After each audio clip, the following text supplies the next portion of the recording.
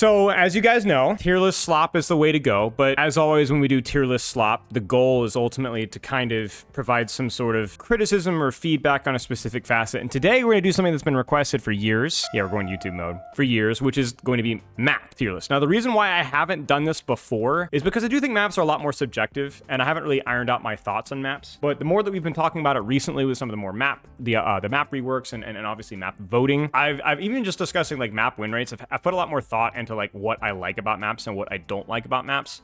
And I think this, as I said, is extremely subjective, even more subjective than I think hero design. But I'll kind of give you my 2 cents. First off, the overall goal of, I think, a lot of map design, the goal of a map design needs to be essentially you have an objective game, which the reason why objective exists is it's as a counterbalance to map control. In other words, if there wasn't an objective, it would literally just be map control, because map control is essentially how you win deathmatch. It would literally just be deathmatch. It'd just be like playing laser tag, you know, just who can kill the most people. That's what Overwatch would be. So objective is what counterbalances the Overwatch deathmatch experience, to where there are other ways of winning the game by pushing the payload or capping the point or stalling or dragging or spawn camping. And so essentially what the objective does is it's kind of a counterbalance to map control, because to push the payload, you got to be on cart, not in the high ground, not in the flank, you know, to contest the cart, to contest the point, to push the robot. There's always that counterbalance, and there's a lot of different ways that Overwatch does that, and I think they've done a pretty good job with that. So that's obviously an important facet of map control, but the other thing that we're gonna talk about is the 3-lane theory. And basically, this is not something that Overwatch invented. This has been around for a long time, been around for literally decades, maybe even longer than that, where a lot of like map design for shooters kind of has your main angle, or we'll say this is your right angle, your main angle, and your left angle. And so there's a lot of the way that maps are described is using 3 different spaces on the map. And it kind of comes down to how do you want to approach that. I'll just literally pull up a random map here. We'll just give you guys a demonstration of what that often looks like. And the reason why it's often 3 in a 5v5 format is because it gives you multiple choices. So this is perfect right here. So you got the objective, which is the main angle. You have, we'll say, street side, which is the left angle. And then you have the high ground, which is the right angle. And so there's almost always, if the enemy team is controlling the objective or controlling the high ground, there's usually, the reason why 3-lane theory is so important is there's usually a weaker point where the defender's advantage isn't super strong, especially in 5v5, but also in 6v6 on well-designed maps, where if they're holding the point in the high ground, there may only be one or nobody on the flank. If they're holding the flank, then maybe there's a free lane onto the high ground, and so on. And so a lot of maps kind of have the opportunity for people to be able to assault the objective and control the map from multiple different angles and multiple different lanes. And in 5v5, there's a lot of free space. In 6v6, there's more contested space, but if it's a 3-lane theory, then there's still options. Now, do you have to have 3-lane theory?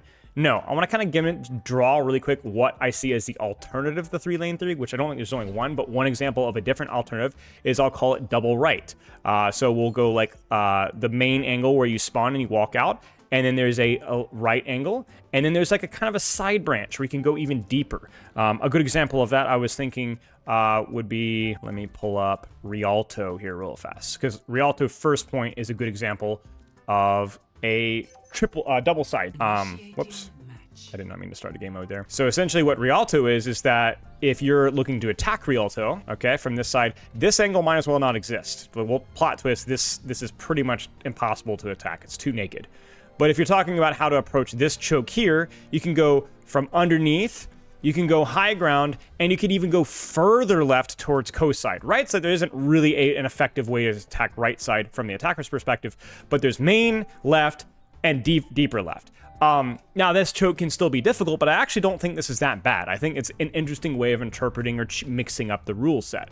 My rules are essentially, if you're going to not have 3-lane theory, then the other side needs to be very, very easy to attack. There need to be multiple options, multiple lanes. Maybe it's a high ground and a low ground, or one flank and an even deeper flank, or just more open space so that there are more options. Now, a lot of maps break that rule, and those maps, in my opinion, are bad. We'll talk more about defenders versus attackers advantage next up. So 3-lane theory, usually for most of the maps that I enjoy, because it gives you multiple options to retake space.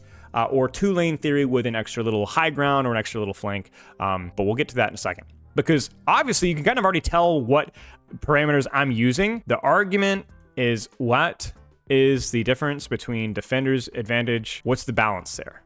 So let me explain to you what Defender's Advantage is. Defender's Advantage, if we go back to that Rialto example here, is if you have, on defense, the ability to set up ahead of time and hold the choke, hold the high ground, how difficult is it to attack this point? And you guys have known when Gavin Winter has been in chat, one of the Blizzard devs who does a lot of these stats, it's really interesting that there are some maps that are a lot harder to choke break and to retake space on than others. I think King's Row, Gavin talked about, I think is either the first or the second easiest point escort or hybrid map to attack. And I don't think that's an accident. That's one of the most popular ones. It's not just a visual thing. It just feels a lot less oppressive to attack King's Row at a lot of points than it does other escort or hybrid maps.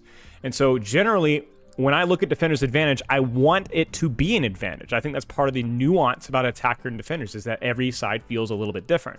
However, you guys, the obvious low-hanging fruit here is 2 CP, right? Like the days where the ability to set up 6 members of the enemy team perfectly around one choke with no other lane feels terrible. So we don't want it to be true neutral. If you win a fight, you should have a slight advantage. However, there's an extreme, and I think a lot of old Overwatch 1 maps and certain game modes lend themselves to an oppressive defender's advantage, which feels really good if you're the defenders, but feels really bad if you're the attackers. And I think general the game theory is that you don't want super sharp negative experiences, because even if you're benefiting from that, it can often be so easy to hold the choke, it leads into boredom. So if the defender's advantage is too strong, the defenders are bored, and the dopamine of just killing people over and over again kind of wears off after a little bit, and the attackers are extremely frustrated. So there needs to be that balance where you feel good for a little bit, but you're not feeling good the entire time. There needs to be a little bit more push-pull and more strategy. And I think just as a competitively strategic game, you don't want it that way. So for me, my defender's advantage theory is that I don't have an exact percentage. I actually don't know the numbers, but none of us know the numbers, so we're just kind of going off of conjecture. But I want defender's advantage to be noticeable on certain maps, most situations, but never overwhelming. Okay. Finally, the last thing that we're going to talk about with map is going to be the comp. We'll say what kind of composition. We'll abbreviate that as compositional variety. Now, I'm going to be perfectly honest with this. I do like compositional variety on maps, and we're going to actively defend every map or playstyle having different strengths and weaknesses on different maps. However, like Defender's Advantages, there needs to be some nuance here. Now, this one is tricky because I think a lot of this is also hero design. Like, for example, you look at a character like Sojourn, you look at a character like Emre, you look at a character like Kiriko, you look at a character like, let's say, Genji. These are relatively more flexible heroes, and I like having characters that have strengths and weaknesses, but aren't one thing. Like Widowmaker not working on a map doesn't mean the map is bad. Maybe that just means Widow is bad or Roadhog is bad, right? And I do like compositional variety. And I think that having Escort and Hybrid being the slightly longer sideline play style, Flashpoint being more speed, King of the Hill being a little more compressed, I do like that. I think that there needs to be some extremes that we need to tone down on either end, so that more heroes can function and more maps. And so if you want a one trick, or if you don't, or if your team doesn't want to swap, you don't feel victimized that we're not mirroring Widow on Circuit Royale. I guess we just lose. GG's. And I think a lot of if you look at this from a theory perspective, I don't think this is just my opinion. I think if you look at a lot of the map reworks and also many of the new maps that we've received over the last couple of years, I think the Overwatch map developers relatively agree. And personally, I've enjoyed many of the reworks that they've done. So I don't think this is subjectively true. I think this is a subjective experience, but from my perspective, this is the way that I like maps to be done. So the way that we're going to be doing this is we're going to kind of go through, we're going to hold this 3-lane theory, or this, we'll say, sideways fork theory, the 2-lane prong theory. We're going to look at the defender's advantage. We're going to look at the compositional variety, and we're going to ask ourselves, are all heroes viable but not optimal? Is defender's advantage oppressive? Does it stick with the lane theory? This is not going to be a visuals or cosmetic tier list. This is going to be about, does this provide options? Now, there are certain game modes that I prefer over others. That will be part of the tier list, but that is going to be part of my subjective experience. I actually don't like King of the Hill that much. I think it's a very RNG game mode where there's not enough time to come back and can be very snowbally. I know a lot of people don't like the way Flashpoint, you run back and forth. I think it's gotten a lot better, but that's obviously your opinion. Escort and Hybrid, I don't really like the way that snowballing works in Escort and Hybrid personally. And coincidentally, I think a lot of those maps are not very well designed. Some people love Clash. I've always hated Clash. Obviously, we're not going to even be grading Clash. Some people think 2CP should come back. My thoughts on 2CP is that I think that game mode is unredeemable. because it's only 2 fights away from losing the entire point, and so therefore the defender's advantage has to be ridiculously strong. There's no way to balance that game mode. So yeah, I'm not gonna really talk about the objective aspects of the match as much. That's gonna be way more subjective. We're gonna go through each map, talk about what I like about the map, talk about what I don't like about the map, maybe give probably a couple of things that I would change about the map or some ideas to consider or things that I don't like, and then we'll slap it on the tier list and we'll go from there. Yeah, so we'll like I said, this is not just gonna be a tier list, it's also gonna be a discussion about what I do like and don't like about this here. I don't mind a little bit of whimsy. But yeah, I know a lot. So one disclaimer I forgot to give at the start. We know objectively that low rank and mid rank players really like their escort slot, because a lot of players. Did you guys see the SVB video where he was complaining about the community kind of coming back to Overwatch, and like, wow, the community just loves standing in a choke and throwing grenades at each other. And Circuit Royale is a great example of this. This is, I do a lot of coaching for lower ranks. I do a lot of coaching for medium ranks, live coaching as well. And people really do like standing at choke and spamming. Is it a good, like, the funny thing is, it's like, it's because it's familiar and safe, even if they don't actually enjoy it. Generally the low ranked experience is vote for an escort or hybrid map. I know this is kind of a side tier discussion. Vote for an escort or hybrid map, get stuck in the choke, type GG tank diff, and then quit the game and play something else. That's like, and not realizing that, you know, the map that you chose contributed greatly to that experience. There's just like a lack of self-awareness about that. So I don't like being the whole like esoteric gatekeeper mindset, but I do think that a lot of the map choices that feel familiar for low ranked players actively contributes to them not enjoying the game as much, which is just kind of sad. And I think even stuff like Flashpoint being confusing is like, part of it's a skill issue, yeah, but it's also like they've actually made a lot of those things a lot better, and they just don't know because they just don't vote for the map, which is why they've had these whole, and you've seen these like Antarctic things, like they reward you for voting for Antarctic for a while because they were like, dude, you need to try this. It's actually good. Once you taste it, you'll like it. But people like their safety. People like the familiarity. We know this from a psychology standpoint. Even if it isn't necessarily more fun, it is familiar. So that's going to be I'm going to say that really quick, but that's my disclaimer. There's going to be a big discrepancy here between what a low rank, mid rank player, but it's not from a perspective of like, oh, I'm a top 500 pro and you're all, I'm just saying that like, I think you'd actually have a more even or interesting or varietous experience if you actually went outside your safe zone. You know, okay, let's go and set up our tier list really fast here. So this is pretty massive. We'll say S, A, B, C, D, F. I don't think we need an F. I think we can probably delete F. I think that's probably more than enough. Thoughts? 2CP is an old Overwatch 1 game mode. You need F? Okay, maybe we do need F. Okay, fine. We'll insert F and we'll make it pink because pink is, oh, whoops. I hate that yeah, we'll just do that as pink. No, that stands out too much. Okay, we'll just go chronologically through here, through the list here. Circuit Royale. I think D tier. I think, so let me kind of explain to you what I don't like about Circuit Royale. So let's actually pull this up. First thing with Circuit Royale. Does it follow the 2-tier or the 3-lane theory? And the answer is almost never. Almost never. Now, literally it does at points. Technically it does at points, but literally almost never. Let me explain. Compositional variety, we'll just quickly touch on that. Like, obviously it's really, really low. The map is woefully valuing range and compressed heroes. A lot of characters with mobility do very poorly here. It's a sniper mode. Now, at moments, you'll be like, well, can't you go left? Like, yes, but this does not flow very well. Technically, you do have this left angle, but it's extremely toxic. Technically, you do have this right angle. By the way, this is part of the new rework. But again, dead end, goes nowhere. And this basically continues through a lot of the map, where a lot of the lane theory is there, but it's complete bait. You only have 2 angles here, up in staircase or through here. When you're retaking space, it's completely naked, first off. But also, these rotations suck. This is the only option you have, up through main and then up through left, which is actually decent. And then this right rotation through staircase is almost completely bait and almost impossible to do. It's all or nothing. And that's basically a consistent theme here. Again, 2 lanes, it's just a wind tunnel of pain. Right side is technically here, left side is technically here, but it's very naked up until that rotation.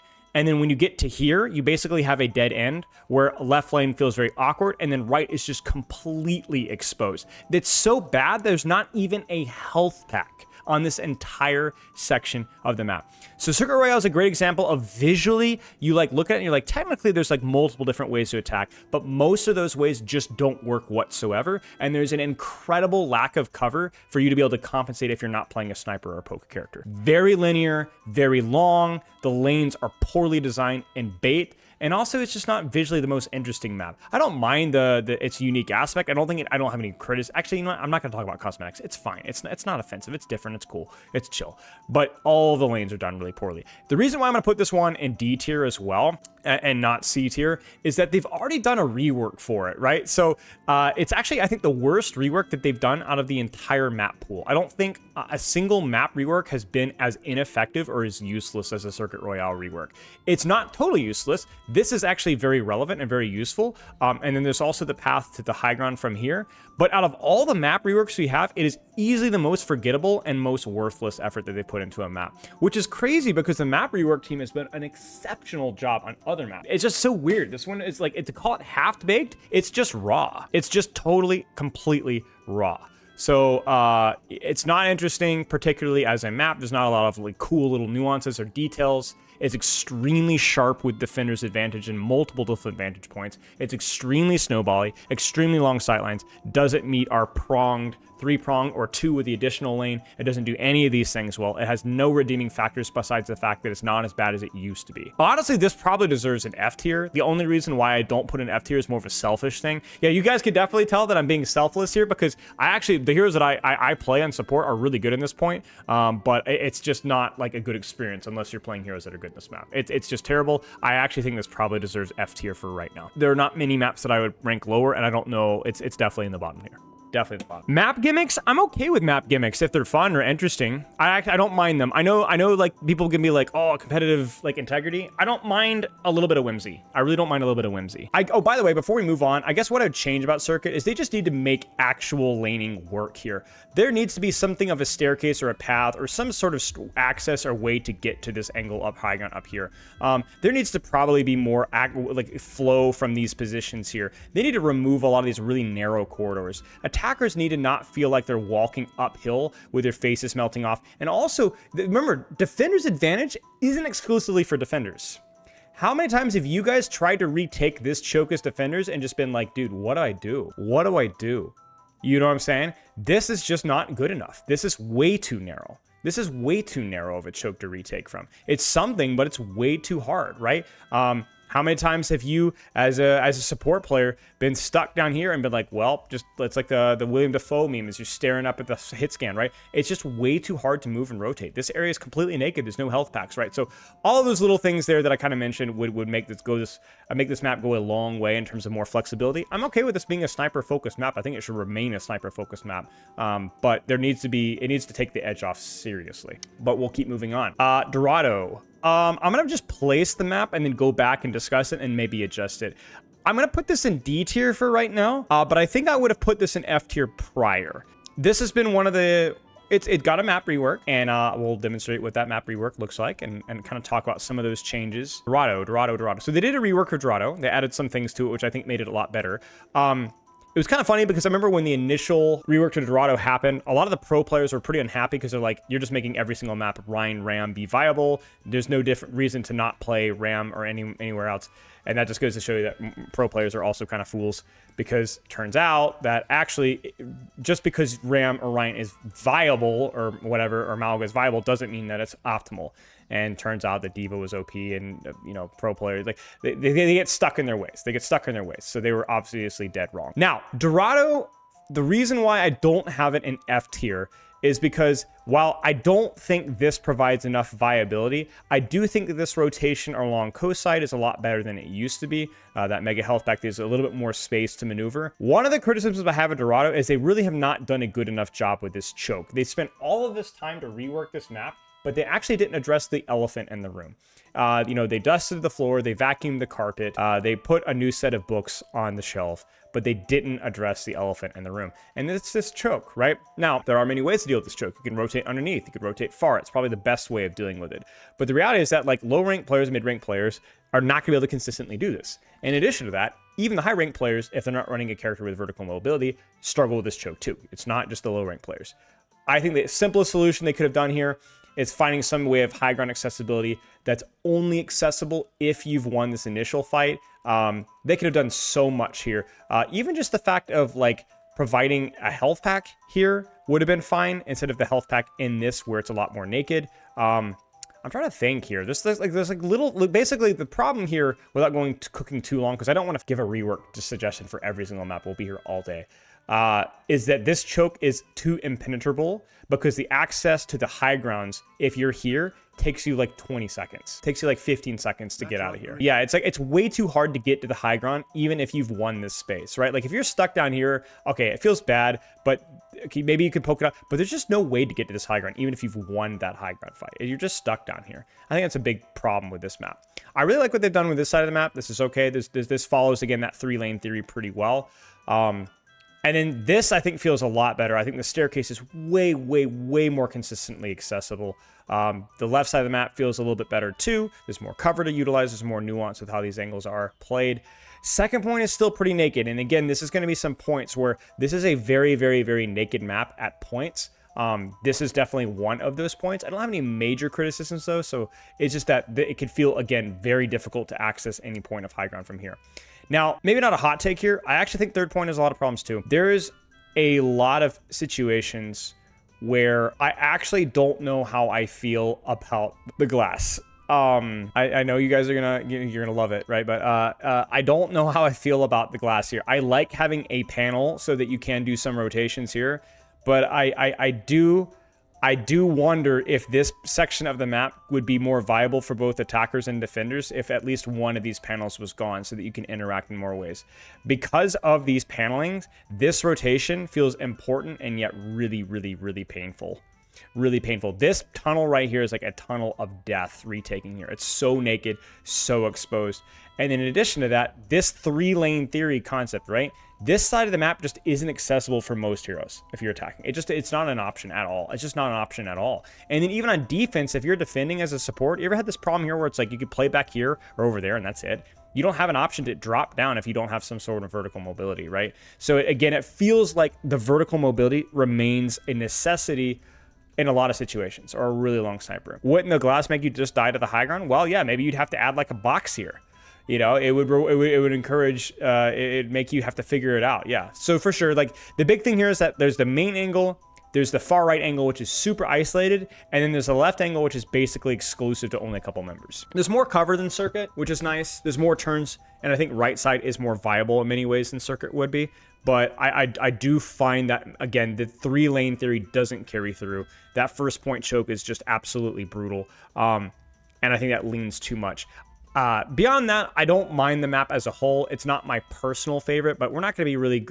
You know what? We might bump it to a C depending on what we see. It's just that there's a couple of really ugly sections that bother me. But I don't think it's unreasonable to have a map that's more sniper focused or verticality focused. I think there's just a couple of points. And here's the other thing too. I think one of the things that is going to dock a couple of points here is I don't think this elevator is good at all. It's really awkward for attackers. It's an option, but it's just not like a very good option. Look at left here, Spylo. Like over here, past the high and first, the left side is really weird and undercooked. Oh, like over here. Yeah, no, I agree. I think the fact that you have to go all the way around behind is kind of stupid. There really should be a staircase up through here. Yeah, there should be a staircase so that this rotation is a lot more viable. Yeah, you're kind of noticing that like there's a consistent theme where it's like, oh, there is an option if you want to run for like 20 seconds. If you want to open up an angle as a support or play a flanker, or you're tired of getting dove as Zen, you're just gonna have to rotate for like an hour. And I think that's a huge problem. I don't think it's a problem all the time. Like in this situation, it's because you have other options available to you. But if that's your only option and that involves putting on your jogging shoes, then I don't think it's that good. I don't think it's that good. So yeah, you make a great point there. So rotations are too long. Chokes aren't really, and as a result, the chokes are pretty oppressive. I think we'll keep it in D tier for right now. Definitely keep it in D tier right now. And I think it's a little too sharp for strengths and weaknesses. Havana. I think I gotta put an F. Here's why. It matches Circuit Royale in terms of the Nothing Burger changes. They just didn't do enough. To fix it. We'll talk about actually some of those changes really quick here. The lanes are not even close to viable, right? So let's talk about these changes. Banner here, little high ground here. Okay. There were some minor adjustments here, like this high ground's a little bit more accessible. I remember this is a little bit more accessible. I think the back left section of second point is completely different. Like this right here is different. This is a lot better. I do like this a lot. They did a good job with this. I think this is more exposed. And then technically you have this rotation here, which everybody forgets about. but it is also really not super viable. So let's walk backwards here. So again, 3-lane theory, like left and right technically, but they don't provide any access whatsoever to high ground and are awful little tiny rooms, like just awful access. I feel like there has to be, I don't know how you'd track this, the number of, what are the worst chokes in Overwatch based off of win rates and bronze all the way up to champion? I think this might be in the top 3 or 4. This might be in the top 3 or 4 most holds on this choke in the game, I think. It is monumentally difficult to access these things. And again, you're like, oh, we'll just go right flank, just wall climb, right? But who could do this? You know, a flyer, Genji, Kirigo, right? And it's such a commitment too. There's ideas here, you know, you could tell it's better. It's technically better, but it's just not enough. And then we still have this absolute abomination of a rotation. And then ironically, even for defenders, it's funny because like it's also can be bad for defenders because getting out of these doors, if the enemy team is holding, is almost impossible as well. There's no cover getting out of these doors. So third point is a complete travesty. It doesn't follow the 3-lane theory whatsoever. And then second point is better, but second point has a real ugly elephant in the room. You know what the elephant in the room for second point is?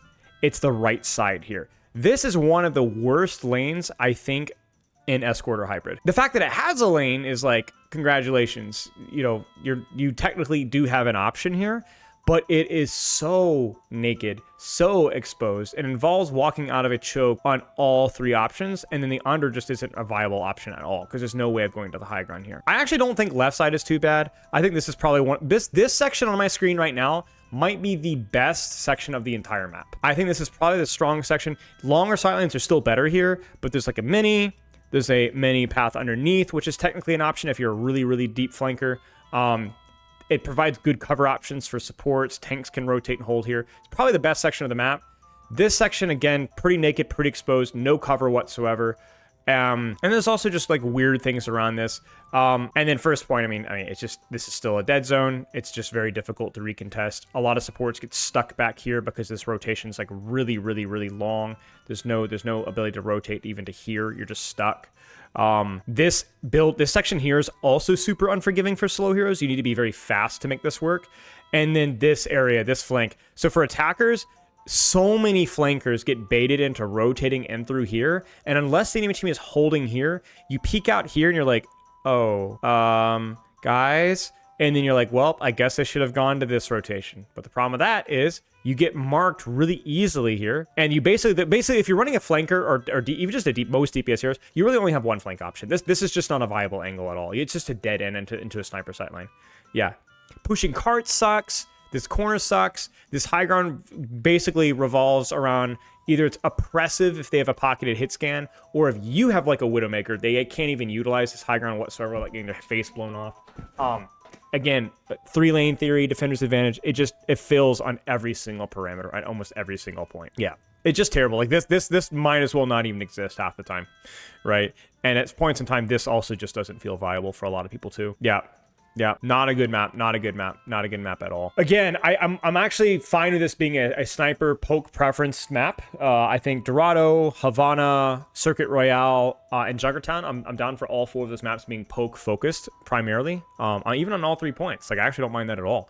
We have a lot of game modes that are not as friendly for those ranged characters, but even ironically, even as a poke character, like if you're playing Widow here, there's just not a lot of angles for you. You're kind of stuck here. So you're unable to carry the game as an Ana, as a Widow, as an Idiari, as a Zenyatta, as a Hanzo. It can feel very difficult to actually open up your sightlines. It's not just about like, oh, the sightlines are too long. It's that there isn't enough mobility that opens up for you to find a different angle here. There just aren't options. There's just not options, right?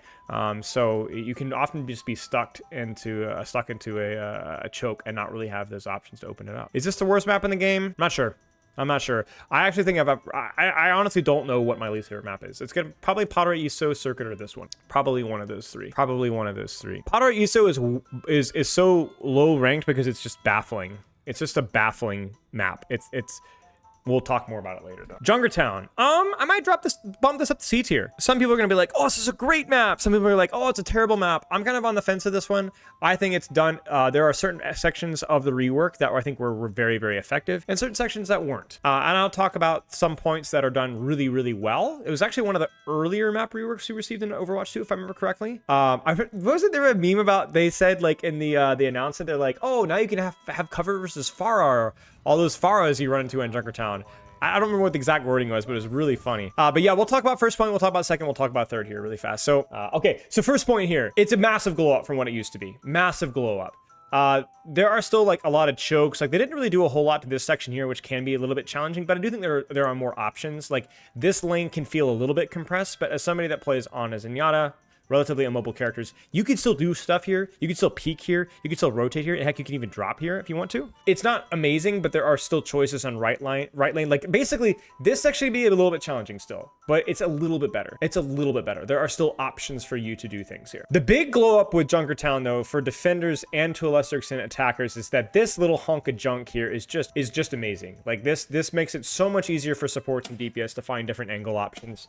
It used to be that this was completely naked, and basically if you weren't a sniper, you couldn't even play in this side of the map. But now you can actually play this side of the map. For attackers as well, to set up for retakes, you can actually utilize these angles here. So it's a lot better. But yeah, this section of the map is basically bumps it up into a low C tier for me right away. Now, here's the problem with Junkertown. Okay, the lanes are pretty consistently, there's at least 3 lanes, consistently 3 lanes all the way through first point. They're a little bit challenging, but they are there. It's not quite as punishing as Dorado for sure. The bad part of Dorado starts with second point, because this is where the technical 2-lane theory really goes out the window. This is fine. This is completely unviable for attackers. The only real option you have is to go a high ground here. But remember we said like the 2-prong theory? This rotation and this being above is not enough.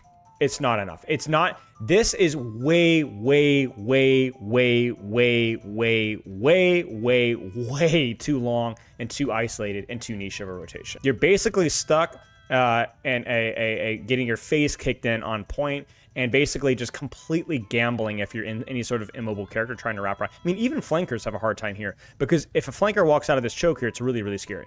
Very, very good to have verticality here if you're an attacker. Being able to approach from this lane here just completely opens it up, but it's only if you have verticality. It's only if you. So this is probably maybe the worst part of Junkertown here. There's one other difficult section as well we'll talk about, but like this might be the worst section of Junkertown, and again, a section where it can be very challenging to play into. Very, very difficult to play this section, and I think that they needed to do a better job of making this high ground at least an option, or just simply making right lane a lot more viable, making it shorter, having direct access to high ground easier, maybe another health pack in here somewhere, anything.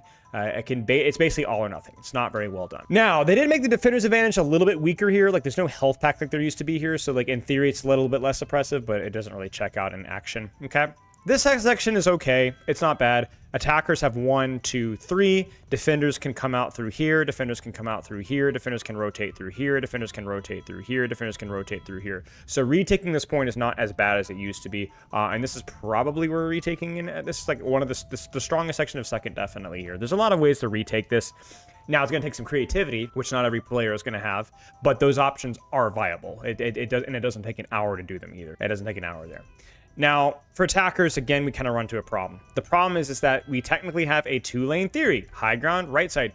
This sucks, though. This is agonizing. It's way too small. The lack of connectivity through this door frame here means that you don't really have an opportunity to wrap all the way around behind as a tank DPS or support. You're just kind of stuck on either I'm on cart or I'm on high ground. That's basically all there is to it. You don't really have options apart from that. And even accessing high ground, while technically available, if you know the tech, can be very difficult and very inconsistent. And then again, a lot of these rotations, while available, are just completely stark and super, super, super long. So this point, your experience on this point is probably directly correlated with your hero pool. Snipers, super, super mobile and or verticality. Focus characters are going to love this point. If you are a sniper with verticality, you're going to really love this point. But again, a lot of the options just aren't viable. Going underneath, not really viable. Wrapping all the way around for a lot of heroes, not viable. Accessing high ground, not viable for a lot of characters. I kind of like what they've done here a little bit, but it's really strange to me that they didn't, like, they put all this here in the rework, I believe, but they didn't like, you know, blow a hole through this wall, because retaking this as defenders is absolute cancer, like absolute cancer. You can get stuck here so easily. There needs to be a hole right here, a second staircase that allows you to go out through there. There has to be. And it's one of those things that you can absolutely get stuck in the choke here and be unable to retake space. Yeah, Ash is very good here. Yep, 100%. So again, it breaks the rules a lot. I don't mind the long sightlines of this map. You guys kind of noticing here, I'm not actually very critical of longer sightlines. My map theory is that I like longer sightlines for maps that are appropriate for longer sightlines. I just want an option. It can be an inferior option, but it needs to be an option. There's just not very many options here at all. Not very many options here. And I'm not saying this necessarily for my, the Tracers and so on and the Genjis, because ironically, the characters with extreme mobility oftentimes can find a way to make an angle or a flank work. It's for the characters that just don't really have it. You know, if you're playing Ana here, if you're playing like Bat, well, not Bat maybe exactly, but like Mizuki, you know, if you're playing Ryan here, it doesn't feel like you have good options. Like, there's just nowhere to go. The rotations take too long if you don't have mobility. Right, exactly. Yeah, exactly. All right. I'll put this one in low C tier, but it's pushing it. I think first point is just, it's so much better. It's so much better that I'll give it some bonus points. But like, I don't know how much of that ranking is just based off of me feeling more gracious because they did a good job with it, or what. But if you have this in your D tier, I'm not going to argue with you whatsoever. I'm not going to argue with you. So maybe we drop it to D tier. We'll see what other populates. Maybe I'll rank it within the tier as well. Maybe I'll be like, it's the bottom of C tier, you know? So, okay. Rialto. Better than Junkertown. Better than Junkertown. Rialto is a good example of getting there, but not quite. Not quite. There's some really ugly aspects of Rialto, but I don't think they are as ugly as aspects of the escort maps below it. Yeah, there's a consistent theme with third point. So basically the way that third points work is that they oftentimes will dial up the defender's advantage as you progress the map. I don't know if it's intentional or not, but it's definitely something that's consistently there if you look for it. And the way that they do it is also pretty funny. Sometimes they just make inaccessible high grounds or really ugly sightlines if you're trying to retake space. Sometimes they just cramp the map in. Sometimes they just they just poke a hole in it. I don't know, it's supposed to be air escaping, not air being inhaled, but they just make it inaccessible, and Rialto is a good example of that. It's kind of funny. First point, I think, has some redeeming factors. This bridge is really punishing, but they did add this, and since they've kind of like, no, they didn't add it, but they juiced it up. I'm pretty sure that this used to be a lot more toxic. I don't remember exactly what used to be here, but I love this. Like, if you're a support player or a DPS hit scan and you're not utilizing this angle, you're killing yourself, man. Like, this is so nice. It's such a nice little quality of life change. It's such a consistent thing. Now, you could argue that, you know, maybe this is a little bit too punishing. Like, it's so punishing, it's not even viable. But I do like the fact that if you can get across bridge, there are a lot of options here. There's short, shallow left, there's choke, there's high ground, there's far left, and then there's far left. So I actually think a lot of like kind of what's on my screen right now is like decent. It's still definitely defender's advantage favorite, but there are options. There are options if you're available to them. And if you have verticality, you can even utilize this little room here if you want. Now okay, so let me give you guys an example of poke advantage done well. I think this section of Rialto first is a great example of poke being favored, but mobility characters having options. In other words, if you've played attack, Vendetta, Genji, Onron here, you can take every angle that you want, and then you still have to gap close onto the target. You get what I'm saying? There's still that inherent distance to close the gap. I'm fine with that.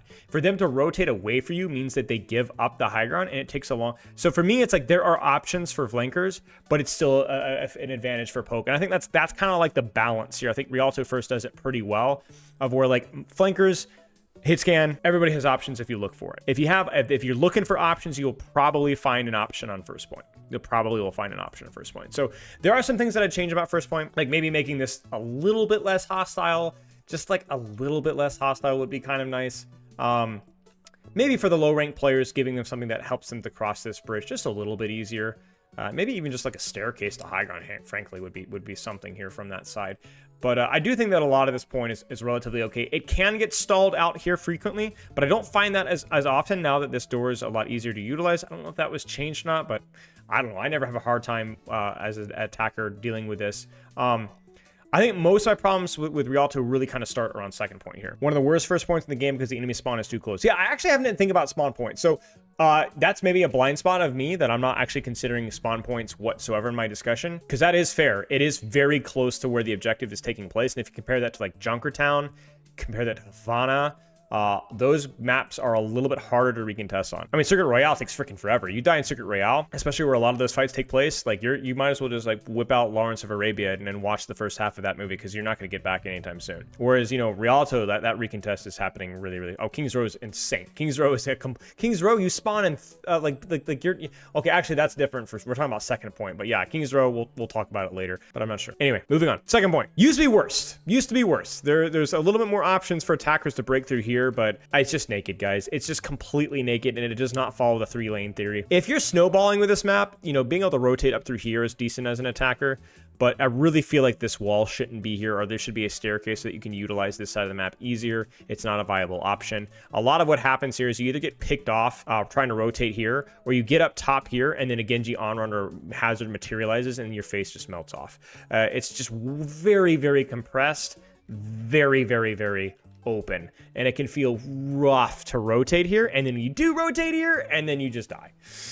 And then even breaking this choke can be challenging, right? Because like you're gonna be down here, or you're gonna be walking out of the staircase up here. Like these are your only two lanes that are really viable. This lane here is kind of just, there's just nothing really here. This is an option I think is underutilized for sure, but it's underutilized because it's not obvious, and it's just not that great. It's just not that great. So I think Rialto has a major down glow on second point. But the thing with second point is I don't think it's unredeemable. I think that they could do a lot about like blowing a hole in this wall, providing more cover on this rotation. You know, this staircase not being into like feeling like you're going in some back alley and being sold something illegal, you know, trying to find a way to be able to re-access this high ground in case you do fall down. That doesn't involve you taking a 17-mile hike, you know. This side of the map having a little bit more rotational options. Maybe this wasn't quite so blocked off here. But yeah, so second point has a lot of flaws, but I think it's a lot more redeemable than some of the escort points that we've gone over. Yeah, the bridge is rough, yeah. And then the classic third point, where the defender's advantage just goes off the goop. You know, this is not a viable lane for attackers. This is a viable lane for attackers, and I actually don't think they should change it that much, right? Like this rotation of high ground is underrated, and if you're a flanker, you absolutely can do stuff like this here. But it would feel a lot better if that wasn't your only option. Like if this was even more remotely more viable, then this wouldn't be such a no-brainer. And the problem with a two-angle approach is it can make 5v5 Overwatch feel like peak 6v6 2CP slop, where it's like all the enemy team has to do is hold the choke and mark the high ground, and you can't attack this. But yeah, it's uphill, it's naked, it's exposed, it sucks. I think this is not a viable lane. This is not a viable lane, right? Rotating the high ground and going through here. Remember the two-pronged on the side? This is not good enough. It's not good enough. The options aren't just good enough. This section of the map, okay, we kind of break the choke. We can wrap around left side, and then again, we kind of have choke slop again. Now, it's not as bad. This angle isn't terrible. It's a little awkward that there's this little gray area right here. This means that there's a little bit more of a risk to push this angle. And then this one also is a little bit cheeky. I don't hate okay, so in my opinion, I do think that this is pretty rough, but I'm okay with this if it wasn't preceded by this. Do you see what I'm saying? This has downsides, sure, but technically there are options, like left and right are like okay, and not only flankers are allowed to use them, like supports can use them too, support DPS can use them too. It just feels like insult to injury that this is relatively difficult and this is significantly difficult, and you just have those back to back. That just feels like the insult there. Right, that just feels like the insult. So I don't know that I would necessarily like overcorrect here and just completely trash this section here. It's a little bit more brawl focused. I don't necessarily mind that. It's really this here that I think is the low-hanging fruit. You know what I'm saying? And it's really, again, this definitely feels like one of those points where if you're not full held here, this is where defenders all of a sudden learn to turn on their monitors. And I all the time I see 3, 4, 5. I've even seen in quick play 6-minute holds on this here. Yeah, so I think I'm pretty confident. Medium C. First point is decent, but there's just like major downsides about second and third, but like it's not necessarily any worse than any of the escort stuff prior to that. And if you really dislike this map, I think like this is just like, it's just very subjective. Like the gap between Rialto and Circuit is actually not that big. Like this is like, it's only a couple of things, you know? So Route 66. I hate this map personally. But I think on a more quote-unquote objective viewpoint, it's not F tier necessarily. It's bad. It's real bad. It is sad that we're starting with escort first, yeah. So let's talk about what's bad with Route 66. So attackers, 3-lane theory. Situationally viable, but for only certain heroes. Situationally viable, but only for certain heroes. And this is the other thing too. This is actually so naked that even the heroes that you think it's good for, it's really difficult to stay here for long. Most of the time, I find that your best option is main and top, and going from there. And then from here, you kind of have to find some way to control the high ground. And then you kind of utilize the rotations from here. So just a lot of chokes. Is this the anniversary? I was like, what's going on? Is this like the nuclear fallout? What's going on here? But not a fan of this map. I find that this is also a very much a full hold situation. The last 2 times I've played this map, it's been a full hold in both sides of the equation. Either that or just people instantly fall apart. And then trying to retake this map as a defender means walking out of a high ground into the death zone or walking out to a very, very, very tiny small rooms. Now, to give them credit, there are options. You have 1, 2, 3, but none of those options are very good. None of those options are very good. So I think, again, it's one of those situations where defenders' advantage sucks on both attack and defense. Retaking sucks on this first point in many situations. Very, very inconsistent map. And then second point, I think is probably even worse than first point. Second point, I think this is low-key one of the top 5, bottom 5 points in the entire game. One of the bottom 5s. Let's explain why. First prong, completely naked and exposed. Second prong, completely, first off, you have to even get there, which involves pushing up main angle, which is very difficult if you don't have mobility. And then you're complete in isolation. Complete isolation. No health packs, no help, no nothing. 0. Third angle here is, I mean, do you really have to explain why this doesn't work unless you're a Widowmaker or a damage boosted hit scan? It's just not viable. Again, it's one of those escort hybrid classic examples where the only options are just go walk for 7 million years. Which, I'm gonna be honest with you guys, I understand that this is difficult because when you're playing escort hybrid maps, kind of like visualize escort hybrid as a whole, a lot of the second points are coincidentally very broad. So there's a lot of walking. My problem is that if you're gonna have a lot of walking, you need to have rest points. There needs to be a little cover or not a wind tunnel, like where there's nothing at all, or maybe a little extra health pack thrown in there. There needs to be more motivation for you to take these longer walks. More cover, more health packs, more options, right? The problem is that if you do commit to the walk, you're already committing to a long rotation, but you're also committing to a long rotation without any guarantee of cover, without any guarantee of health packs, without any guarantee of support. Wide open, no support. And so yeah, this is just absolute misery if you get set up here to retake into this. Absolute misery. Now, you could probably guess where I'm going with this. Let me give you guys, I'm gonna give every support player in the world a little bit of PTSD. You guys ready for this? I'm gonna pause and just kind of like let this soak just a little bit. Just let it simmer a little bit. Just steep. You know what I'm saying? There's so many S words. Stew, simmer, soup, slay, stinky. It's awful. It's awful. Now, here's the thing. The thing is like, there is another option here, but the option is, guess what? Garbage. Absolute stinking garbage. I immediately just bail, run here, and to just hope that the mercy pocketed Genji here, that I could survive and maybe pull some attention away from this joke. It sucks.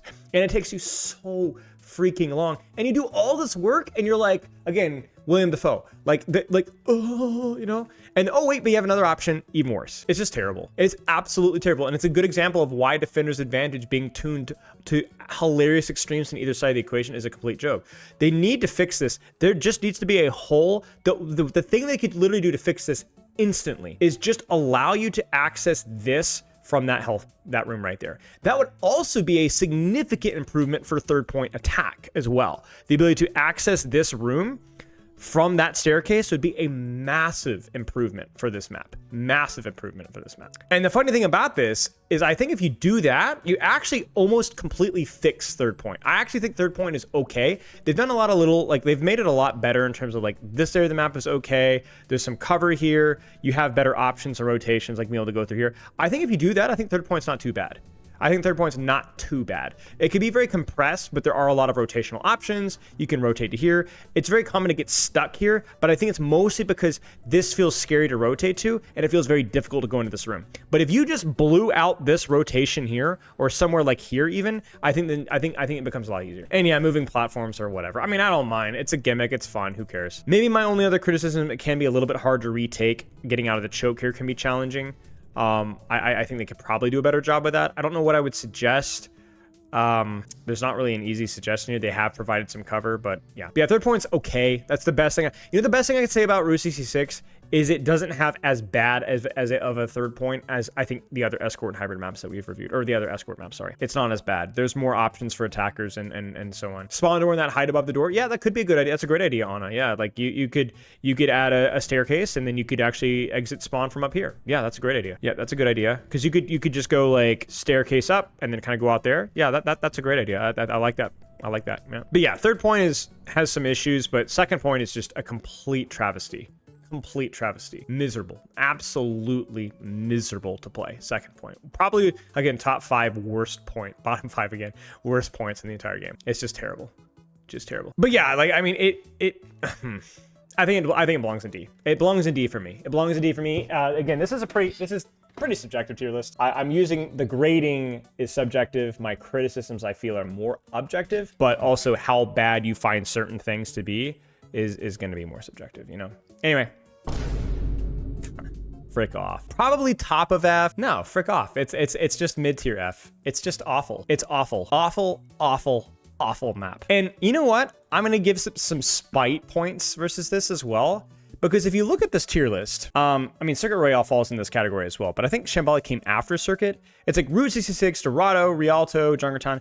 Route 66, Dorado were really old maps. Rialto, Junkertown were also relatively old. Havana, relatively old as well. They came up afterwards, but still pretty old. Shambali was like, what, 2023, 22? Like, the game had been around for like 6 years, and it's just awful. It's just awful. Guys, three-pronged approach. Death or misery, aka an angle that's only viable for certain heroes if they're holding in that specific spot and completely worthless for everybody else. It's just terrible. It's awful. It's such a garbage. It's such a beautiful map, too. I really love Shambali. Like somebody was asking in chat, like, what are some of your favorite maps aesthetically? I mean, this map is gorgeous. If you ever really want to have a good time, pull up this map and just maneuver around. It's beautiful. I love mountains, so I'm kind of biased, but it's a beautiful map. It's a beautiful looking map. And it has a lot of good ideas, but it's so terribly executed. A lot of the rooms are wasted because they're very difficult to access or don't provide a lot of value. It's death zone, death zone, death zone. And the worst thing about Shambali is it just... Okay, this is the thing about Shambali. Route 66, and even to an extent, Havana have like, okay, that was a rough patch, but maybe we can get... You don't get any fresh air with Shambali. You go from out of the frying pan into the fire, into the lava, into the black pit. It never gets better. It never gets better. You broke this choke, congrats. Now break this one, where the angles are even worse. You got to go in through here, or you go all the way through here. Oh, you broke this? Now you have a high ground to worry about. Okay? Oh, you broke that? Okay, congrats. Now, William Dafoe, again, you can flank all the way to Guam, which, by the way, is completely isolated. It doesn't even have that good of a sight line. Or you can walk uphill both ways. Oh, this left lane? Now, I will say this, Shambali, if you put the legwork in and you really work your brain as a support or DPS player, you can find some options, but those options suck. Completely unviable for most people. Another miserable corner to turn, and this is another very, like, again, high-level play, people get stuck here all the time. Nope. One lane.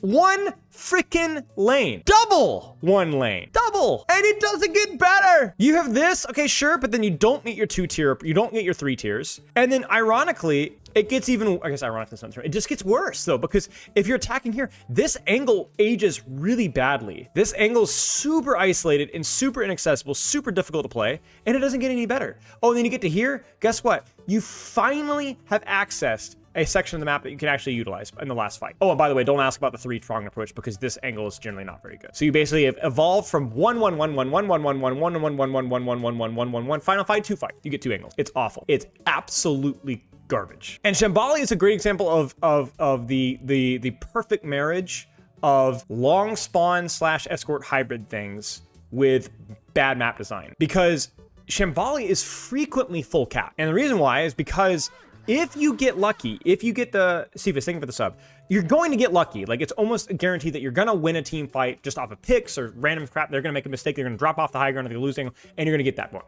The spawns are in Guam. So if you get that ball rolling, you get your ultimate advantage, they overextend just a little bit, then the enemy team completely falls over. Yeah, in pro matches, they completely fall over. So the game mode and the overwhelming defender's advantage means that it's very RNG about whether you're gonna full cap or whether you're gonna get full held. Because if they don't make them, if they screw up, they've lost the entire map. They just get snowballed all the way through.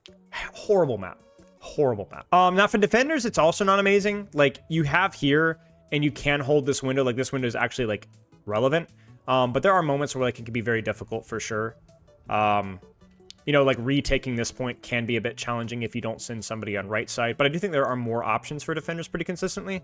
But yeah, this is like the definition of absolute toxic, poorly thought out, like hilariously long rotations. Like hilariously long rotations. So it's a shame. It's a beautiful map. A lot of the architecture looks really good. Like if you kind of zoom out in this map, it's a beautiful map. But it's just terrible. It's terrible. It's just miserable to play. And it's actually, if you guys don't watch a lot of pro play, again, it's one of those maps that is very frequently full held in first point all the time, and very frequently full capped all the time. Just completely luck of the draw. There's oftentimes very little in between. And you might be like, well, duh, I mean, those are two very different options. Well, the point being is that it can go from basically full hold to capping with 3 minutes kind of a thing. Very, very, very, very quickly. Very quickly. Yeah, the long rotations don't even get you in a good position. Exactly.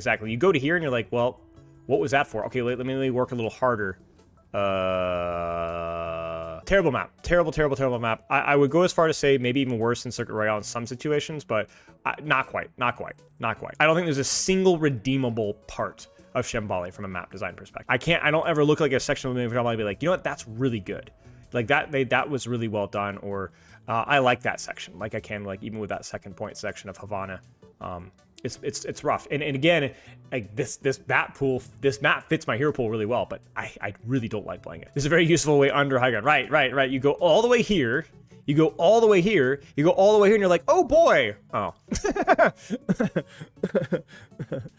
I think we'll finish with Gibby. Top of C, maybe bottom of B. It's really easy for me to have like my bias kick in here. I don't know, maybe bottom of B. We'll say bottom of B for now. It might be the best escort map, but I think that there's definitely some downsides to this map. I feel like it has to be the best escort, I think. So let's talk about why that is. So there's definitely some bias in there, like, oh, you know, honest Gibby, you know, dive. But I think the reason why I rate it higher is more due to the fact that I think it's probably had the most successful rework out of any of the escort maps. I think it's had the most successful rework out of any of the maps.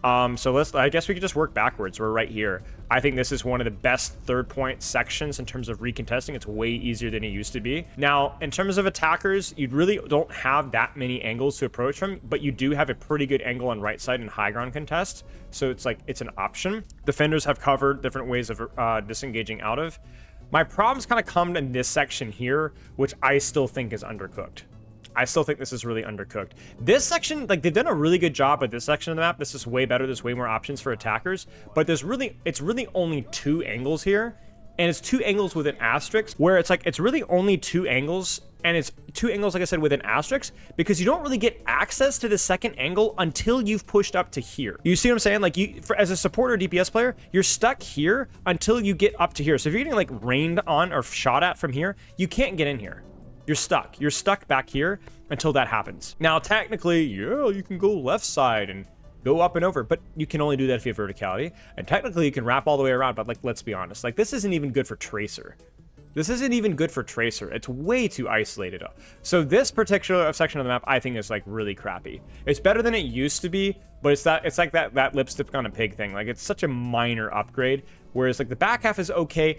People get stuck here all the time. And again, this is also a high rank thing too. This does happen in high ranks. Not as often as it used to, but people do get stuck here in high ranks too. It's like, it's a bit of a whiplash from the rest of the map where it feels like you can really get the ball rolling and then again, just get completely curb stomped right here. So I would prefer if they added either better access to this area of the map here, made this area of the map less crappy. I would start with this because this is just so wasted. Like, nobody freaking uses this area of the map at all. Like, nobody gives a frick, right?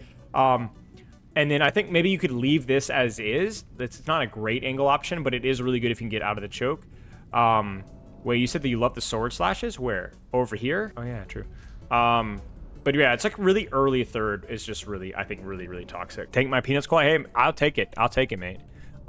Second's better too, but it still has its issues. I think that this area of the map is just not good. It's just not good at all. I would love if they added, you ready for this? A staircase or a way for you to access this from here. So if you do take this retake option as a defender and you go to here, you have the ability to retake and contest that high ground. It just feels too difficult otherwise. I think for retaking this space here, the reason why this can feel really toxic is because this side of the map just doesn't really give you options here. It doesn't really give you options. This side of the map is fine if you take that away though. I don't like that plane is not accessible consistently. I think that's a bit of a nerf. Like, it's a really big nerf to immobile heroes. I know that they did that on purpose, but I think adding this structure alone, which makes it hard to rotate out of, is already a debuff to poke hit scan as a whole. I think it's kind of stupid that you have to have verticality to get to this here. I think they should have allowed you to rotate top like you used to be able to, but that they add this awkward structure where you don't really have cover. It's too much. The good thing though about Gib, this is freaking amazing. Freaking amazing thing right here. This is freaking amazing. Freaking amazing thing right here. This is freaking amazing. Freaking amazing thing right here. Really cramps this style of that overwhelming defender's advantage that would plague this map in both low and high ranks for a long time. And even what they've done with this area too, with the mini and the staircases having a lot more interconnectivity, just a massive, massive upgrade in terms of how this map used to flow. So much more flexibility with what you can actually make work here. This cover here, these rotations just feel infinitely better. So I'm giving bonus points on literally a box. Like this box or this dead battery, whatever it is. Congratulations, you've made Gib a bottom B map. Like, congratulations. You're literally the entire ranking of this map. Thousands of players' enjoyment of this map. Tens of thousands is being carried by a box. So congrats. And somebody chopping a steel post down. You know, so I mean, it's good. It's good. I just have this area of the map feels really bad, and they should change that. First point also has its issues. It's better. I'm actually gonna work in a pretty linear fashion from here. I love what they did with this section of the map. Immediately more accessible, and I see even low rank players like actually looking at this section now that it's a lot more accessible. It's fine. The rotations here are okay. It's still not perfect, but it's okay. I like the little boxes for this rotation. I do still feel like this choke can be a little too punishing to utilize. It's just not really a viable choke in a lot of situations. But overall, I do think it's better. It could just be a little bit difficult to do some of these rotations. I love this hole. This hole is my favorite because it allows you to actually hold this angle here and poke out from here. You can hold an angle here and be able to actually rotate high ground. It encourages attackers also to make this rotation and be able to contribute onto point from this angle instead and be able to contribute onto the high ground. I mean, I don't know, like it's solid. Like there's just I think I would have fewer issues with first point if there were more reliable ways, more obvious ways with which you can contest this high ground. But maybe people just need time to be able to utilize this here. What amount of health pack being in here? I don't really know. You still see a lot of full holds in this map. Like it is fairly common.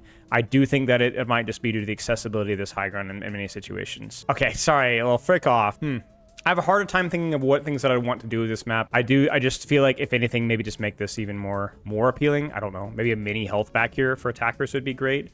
Like just be like, hey, use this bat, please. Like maybe you could just like have this high ground be more accessible. I'm trying to think here. Maybe it would be easier of a rotation.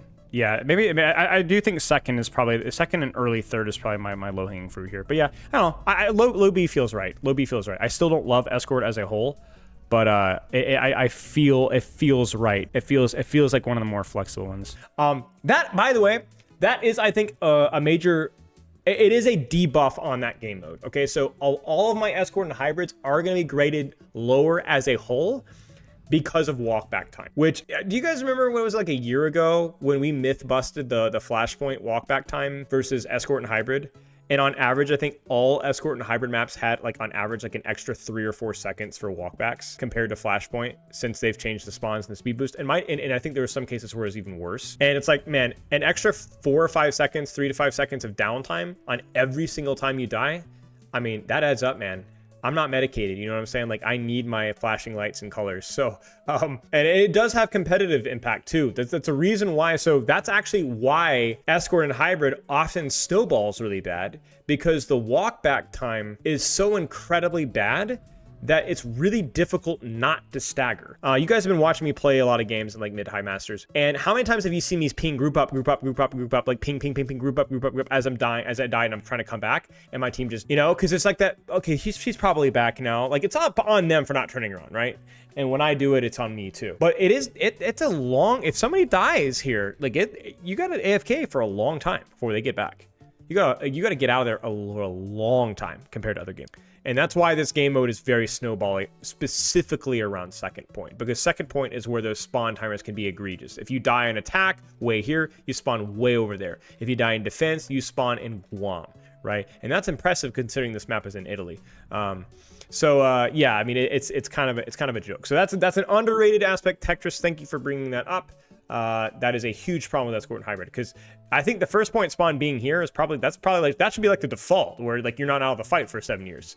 But compared to every other Escort Hybrid, again, King's Row second, like you're walking for a long time. You're walking for a long time. I don't know what the walk back is. King's Row to the choke from the third point spawn. We should test that. I think it's close to 30 seconds. I'm also a map negative Nancy. This is why I kind of avoided doing this for a while. I have a feeling I'm going to look back at this tier list when we're close to being done and realizing that I don't have any maps in S and B is like the highest ranking, and I have to like shift everything up relative. We'll start off with Blizzard World here. I think top of C. I think this map is overhated. I don't know. Maybe my little circle is a little too small, but a lot of people I talk to really don't like this map. I don't think it deserves as much hate as it gets. Maybe I'll put it in like bottom of C tier. So let's pull it up real fast. I think there are more options with Blizzard World than there are in a lot of other maps, but it has its foibles for sure. Let's talk about the bad things first. First things first is I really think that one of the worst parts of Blizzard World is this choke here. Now, ironically, I don't think this choke is as bad the better at the game that you get, but this is a real butt for lower ranks, because a lot of people hold this choke, and the only second angle that's available to you is very, very, very much on a mission, and kind of leads to another choke that is coincidentally underneath the high ground. I think this whole choke area is really poorly designed. I think the easiest solution here would be to simply blow out a hole through this wall and maybe make a connection through one of these side angles here, so that this area of the map is like actually relevant. So one of the things that you'll see a lot about earlier maps with Overwatch, and this isn't like an old map, but it's one of the older maps, is that there's so much wasted space. Like this entire area over here, there's a mega health back here, there's a staircase up to here, and like for what purpose? Like there just isn't a purpose here. So I think if they needed to make this more of an option for flankers, this would be a lot better. But yeah, this breaks the three-pronged approach. Now, ironically, I actually really do like this kind of section of the map. Like once you get to here, this follows the double-pronged approach that I was talking about, where there isn't technically 3 lanes, but there are multiple layers to the map. Like you can go up, you can go down, you can approach from like this section of the map has like potential. It's not too bad. It's probably one of the better parts of Blizzard World here, besides the stupid, annoying moving eagle. But the problem is that it doesn't really deal with the problem here. It doesn't deal with the problem here. I don't mind this being a little bit out of the way as like a deeper route option. I would like it a lot better if you could actually rotate all the way to point, frankly. I think that this probably should just like, we need to take these boulders out. But I think the fact that there's literally nothing on this side of the map to assault that high ground, to attack that tunnel, even from a high risk standpoint, like you can't even take a high risk angle, is like just really atrocious and poorly done. It's just really inexcusable here. Beyond that, I think this section of the map is okay. Technically, there are a lot of options. You can flank through here. You can flank all the way around behind. This area of the map is woefully underutilized until you get to the highest ranks, but it's actually pretty well designed. There are multiple different defenders rotations, attackers rotations. This staircase to high ground is really good, and there's even cover here. There's a mini health pack in here just in case you want to rotate all the way up. Like this area of the map is also like a really strong point. And high ground is not nearly as impressive as it is in other locations because it's accessible from a staircase, sure, but you can also just avoid the high ground in a lot of ways here. To me, I don't have as much of a problem with what's on my screen right now. I think it's okay. I think it's decent. There's enough flexibility, but the very, very, very early section of Blizzard World is just really poor. Just awful. Just badly done. And I think the solution would be just to blow a hole through here. Second point, very poke-pilled, and I think we have a similar problem of where like this high ground is way too inaccessible for anybody that doesn't have a sniper rifle or 4 blinks. I think arguably maybe one of the most offensive things here is the fact that even if you as a supporter DPS player get to here, you're still completely stark buck naked. Like like rotating on attack all the way to here just to get to here and then be like you're still exposed, it just sucks. Like there's no cover here. The staircase takes forever. I might have even moved the staircase here. I don't really know. And then obviously just walking out of this choke sucks too. Like there's just so much length and width here. It just becomes honestly intolerable.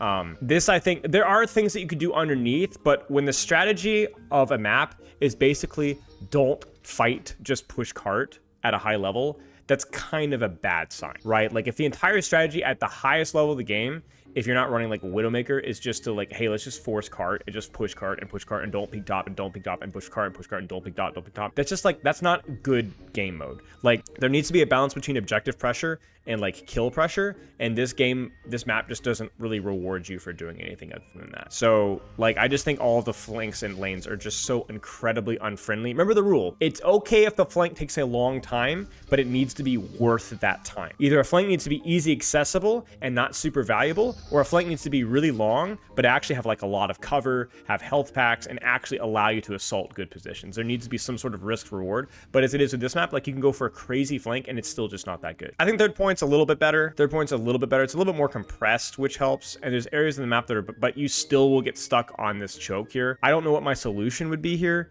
I think this area of the map is just, again, just wasted space. Like, this is the problem with Blizzard World here. Okay, so for the 3-lane approach here, there's absolutely 3 lanes here.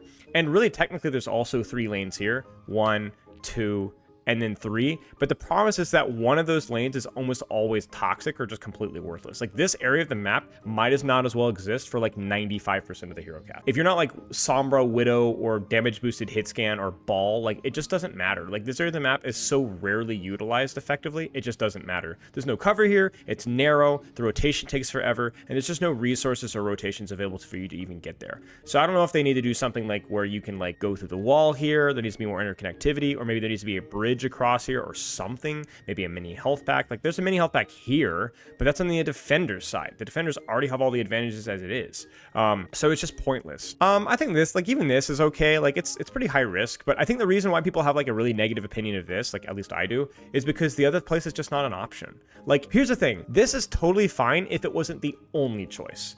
So it would be super easy to mark. You know, like this would be fine if this was a better option here, right? The problem is that it's the only option a lot of the time. And I think the rest of the map is okay too. Like these rotations, like this little wrap around here, the mega health pack, being able to control this space here, it's all okay. It's all fine. It's all fine. So I don't know. There's points of Blizzard World, and the reason why I'm maybe being a little bit more lenient with my ranking is that I really do think that there's points of Blizzard World. Maybe it's like D tier above. I'm gonna put it above Dorado. I want to put it above Dorado. I do think that there's redeemable points and areas of Blizzard World that showcase some foresight, and it does technically follow the 3-lane rule like pretty consistently. It's just that like outside of that first choke, it's just that those lanes often are just not good for most of the cap. High D seems probably pretty fair. And in terms of like the things that are unique to escort and unique to hybrid, I don't think there's anything about hybrid that's really particularly interesting here. Yeah, that's about it. Eichenwalde, this is an F tier map. This is an F tier map. It is not bottom of F tier map, but this is one of the worst maps in Overwatch, and we'll talk about why. So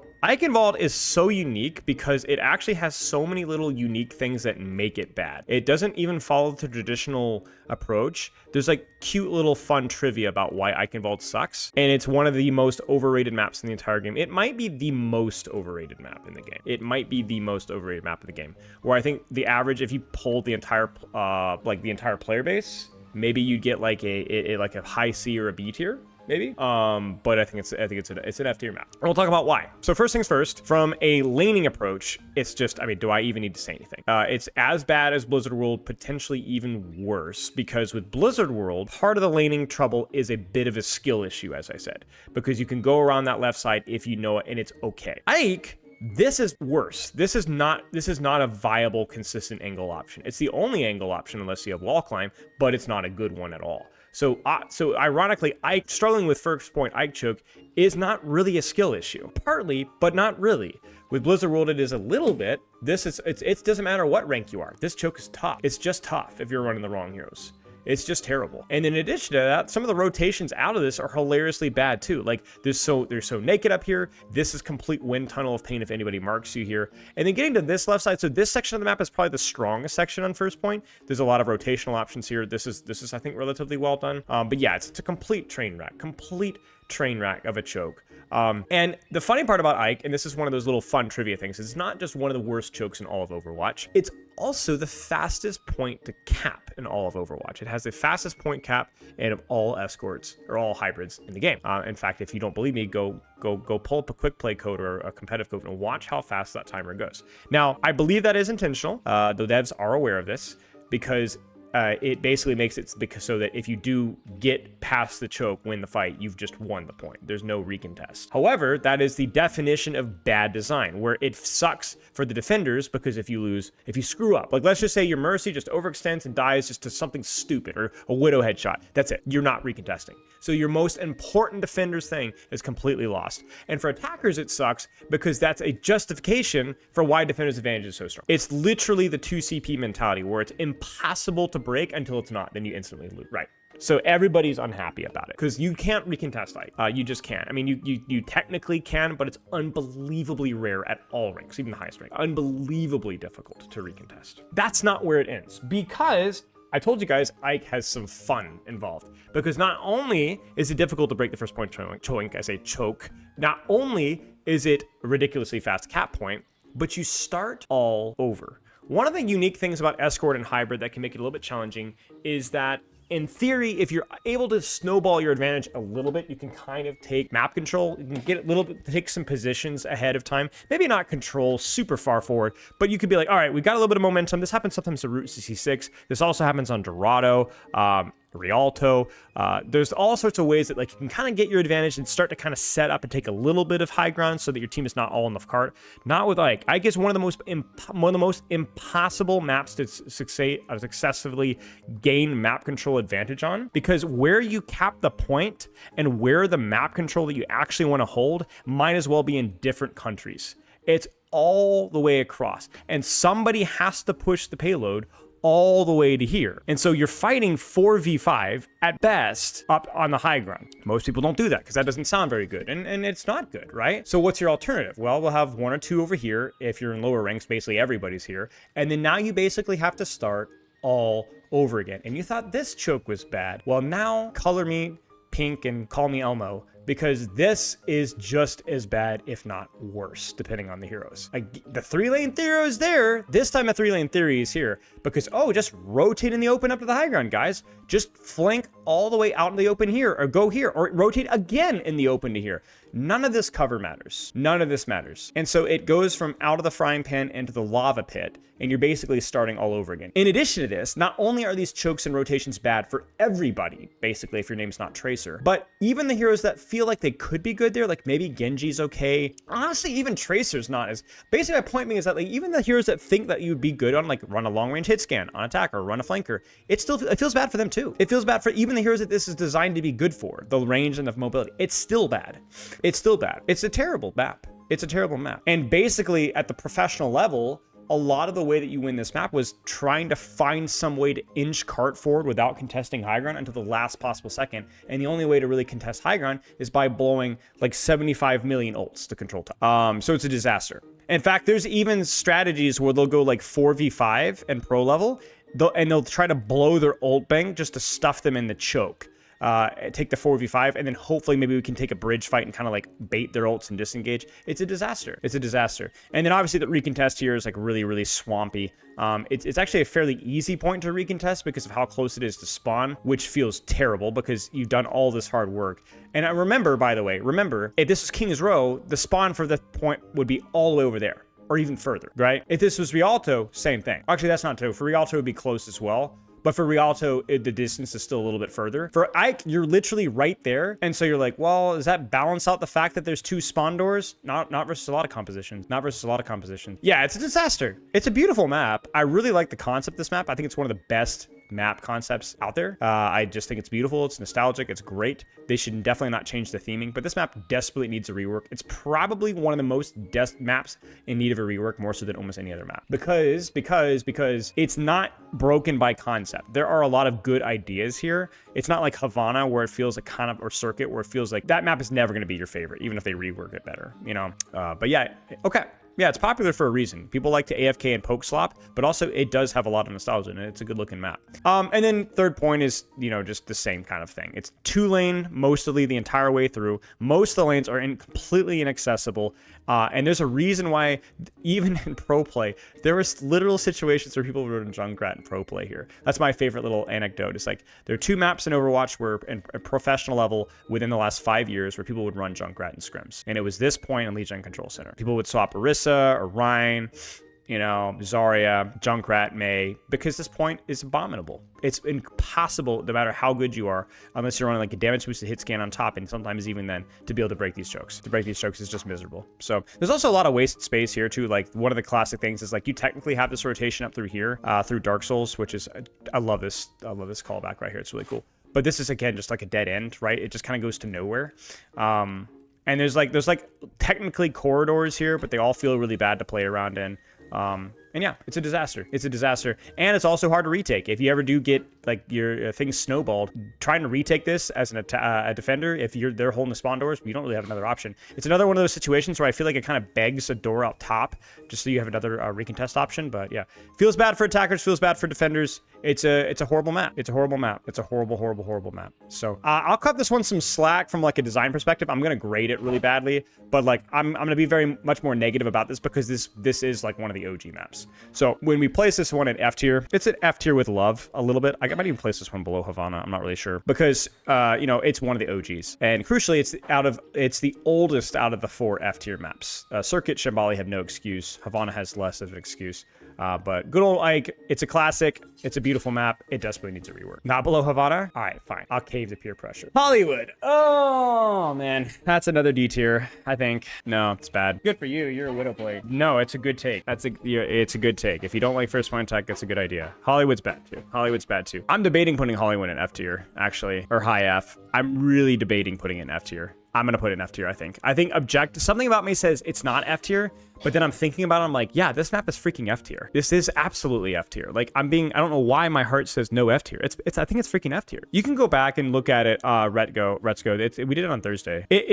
Like, the thing with Hollywood here, so like I said, Ike is very unique in how it's bad. Like, there's a lot of little details that are like really, really like, not just wasted space, but faster point caps. It breaks the 3-lane approach frequently, and then when it does follow it, it's irrelevant. It's just, is there a single section of Hollywood that's well designed? It's a cool looking map. I actually think almost all of Hollywood is trash. Maybe not hot trash. Some parts are hot trash, but like, I don't think there's a single section of Hollywood that's redeemable. Like, this is mostly wasted space because this choke is too important. This is like the Ike problem, where it's like, technically you have an angle, but it's one of the worst angles in the entire game, as you guys know. To take an angle, this is the same thing with Ike, where it's like, to actually open up the only decent angle, you actually have to break the choke, which is nonsense. It's like, oh, to take an angle, you have to break the choke. You're like, isn't that backwards? Like, and even this is not all that OP, and this takes forever.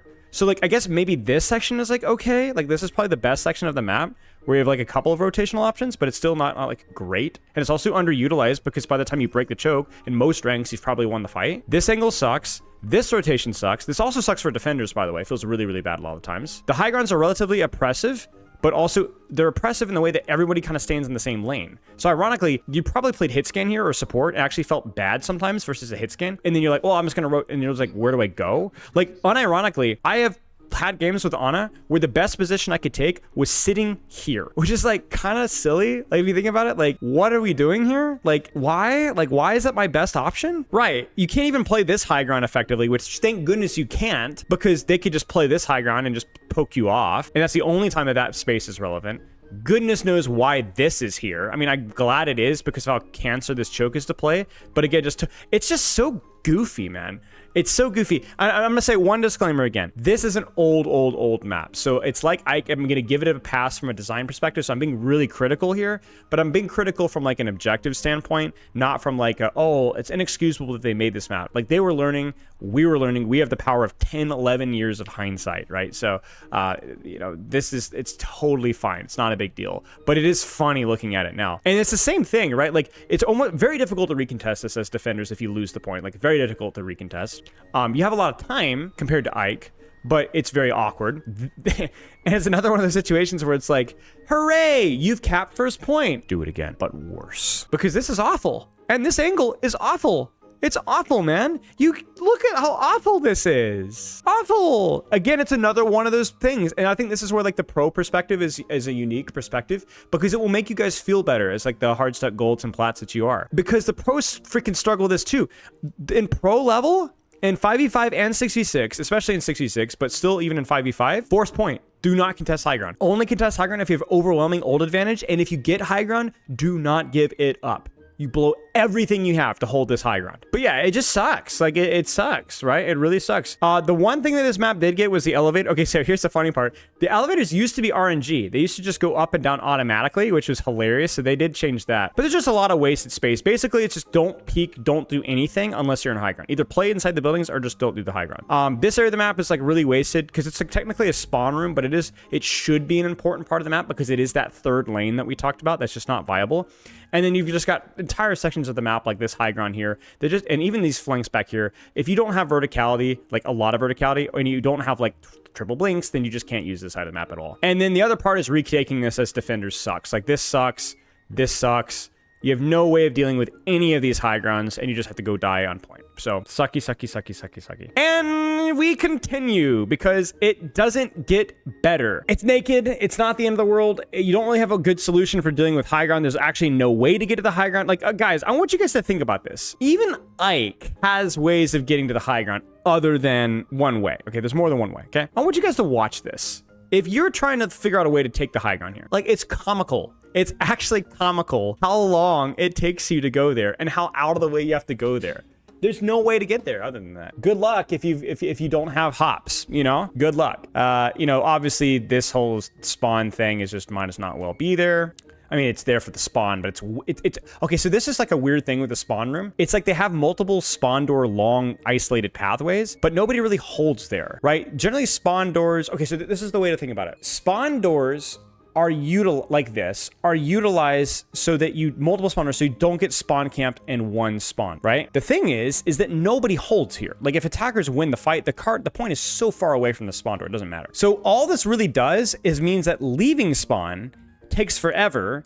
And if for whatever reason you're stupid and don't take the spawn hop back, or you get stuck, like you're just stuck in here. It's just weird. It's weird. This whole section of the map is weird. King's Row is weird too. The guy has that tunnel, but it feels like a little bit just like you don't have to use it. This area of the map feels almost like it's intended to be used at some point, but I don't know why or where. This is whatever. Like high ground sucks. It's almost impossible to get to, and it feels pretty oppressive. But then here we go again. This choke is terrible. This choke is terrible. It's not as bad as some chokes in the game, but what makes it feel really bad is the fact that how bad the spawn difference is. This is fine, to be honest with you. It's not terrible, but this high ground is not a viable flank option. It takes way too long. This is one of the worst flanks in the entire game. And so it's really not uncommon to see defenders just basically, especially in 6v6, just kind of attackers just hit a brick wall here. Just hit a complete brick wall right here. The RV of Doom, that serves no purpose, by the way. Yeah, it is a big hunk of something. It's cover, I guess. It's not useless, but yeah. Yeah, so this choke is also bad. So like, I really do think Hollywood has literally no redeemable factors from a map design perspective outside of like maybe that tiny little section over here. It's terrible. There's no space control. Yeah, it's very boring to defend. You don't really have any creative ways to hold it. It just happens. So I'm almost considering putting it below Ike, but I'm not sure. From an aesthetic standpoint, Ike definitely wins, but from like a map design, I think we put it a step below. I think we put it a step below. Terrible map. Terrible map. King's Row, probably top of B, probably B. It's overrated for sure. I think a lot of people would be upset that I don't put it in S tier. But I do think King's Row is fine. It's fine. It has its ugly moments for sure, but I think first it's okay. It's okay. And the other thing too is we know from Gavin Winter that King's Row also statistically is one of the best hybrid maps from a attacker's win percentage, which I think is an important metric. So King's Row is, I think, either the first or second easiest hybrid map to cap. For attackers. So there are definitely some ugly moments, but it is definitely in terms of consistency better than the other. Yeah, it is generally much harder to get held on King's Row. Attackers winning the map is a bad thing because it goes to extra rounds. Well, I mean, that's kind of like a circular argument. King's Row is bad because it goes longer and I have to play the map because it's bad more because it's bad. Like if you like King's Row, going to OT is a good thing, So, yeah, I don't know. Let's talk about it really fast. I think another thing about King's Row that's good for it is that it's relatively flexible compositionally for most of the map. Like, you can run a lot of heroes on first point. I don't think it has the worst third point in the game. I disagree with that. I do agree that it is bad, but I don't think it's one of the worst. I think it's the weakest aspect. So, we're going to remain critical here. This choke is inexcusable. You do have the ability to clear high ground. If you guys have ever watched me support, I basically autopilot to high ground almost immediately and just damage or heal from here. But this is inexcusable. This is it might be the worst or second worst part of the entire map because of not of how bad it is, but how frequently it's offensive. Like it affects, again, all ranks struggle with this choke. The only redeeming factor about this is ironically the fact that it's a little awkward for defenders to hold there because it's a little bit out of the LOS of any high grounds and they don't get to utilize a lot of angles. So if they found a way to either make this entry point easier or to make an entry, even just one lane here, then this would be a lot better. But yeah, defenders rarely utilize it as much. I mean, you've definitely had those Orisa May games where you're like, oh, I can't get out of this choke as Ryan. But yeah, now I think this lane is an option. It's not the best. It's a little bit isolated and long. I do think that this section of the map is actually probably the best section of the map right here. It has its downsides for sure, but you do have a lot of options in almost every single hero. This is a really important flank and it's pretty viable for most heroes. Even like, I mean, you guys see me even support. I can pick through there and throw a nade without too much risk. Obviously, if you're playing more close range characters, this angle is really good. This rotation to high ground, like holding here is really strong if you're attacking, but you can also rotate to high ground without it taking too long. Like that's a pretty quick rotation, and that's something that defenders can utilize as well.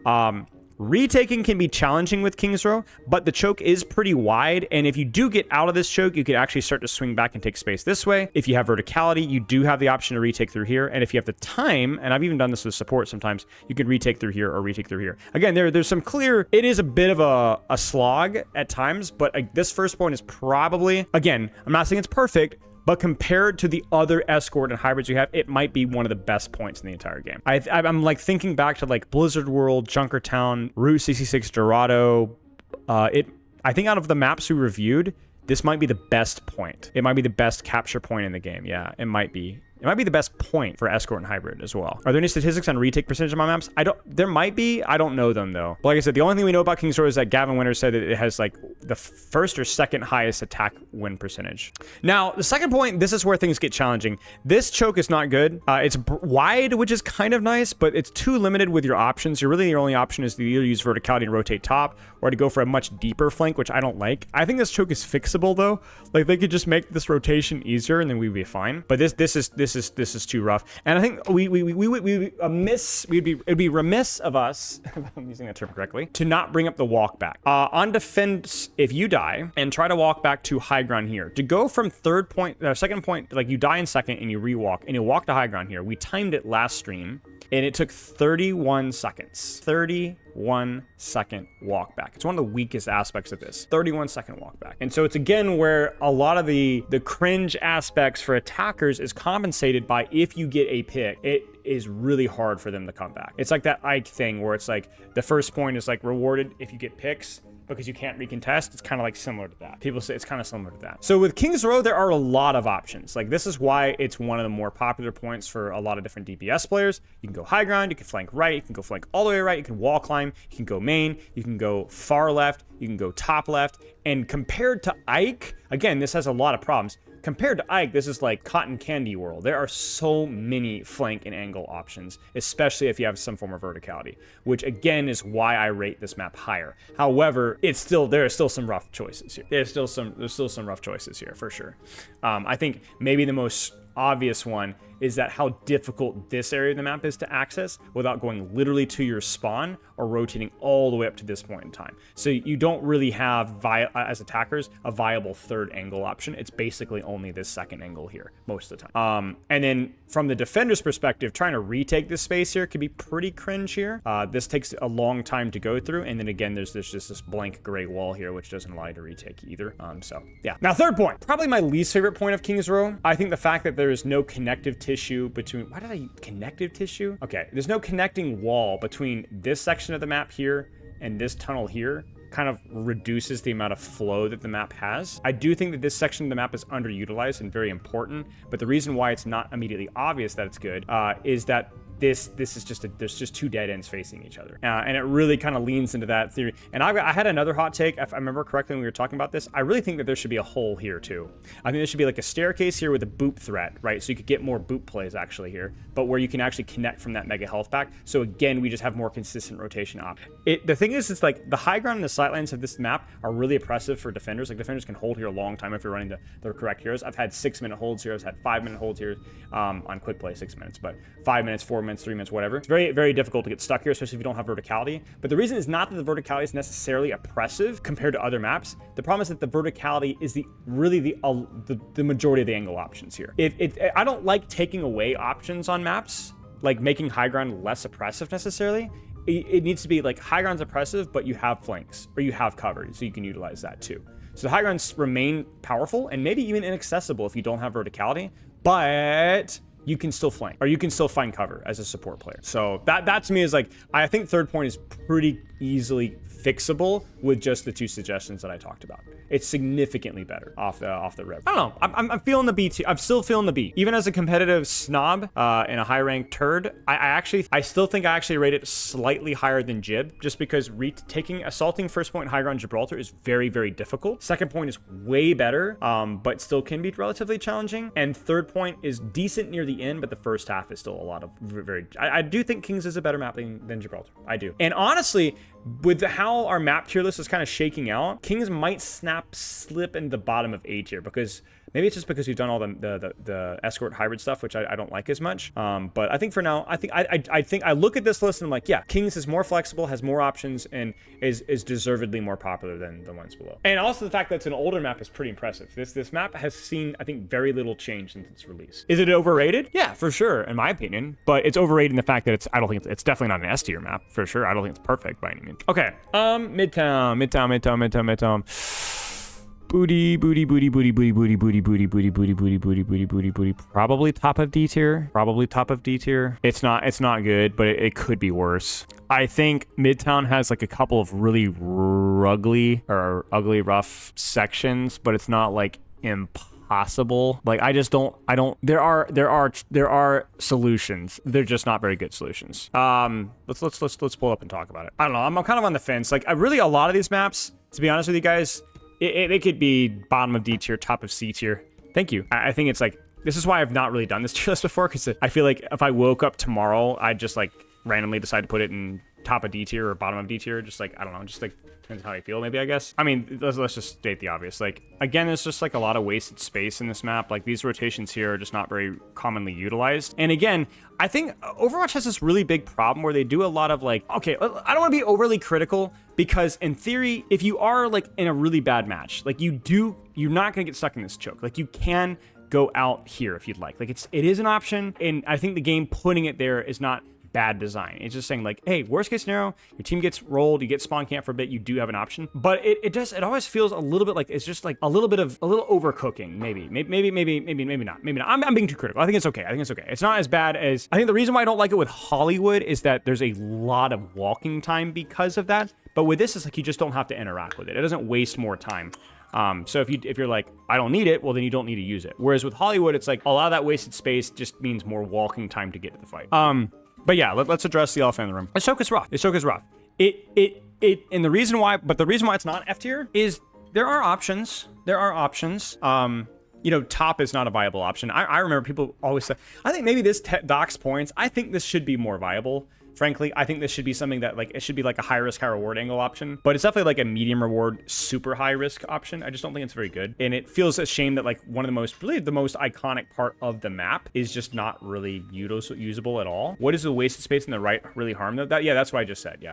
If it doesn't affect your walk back time, then I don't really care. Numbani is a good example of where wasted space was an active negative and they fixed it. But yeah, I wish that this was more viable as like a high risk, high reward option. And you do, like, I think the most underutilized thing is just getting to here as a DPS or support can be useful. It's risky, but there are options like compared to Ike. And if you can get just to here and get tucked to here, you have a pretty nice rotation of high ground that I think is really underutilized. And even peeking here, you do have a far left flank, which is really bad, to be honest with you guys. But there is a health pack along that path. So like, it's not, and I think like this section of that feels like pretty rough to utilize this, you know, like there could be, I don't know, it just feels rough. But like, I don't know, like I look at this, I'm like, yeah, this is pretty choked scum, but I don't really know what I would change outside of just making this a much more viable flank option. Like maybe we could just insert a door here. Like that would be an immediate improvement, but maybe that would just make it too easy to break. I don't know. Maybe point needs a little bit of cover. I don't know. It feels hard to make any like major criticisms besides the train being kind of a waste. It's not terrible. It's not terrible. It's not good, but it's not terrible. And it is more of a skill issue than some of the other choke ones we've had. But to me, this looks like if they made a couple of adjustments, it's like a good example of like snipers are really good here, but you do have options as non-sniper heroes. So yeah, I don't personally like it, but I don't think it's an unredeemable map unnecessarily. I think more of my problems kind of come with this section of the map, where this area of the map is fine-ish, like there are choices, but this section like really sucks, like because the spawn room feels really okay. So the high ground here is really strong. Let's just kind of clarify, like the high ground up here is really strong, really important, right? But for attackers, it feels really challenging to kind of deal with that, because the way to assault high ground is from the side, right? But to get to the high ground, you have to walk in front of the high ground. Oh no, you don't. You just can flank around this side, but then you're just like, you could just get shot. Like these were, I think this might be, it's definitely in the top 2 worst things in Midtown here. This might be the worst thing in Midtown. I know people will be like, oh, but third point is like Widow City and there's like some really bad rotations in the first point chunk. But I just think like objectively, in terms of affecting all ranks, all comp, all the time, I think the difficulty and awkwardness of this section on my screen right here is probably the worst thing about this map. It's just, it's awful. It's not just about, oh, it's too difficult to clear the high ground. It's also just awkward to maneuver in this area of the map, period, even if you are fast. And people get lost too. Like people forget that, like, okay, wait, oh, spawn room, wait, where does this go? Like people get lost and they're like, oh, wait, oh, no, okay, no. Like, yeah, part of it's a skill issue, but like this whole section of the map just feels like really undercooked. Yeah, and it's another one of those situations where it's like oftentimes it's better not to even push the high ground. It's just better to push the cart and then go from there. You know, if you have a tank that can do that. It does feel a little bit like Jib first point. Yeah, like where it's like just really uncomfortable to attack the high ground. Like really uncomfortable. And again, ironically, for defenders, it's also uncomfortable to hold high ground sometimes. So like if your high ground gets stolen from you, to recontest, it's really hard.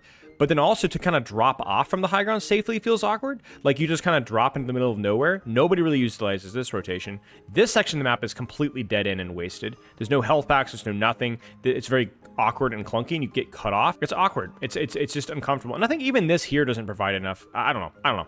The second point just feels like the definition of undercooked. There's like ideas here, but the flow it just doesn't work. Every movement, I think the best way to describe it is that like there are vast areas of the map that just aren't utilized at all for any reason. Like I think everything on my screen right here is not utilized at all, basically. And the other parts are utilized, but feel terrible while you're doing it. Just feel terrible while you're doing it. So second point has like looks like it could be a good point, but it is just not. Third point's issues are pretty obvious, right? Like I actually think this section of the map flows relatively well. Like, maybe it'd be cool if we could like rotate to high ground here, like that would having this be more accessible. But there's like a lot of rotational options here.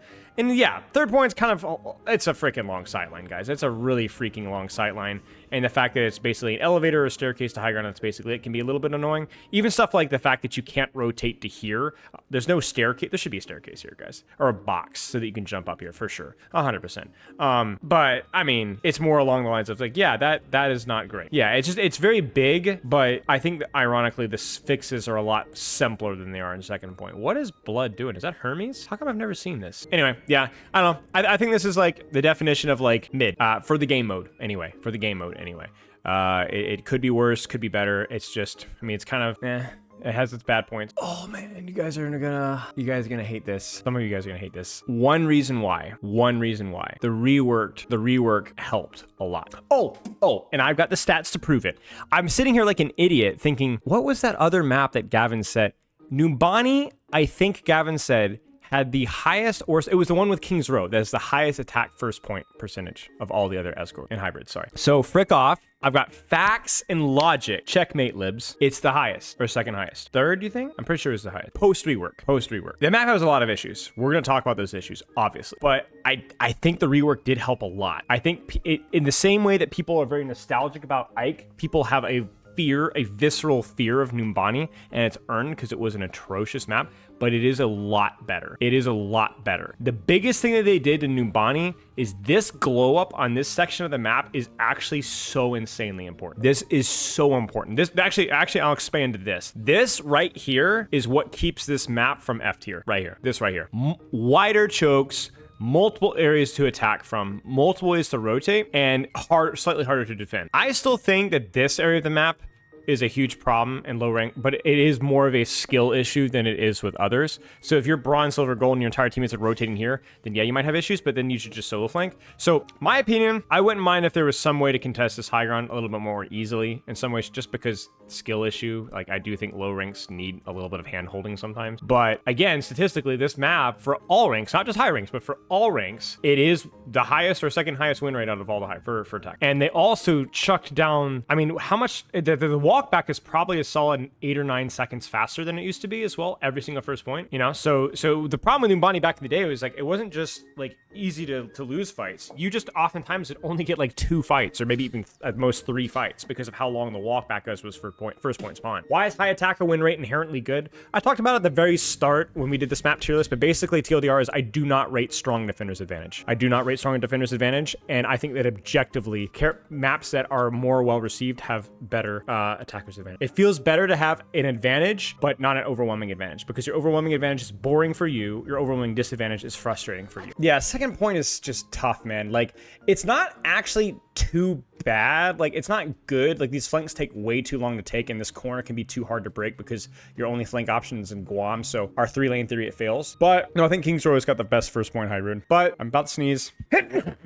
Sorry, guys. But like, once you get past this initial corner, it's not too bad. There's a lot of rotations to high ground, which are relatively accessible. This section right here is a massive improvement. And then also they've opened up this side of the map too, and made it a little bit easier to maneuver around here. This is a massive improvement as well. So I think it's a lot better. Second point's honestly, I don't know, man. Like, if it wasn't for the, okay, so the only problem with second point Numbani from a map visual standpoint, and like it's one of the, is it the best hybrid second point? It might be the best. It might be the best second point hybrid. The first corner is kind of horrid, but like, look at his competition, bro.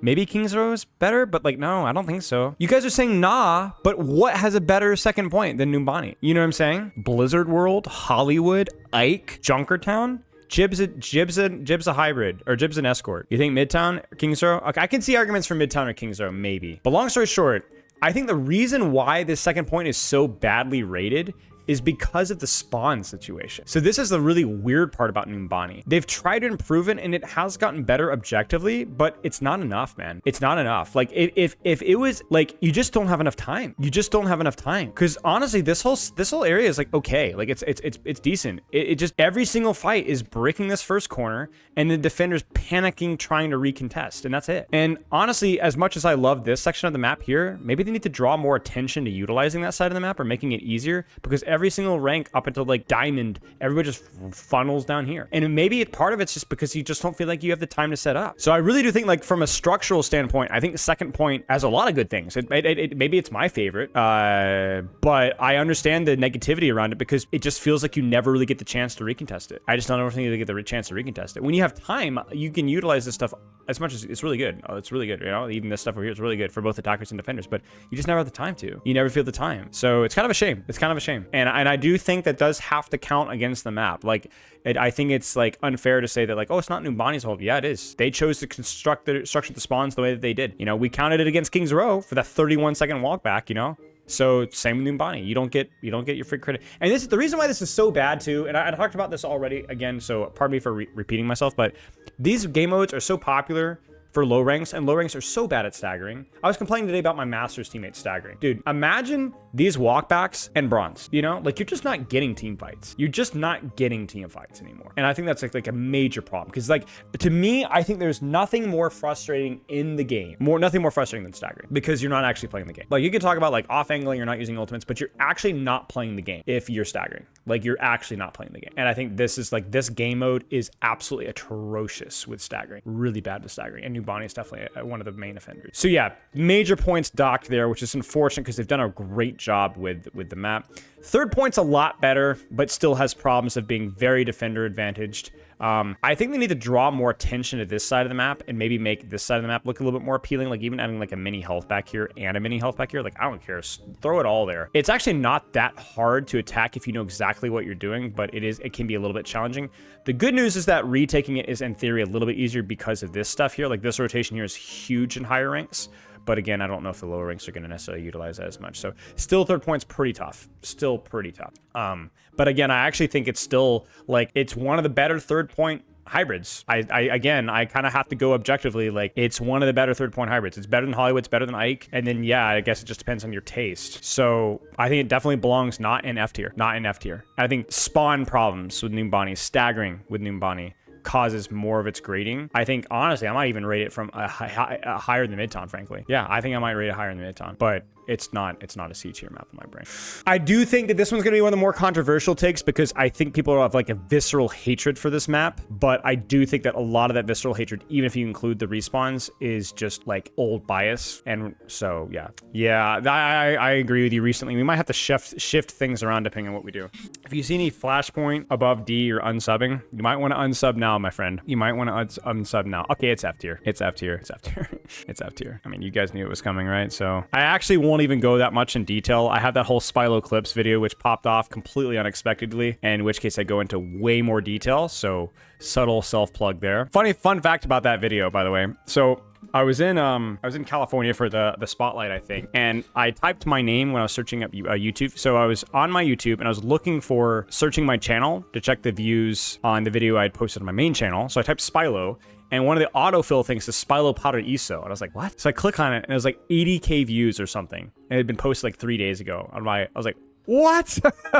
Completely blew me away. So yeah, I won't go into too much detail. First, TLDR is that for attackers and defenders, this thing is a absolute travesty. There are sections of the map where you could probably go for, I actually don't think there's a single section of this map that isn't bad. This entire map is bad. This is the Hollywood example where it's like literally every single step of the map is bad. And the sections that have potential are ruined because they're surrounded by bad things. Like this has potential, but because it's sandwiched by this and sandwiched by this, it just might as well not exist. It's bad. It's all bad. It's naked. It's exposed. It's difficult to recontest. It's difficult to hold. It's almost impossible to assault. It's unbelievable favoritism to certain heroes and unbelievable hatred to others. Very difficult to break out of the choke. It's just also ugly as sin in terms of a lot of different ways. Like it just completely ruins the entire intended aesthetic, which I won't count against it. And it's a lot of wasted space. It was not intended to be a PvP map, to my knowledge. It was intended to be a PvE map, and they just never finished the job. So you might like this map because there are certain heroes like Diva, Mercy, anything with a bit of verticality. Genji's pretty good here too, but it's just atrocious. And there are literally points of the map where there isn't really a real option of what to do. There isn't a real option. The other thing about this map too is it's not just like, oh, it's a miserable experience to play this map. I think the funny thing about this is that I think objectively, there are a lot of heroes that actually won't have that miserable experience in this map. Like you'll be like fine. The thing that's really funny about this map is the design choices that went into it that don't make any sense. When I grade it really poorly, it's not just from like a subjective enjoyment experience. It's from like an objective map where there's so many things that are like, why did you do that? Like why do we have a 3-story building here? Why? Like why is this here? Again, I think we know the answer to that behind the PvE, but even if we factor that in, like, why is this point look like this? Why? Right? Why is this a dead end? Why does this staircase go to nowhere? What is this? So it's not just a question of like, oh, it's like, oh, you're gonna have a bad time. It's like some of the things that are bad about the map don't impact your experience. It's just bad from a map design perspective. It's like there's no reason for that to be there. It's like wasted development time, which is just so strange. But yeah, there's just like a lot of whys. There's like a lot of whys. There's a lot of like, why is this like this? Why is there a dead end here? Why? So is it the least fun map in the entire game to play? No. Is it the most questionable design perspective in the entire game? In my opinion, yes, but it may not be the bottom F tier map, but it's definitely down there. The best map is King's Row. So far, King's Row and then Jib might be there. I think this map has potential though. I do think this map is like, if they just like, I think this map has more potential and it's probably easier to fix than a lot of the other maps in F tier. I think it's easier to fix than Shambali, Havana, probably easier than Circuit. Probably easier than Havana, probably easier than Ike. Like, I actually think, like, Ike actually has potential too. I think Paraiso and Ike have more potential than the other maps down here, though. Like, they're more fixable. Like, if you just, like, remove the hilariously stupid design decisions, and I obviously have excuses because it's really old, and maybe Paraiso does too if it was a PvE map, then I actually think these maps could like jump to C tier or even B tier. But yeah, your perspective, as always, on a lot of these maps is going to depend on your hero pool. For me, and this is why I don't have bias, is the fact that, you know, being a coach, I play and coach all heroes, all ranks, and so I see what effects bronze, silver, gold, plat, grandmaster, champion stuff have. No bias is an Ana Zen 2 trick. Well, look at all the good Ana Zen maps: Circuit, Shambali, Havana, Route 66, Dorado, Midtown. Look where they're rated. Blizzard World. Here's my thing about King of the Hill. Hot take with King of the Hill. I think that King of the Hill is the most overrated game mode by the competitive community as a whole. In fact, I think it might be the most overrated game mode. Well, I won't say the most overrated game mode total, because I think Escort Hybrid is probably overrated by the casual community, which is a large percentage of the player base. But certainly by the more serious community, I think King of the Hill is the worst game mode, and by a pretty large margin. Let me explain why it's the case. When Push initially came out, it was getting violated as being way too snowbally, really bad. First fight matters way too much. There's all these videos. I won't go down the rabbit hole of how wrong it was mathematically.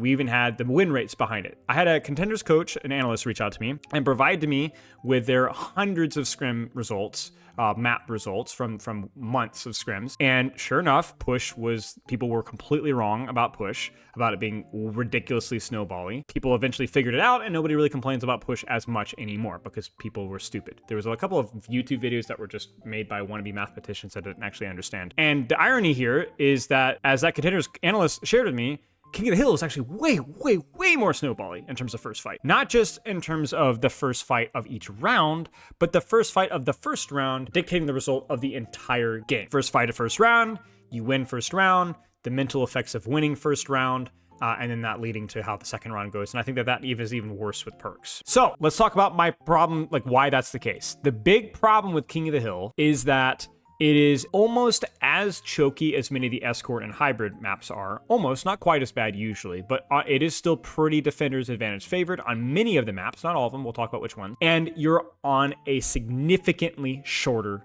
timer. Significantly shorter time. So the difference with escort hybrid, you have 4 minutes to make that work. Whereas with King of the Hill, you're significantly less, there's significantly fewer options in terms of time. Yeah, exactly, Anima. And this doesn't age better in higher ranks. This continues to be relevant from low ranks all the way down to professional scrims. The other thing to keep in mind with King of the Hill is that it is equally, if not occasionally, more compositional focused than any other game. People talk about this with Flashpoint, and that is a fair criticism of Flashpoint, although I think it's gotten a little bit better.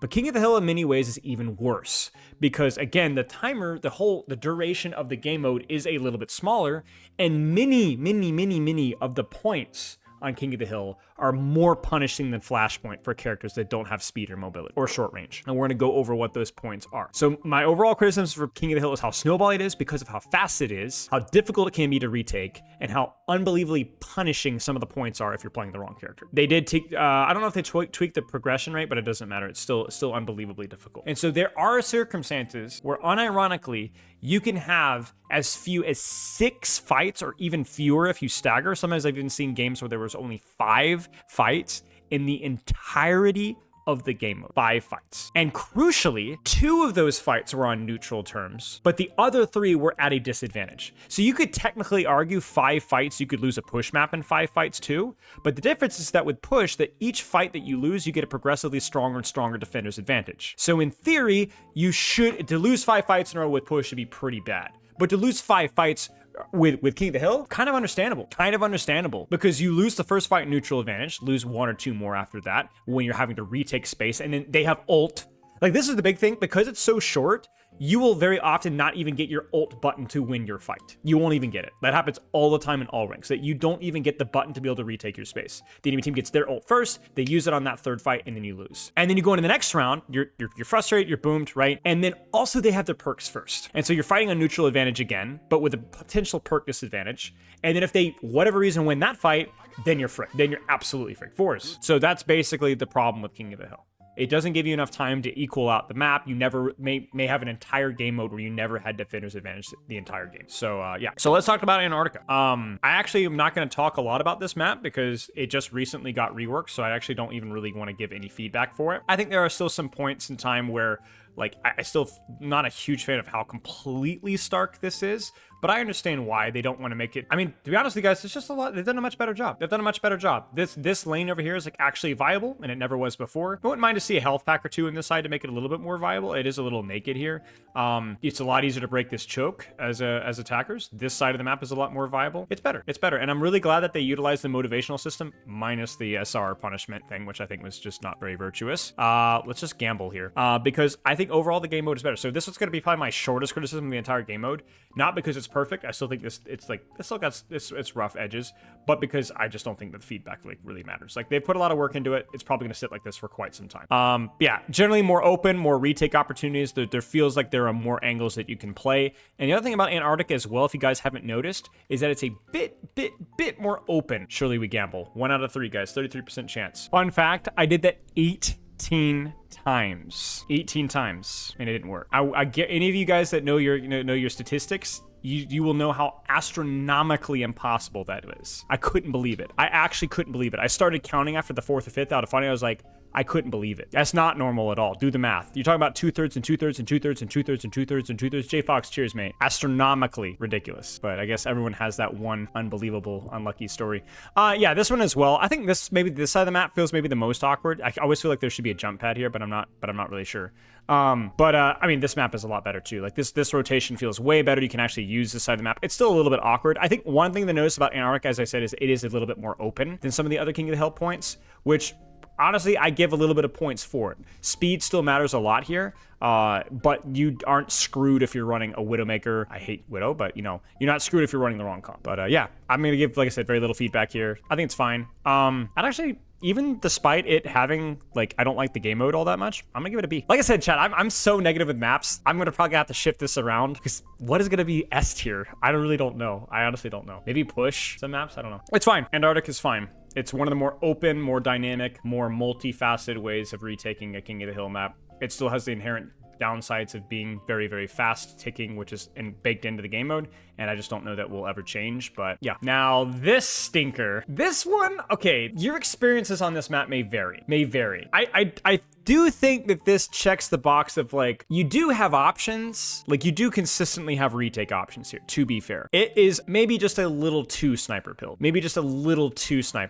and this area here can be a little messy, a little awkward. Like if you choose this lane here, I think this is also just like one of those like ranked experience ones where I don't want to like chalk too many points against it, but it is like a classic, you know, low rank, mid rank. Even you guys even saw it today, even in Masters, right? GM. Everybody runs here for some reason, regardless of what composition that they're playing, and they all die and just live or die, right? So, or they'll all run a point, one of the other extremes. So, you know, I think it's okay. I think the problem with this map is that ironically it's so big that it starts to feel like more of a sniper King of the Hill map, but I don't necessarily mind the variety, and there are retake opportunities. I think maybe my biggest criticism here is that as an attacker trying to break defender's advantage, you guys saw it today when I was playing Zen, this area of the map sucks. Like, this is very quietly one of the worst sections of the entire map, where it's basically you're going in completely blind, no health packs, no information, no nothing, into a short sightline, and so it's very, very difficult to retake space because your only option here is to attack this way or to attack this way, which you also don't have good sight here. So I think immediately one of the biggest fixes they could do this map is blow out a hole, add a staircase, add a mini health pack, or just remove, or just add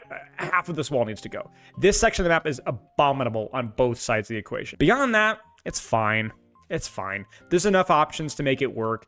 Maybe they could cook a little bit more over here, but it's like, it's not great, but it isn't like completely impossible to play certain heroes here. And it's also not impossible to retake. Like I said, the only downside of retaking, the major downside, is there's just the whole lack of ability to do anything on this side of the map here. Like nobody goes here for a reason because it just sucks. You can't get out of here. So it's not terrible. It's not great, but it's not terrible. It's probably Busan's best point for flexibility. Right side isn't bad for close range characters, so it has purpose. Yeah, true. But it's basically, it's impossible to use for. The problem with right side being good for close range characters is that left side is also good for close range characters. But then if you break it down on point, then close range characters don't really have options. So then there's just like, there's certain sections of the map that are actively hostile depending on where you are. So yeah, nice. Okay. Downtown. This one is, we're going to progressively get worse here. This one is rough. This one is not unredeemable, but 3-lane theory, right flank is basically only exclusively available to hypermobile characters, because even if you do take the time to rotate on a non-hypermobile character, there's nothing for you to do here. So if you go here, unless everybody's just for whatever reason sitting on point, even if you do make the rotation here, you have no access to high ground whatsoever. So you take all this rotation and you get absolutely nothing out of it. You do the same thing on the left side, and sure, okay, once we get here, we're fine, but this rotation is scary and very easy to mark. In addition to that, your other options here are high ground, which is like kind of isolated from everybody else. You can't really see anything.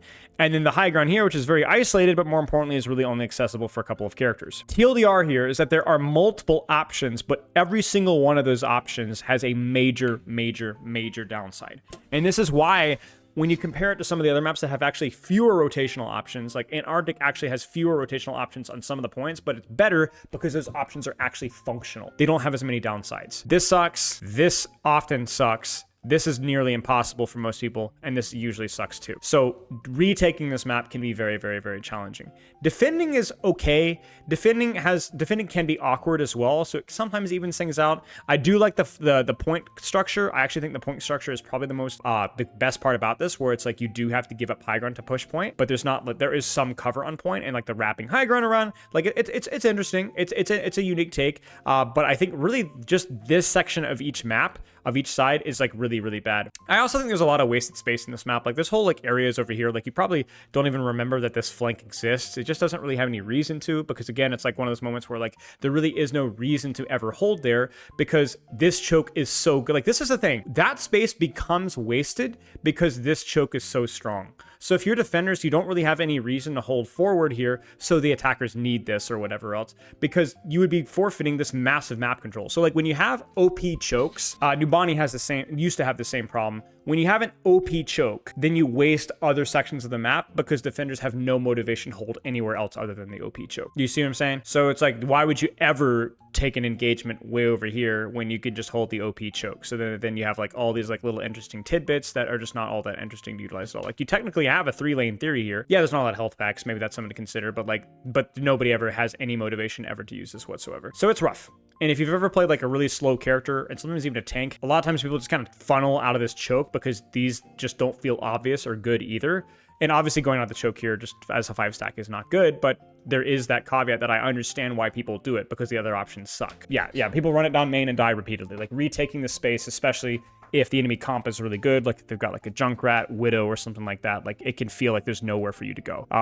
And you saw it when I was playing Zenyatta in this map, like how much I had to sweat to figure out how to carefully retake space without throwing. It's incredibly difficult, which is not a good sign, because it's a fun challenge for a GM or a Masters player or a Champ player, but it's a monumental problem if you're not one of those at that level. It's not fun. And it comes with the additional downsides of being King of the Hill, so you don't even have time to do it. So speaking of limited options here, yeah, this one sucks.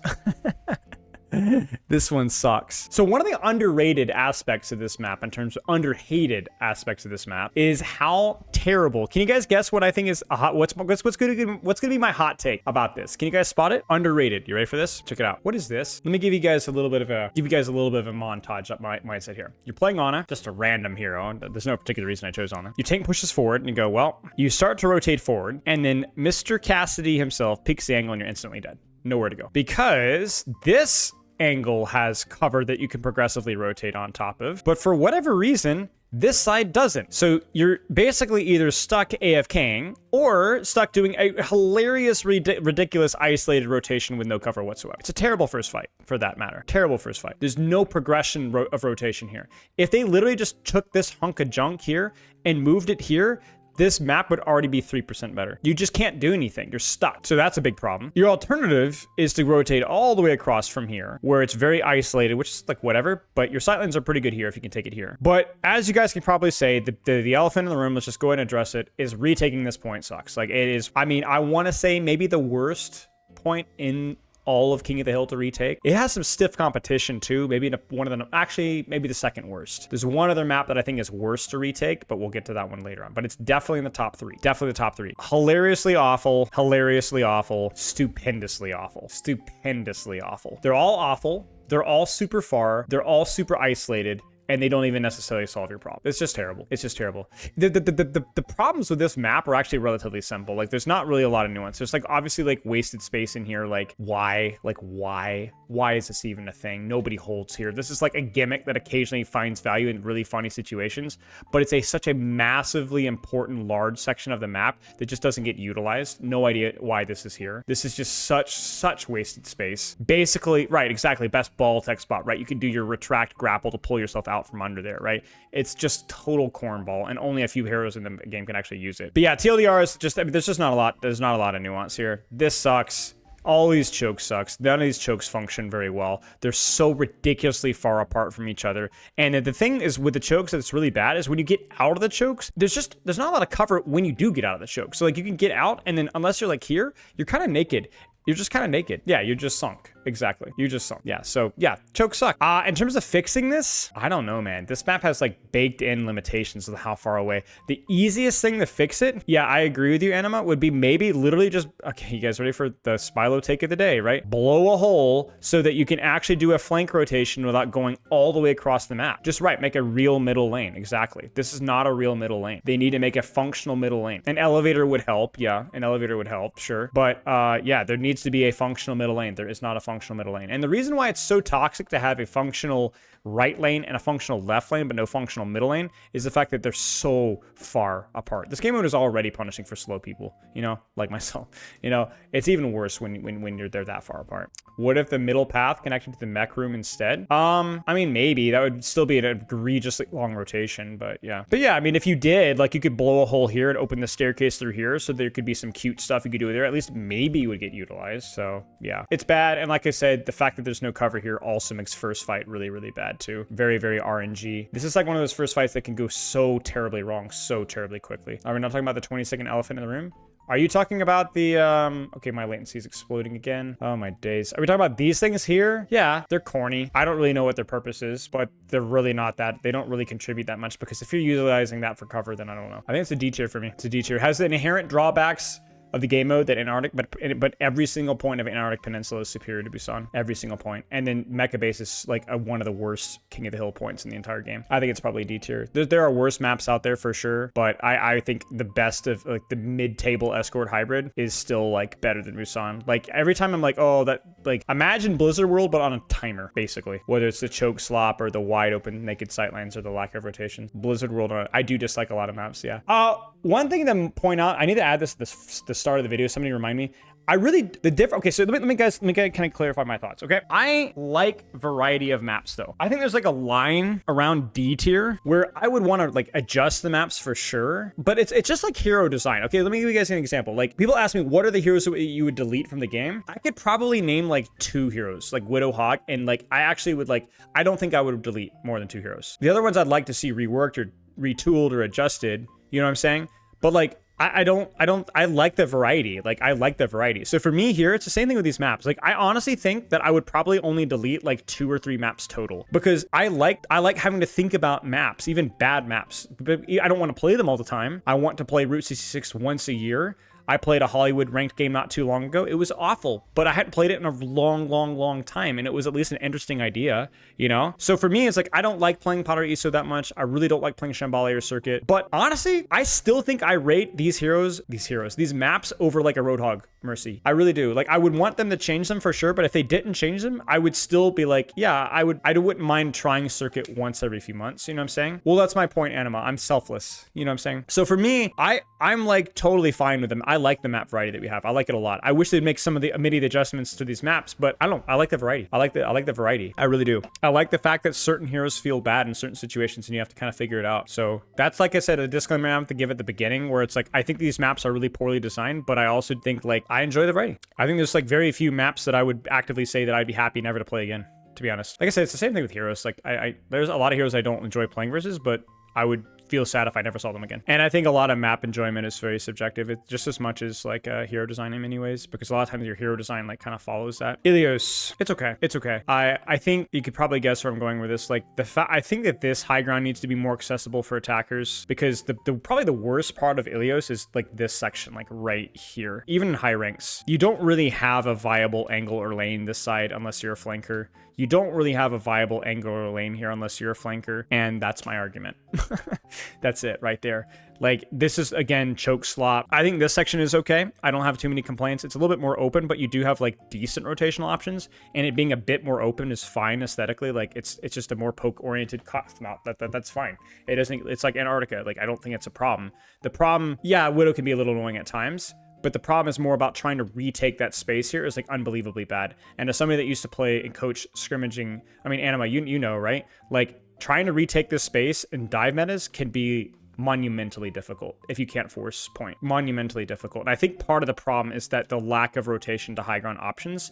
Like, do you notice how, like, it's possible here? Like, this is a really important rotation for slower characters. It's awkward, but you can do it. There's no option here at all. No option here. And then this lane right here is just abysmal, like, just like absolutely abysmal. So it's sometimes your best option, but it's abysmal. And so there's all sorts of, like, little verticality things. Like, my take on verticality is that it should always be a massive advantage to the characters that can take it easily, but that a lot of verticality should be accessible either by a roundabout way of, like, walking to it, or a difficult way of accessing it that takes a little bit more time. That's my main critique with this map. I think more than that, most often than that, I think it's mostly okay. Like, mostly okay. It's a very narrow map, exactly. So if it's going to be a narrow map, then every single option needs to be at least somewhat viable, because there's just inherently fewer options. There's just fewer options. So it's okay. It's okay. It's like, it's probably one of the simpler points to quote unquote fix. It doesn't need too much. But yeah, if you're going to have, like, strictly 3 lanes and very narrow lanes of that, Grim, no. Then those lanes need to be all at least somewhat viable and not, like, basically pointless. Okay, nothing really to say with this. Now we get gambling. Lighthouse, again, fine, decent. Maybe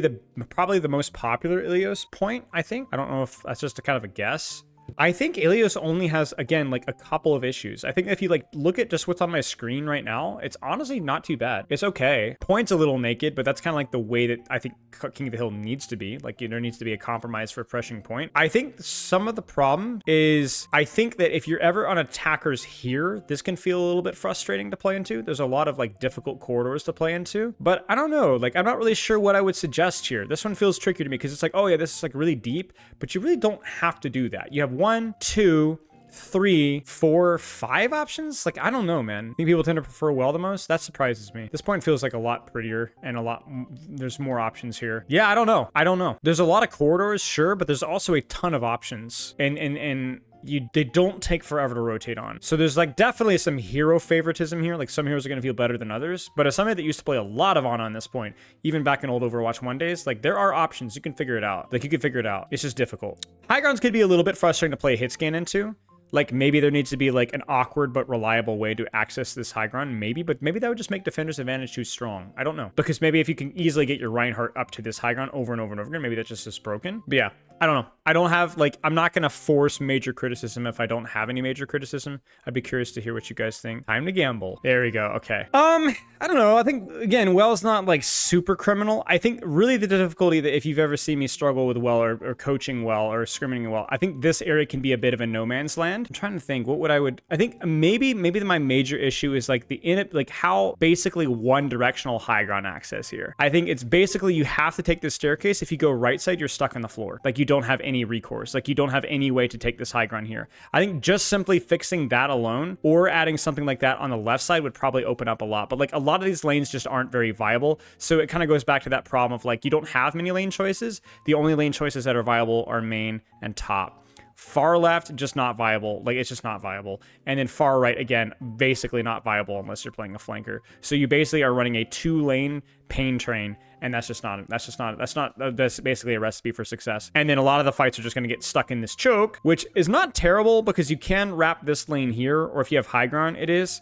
But because this high ground access is so difficult that it's not going to really occur to a lot of lower ranked players to actually utilize that. Because it's like, ironically, to break the choke, you need to make a decision back here. Do you see what I'm saying? Like, the decision to go to break the choke starts all the way back here at this position here and utilizing this lane from this position, whether it's healing your team or whatever else, you know?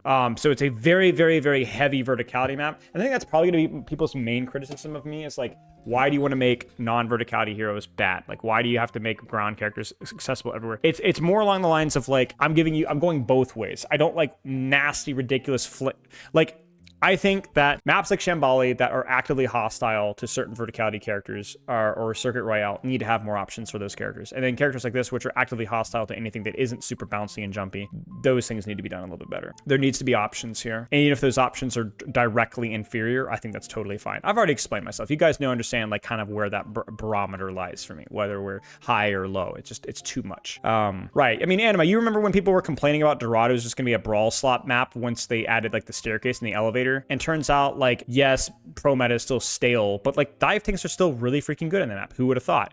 But you're not completely helpless when you run Ram or Malga or Rhine or Zarya. You know, it's still a terrible map, but you do have an option there. And I think that this is one of those moments where like it's really easy if you're running slower characters to just get stuck and be unable to take space. I actually don't have too much of a problem with point side. I think this rotation can be a little bit spammy. That could be a little awkward, but like I feel like there's recourse, like there's options to pressure point, there's options to pressure right, there's options to pressure left. Verticality is still really lethal, which is fine for me. I just think that like these, like the inability to control this high ground consistently is probably like my biggest problem here. It's kind of like the Ilios ruins thing, I think. But yeah, it's okay. I think it's more of those simple fixes. I don't mind verticality being really strong here. It's okay with me. Like it's allowed to have a point or two, just like Ruins has its own. It's just, I think that the inability to control this high ground consistently leads to people getting stuck in this choke or this choke too often. And I would like more flexibility there. I don't think that's necessarily true, Draw of Red. Like a lot of the escort hybrid little tweaks that they have objectively made things better for dive. Like if we go back to like our maps here, the tiny little tweak they did to the circuit did make the map a little bit better for dive and mobility characters. Same thing also applies to Dorado. Like the, that's not true, not Dorado. Sorry, what am I thinking? Numbani, the flanks and angles are more immediately available. Like the Junkertown first point, that little back building does make dive tanks and dive heroes a lot easier to play in first point. But I understand what you're saying. I think I'll put Ilios in like a high C, maybe a low B. I'll put it in a low B for now. A low B for now. Feels like a step below Antarctic Peninsula, but like not unplayable. All right, let's do one more. Let's do one more because this one's going to be one of our spicier ones. I'm going to go ahead and rank it first. D tier. Yeah, D tier. Definitely D tier map. Let me explain to you why you are objectively wrong about Lijiang through facts and logic. All right, let me explain. Okay. I'm going to make an adjustment. Bear with me. Bottom of C tier. This one is okay. The problems with this one are more along the lines of how naked this rotation and how long this rotation can take to high ground before this becomes relevant. My problem with Lijiang is that as opposed to having a brawl-focused map, which is fine, short-range speed-focused map, it's not a problem, totally fine. You already have the game mode that's already favored towards that. But essentially every lane on the point is kind of favorited towards towards proximity. It's not a bad point. It's fine. There are options, but basically all those options involve you getting into point blank battles. So if you aren't running Lucio, Kiri, Tracer, Reaper, Genji, Diva, you're gonna have an almost impossible time finding an angle here. It's like so freaking hard to find an angle here, depending on your character. In addition to that, your retake options are also not good. I'm not saying that this doesn't exist. It exists and it's fine. It's okay. It's better than nothing, right? But remember, we talked about visibility and difficulty being an important factor, not just in low ranks, but also in high ranks. And because this takes so freaking long to set up and it takes so freaking isolated, and the fact that it's also immediately accessible. I mean, heck, the mini health pack isn't even in here. It's back here, I think. Yeah, which is stupid. Then you have a situation where you're not really rewarded for finding the solution out of the choke. And again, it's not a surprise that a lot of players, 6v6, 5v5, doesn't matter, get stuck in this choke. You need heavy speed or heavy mobility to be able to rotate around this map. Again, you technically have a third lane here, but like, let's be honest, like what characters can actually take this lane? And even if you do have the verticality to take this lane, unless you're like Pharah Echo, something with pocket, it's actually really hard to maintain this angle for some reason. I would prefer if they didn't change much about this map, but they just made that this lane was a lot more accessible from like, let's say here, like this entire area here just is completely naked. There's just nothing here, but this needs to be accessible from this position here. This is a much shorter rotation to that position. And then if they did that, then I wouldn't mind this being as congested because it's like, okay, yeah, but it's easy to get to. So if you're slow, it's not as big of a deal. You can't have a rotation be both congested and take forever to rotate to, because that's 2 strikes against it. Because you're like, oh, if you're fast, you can rotate here faster. Oh, and you're fast, you're also good in these ranges as well. In addition to that, I think, like I said, the other sightline needs to be more viable. Like this rotation, this coast-side rotation needs to be a little bit more viable. I don't mind it being a boop option. I still think that's good, but just something along these lines to be able to rotate to these coasts just a little bit more consistently would be useful as well. Would be more useful as well. I think that's mostly it. I think point's fine. I think this white room's relatively fine. Maybe we could open up this door a little bit so that if you do put in the sweat work and you do get out of here, that you can actually do something. Like there's a lot of times that you'll play a character that's a little bit slower, take all the time to rotate out here to take space, and you can't see jack. So probably opening up this choke by a little bit more would be nice. But yeah, most of my problems with this map have to do with this section of the map here, getting out of that choke there, and then kind of even moving from there. Because honestly, even if you do, you're kind of stuck in the same circumstance here. Like this feels terrible, and then also this doesn't feel good either. And so your only other option is just, well, see you guys in an hour, right? How many times have you guys seen me try to make that work? Doesn't work very well. So again, the favoritism towards those congested heroes feels egregiously over the top.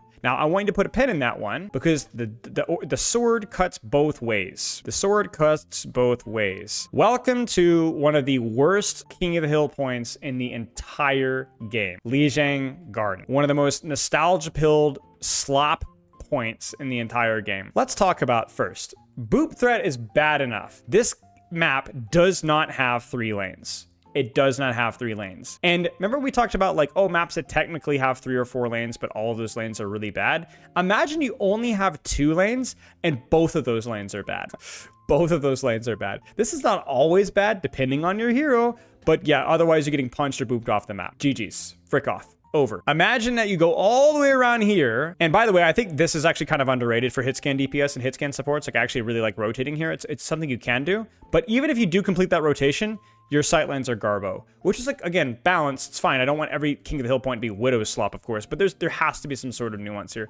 This is like 2 extended, long, naked rotations with limited cover, massive boot potential if you go here, massive potential to get isolated here. Oh, and if you make it here, you're still walking out of a choke, like multiple chokes. They can hold you here, they can hold you here, and then they can hold you here, and heck, they can even hold you here. And again, as somebody who used to scrimmage this map a lot, it's a butt to retake. It's better in 5v5 than it used to be because a lot of the 5v5 metas will be revolving around Lucio, Tracer, Kiri, Soj, characters that can rotate a lot easier, but good freaking luck trying to retake this point versus any other meta that doesn't have that ability to rotate and move. It's a disaster. It's a disaster. Now for this one, I don't necessarily have a lot of solutions. You could just say, oh yeah, just add a bridge across. And that would probably be okay, but it would kind of, maybe it's like, maybe it would dumb down the map. Maybe it would make it too easy. Maybe it'd be like, so I don't really know what my solution is here. I like the boop threat. I like the personality of that. Maybe there needs to widen the choke a little bit. Maybe there needs to be a viable lane option to control this side so that you can actually like kind of get across bridge and then hustle across right side easier. I don't know if like this side of the map needs to be more accessible. Like you can actually make it up to the high ground from here, or then maybe there needs to be, frick, I don't know. I don't know if like this choke needs to be wider. I don't know, man. Like this one is probably one of the most difficult ones to solve without like completely trashing the entire like creative aspect of the map. But frick, man, it's rough. There's just like half the character roster just really does not play this point as well at all. Sorry. Yeah. It's one of those points where it's like, now I want you to remember this. Remember we said put a pin in it with Control Center? Now compare that with this here. Compare this with this here. Unbelievably wide open in certain situations. So I have no idea. One way attackers jump spot across the gap? Yeah, maybe. Yeah. Bit of a train wreck. It's a beautiful map. Yeah, like to be clear, it's I think one of the prettiest modes, and like I mean, it's just gorgeous, right? Like it's just freaking gorgeous. But this is definitely one of those points where if you lose it once, there's a very high chance, depending on your composition, that you don't get another fight. And honestly, even first fight, you're at a massive disadvantage. Like that's the killer point. It's like you might not even get to a point to where you actually even are able to see anything. It's like up there with like Nepal Village or Nepal Village especially, where like you might just not get another chance. That's it. Fingers crossed. Yes. I think this is probably the best design point for retaking. I think point is very awkward because a lot of these points here can be a little bit difficult to flank on. So I think for flankers, this one can be kind of cringe, like how easy it is to mark you on either side here. I do think that's probably the biggest downside of this map, but this map does give you more retake options than other ones. Yeah, that was a perfect 3 out of 3. We're popping off because yes, this choke is bad, but this angle doesn't take you that long to rotate to, and you have multiple different sightlines here. It's okay. And then if you really want to put the legwork in, which you probably should, high ground is okay. And nicely also, high ground can wrap you around all the way to this side, and also the high ground is also accessible from the other side too. So like this to me like kind of checks the boxes of like, okay, it's still choke, but you do have choices there. You do have options here if you want to. Yeah, you do have options. Like you can solo take the angle here without being gone for 25 seconds because you're flanking for an hour. Yeah, but I think this is like where the point is a little bit less interesting. Like I think it's kind of frustrating that there isn't like immediate rotations. Like these rotations do take forever. So if you're playing a poke character, you pretty much just stand here and that's it. That's by far I think the weakest aspect of this map is there's very little creativity rewarded if the fights do break out on point. Because if you're playing a character like Cassidy or Ana or Sigma or anything like that, like you don't really have choices. You play here. Going coast side is like almost impossible, takes forever, and is extremely risky because it doesn't even play your effective range and you can just get booped. So if anything here, I think having some way of transitioning from this here to coast side on either side might be useful. Maybe some more cover along that rotation. I don't really know. And then you can compensate by making point a little bit easier to hold because it's also a little bit easier to attack. But I think like that's probably like the biggest downside of this map is the actual point, but everything outside the point is okay. It's all right. And if you did that, first fight would also be more interesting because you wouldn't be stuck here or here. You could actually go in through the wall here and actually start to apply pressure from point side almost immediately. So you could actually have a 3-lane approach here. So for me, I think Lijiang like C for me is like feels right. Maybe I'll bump it above Junkertown, but you also have to remember that I already have like inherent limitations based off of the game mode itself. I do think that so your hero is going to vastly influence your impression of this map as it will with Rialto and Junker. But yeah, you're kind of noticing a trend here. We don't have a single A tier map. You put in D yourself. Yeah, I would understand. I understand that completely. It's trash, guys. It's the worst. It might be the worst King of the Hill. It's garbage. I don't know if I'd put it F tier, but this map is dog tier. Now, this is heavily ranked bias, but it's not heavily ranked bias versus like low ranks or high ranks. It's all ranks bias, all rank bias. And let me kind of explain why. I think this map breaks the 3-lane theory frequently, does a terrible job of executing the ability to retake space consistently, and comes with the added downside of being a King of the Hill map that has inherent disadvantages as a game mode. My blind, okay, there you go. And I won't go into the detail there, that we talked about that on Tuesday, but the TLDR is that like, you're on a timer. It's basically a map that has like hybrid or escort level choke design with the fact that you're on a timer to do it. So yeah, Shrine, this is by far the best of the Nepal points. Like it's a head and shoulders above the rest because the chokes are still pretty brutal here. I think like how unreliable it is to retake space from this side is my biggest nitpick. Like it feels so naked, so exposed from both sides of the equation. I probably would do something a little bit with that. And then maybe you could argue that the rotation to high ground feels just ridiculously long. Like having a staircase that starts, instead of back here, but starts here, I feel like would attract a lot more attention and probably make the whole map feel a lot better. And again, it feels like another one of those things where it's like a lot of map space just feels kind of lost because they don't realize how powerful holding this choke is. So they put all these like little details that just nobody ever freaking uses. You know what I'm saying? So I don't even know why this exists, but we're not going to worry about it too much. The big thing here is the choke is still quite strong. And the angles to approach it from aren't the best. Like they are still technically there, but they're just not the best.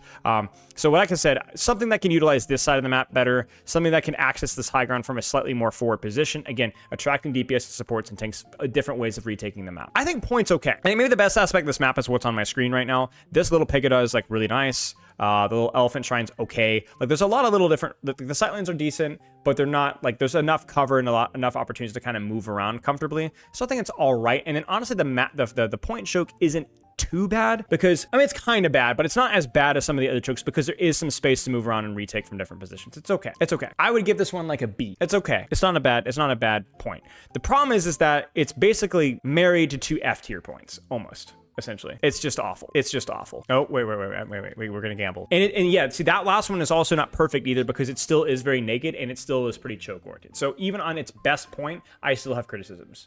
Nice. This is a disaster. Again, this is not aesthetics. I kind of think the aesthetics are cool. It's a disaster. It does not follow the 3-lane theory very well. This does not count as a lane. This is wide open. Point doesn't count as a lane if there's no way to traverse and take space in the map without getting your face melted off. This angle is unbelievably hostile to 90% of heroes, and then the heroes that you can take the space with still feels ridiculously naked and exposed if you get caught with your pants on. It's really, dude, even tracers get freaking scared taking this flank. Even tracers get freaking scared taking this flank. And don't even get me started about this train wreck. Like, again, wide open sightline and a coast side that just doesn't matter for the fact. Like, basically, your adaptation with this map is realizing that if I can run a hero that has flight or some sort of mobility to take coast side, then I kind of have more positioning options. It's just wide freaking open. Just wide open. And every single lane feels complete linear tunnel slop. It's awful. And the worst part of this map isn't even what's on our screen. You guys know where I'm going with this. Good luck retaking this fricker. Good luck. Your options?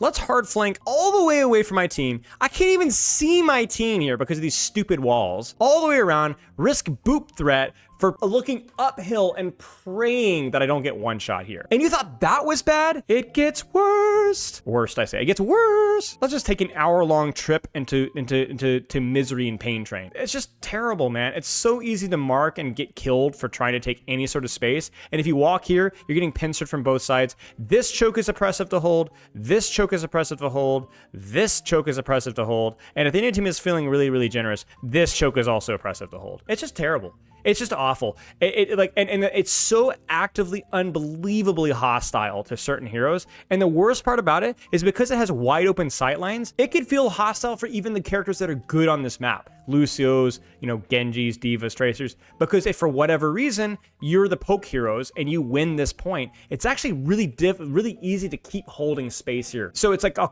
total RNG. If you win the first fight as a poke comp, you have a pretty good chance to full hold. If you lose the first fight as a poke comp, you're guaranteed fricked. Almost impossible to retake. Nobody can decide if this is a good Widow map or not, or a good Ashe map or not, or good Zen map or not. It's terrible. And even running Lucio comps, like let's just say it's like a typical Diva Lucio high rank, even then it's difficult to retake. Very difficult to retake. It's a disaster. Like you said, you're basically hoping the enemy team makes an egregious error, like the tank gets hooked in through here, or somebody just randomly dies in the flank and doesn't actually punish it. It's terrible. It's a Junkrat map. Yeah, unironically, Junkrat can kind of take this flank and get away with it on retaking, but yeah, it's just awful. And then you have like in the environmental aspects, which are fine, if it weren't for the fact that the environmental aspects make attacking this map even more risky. It's not like a fun little nuance like Ilios where it can theoretically hurt both attackers and defenders. It just feels like there's just no way to approach it. Just an awful map.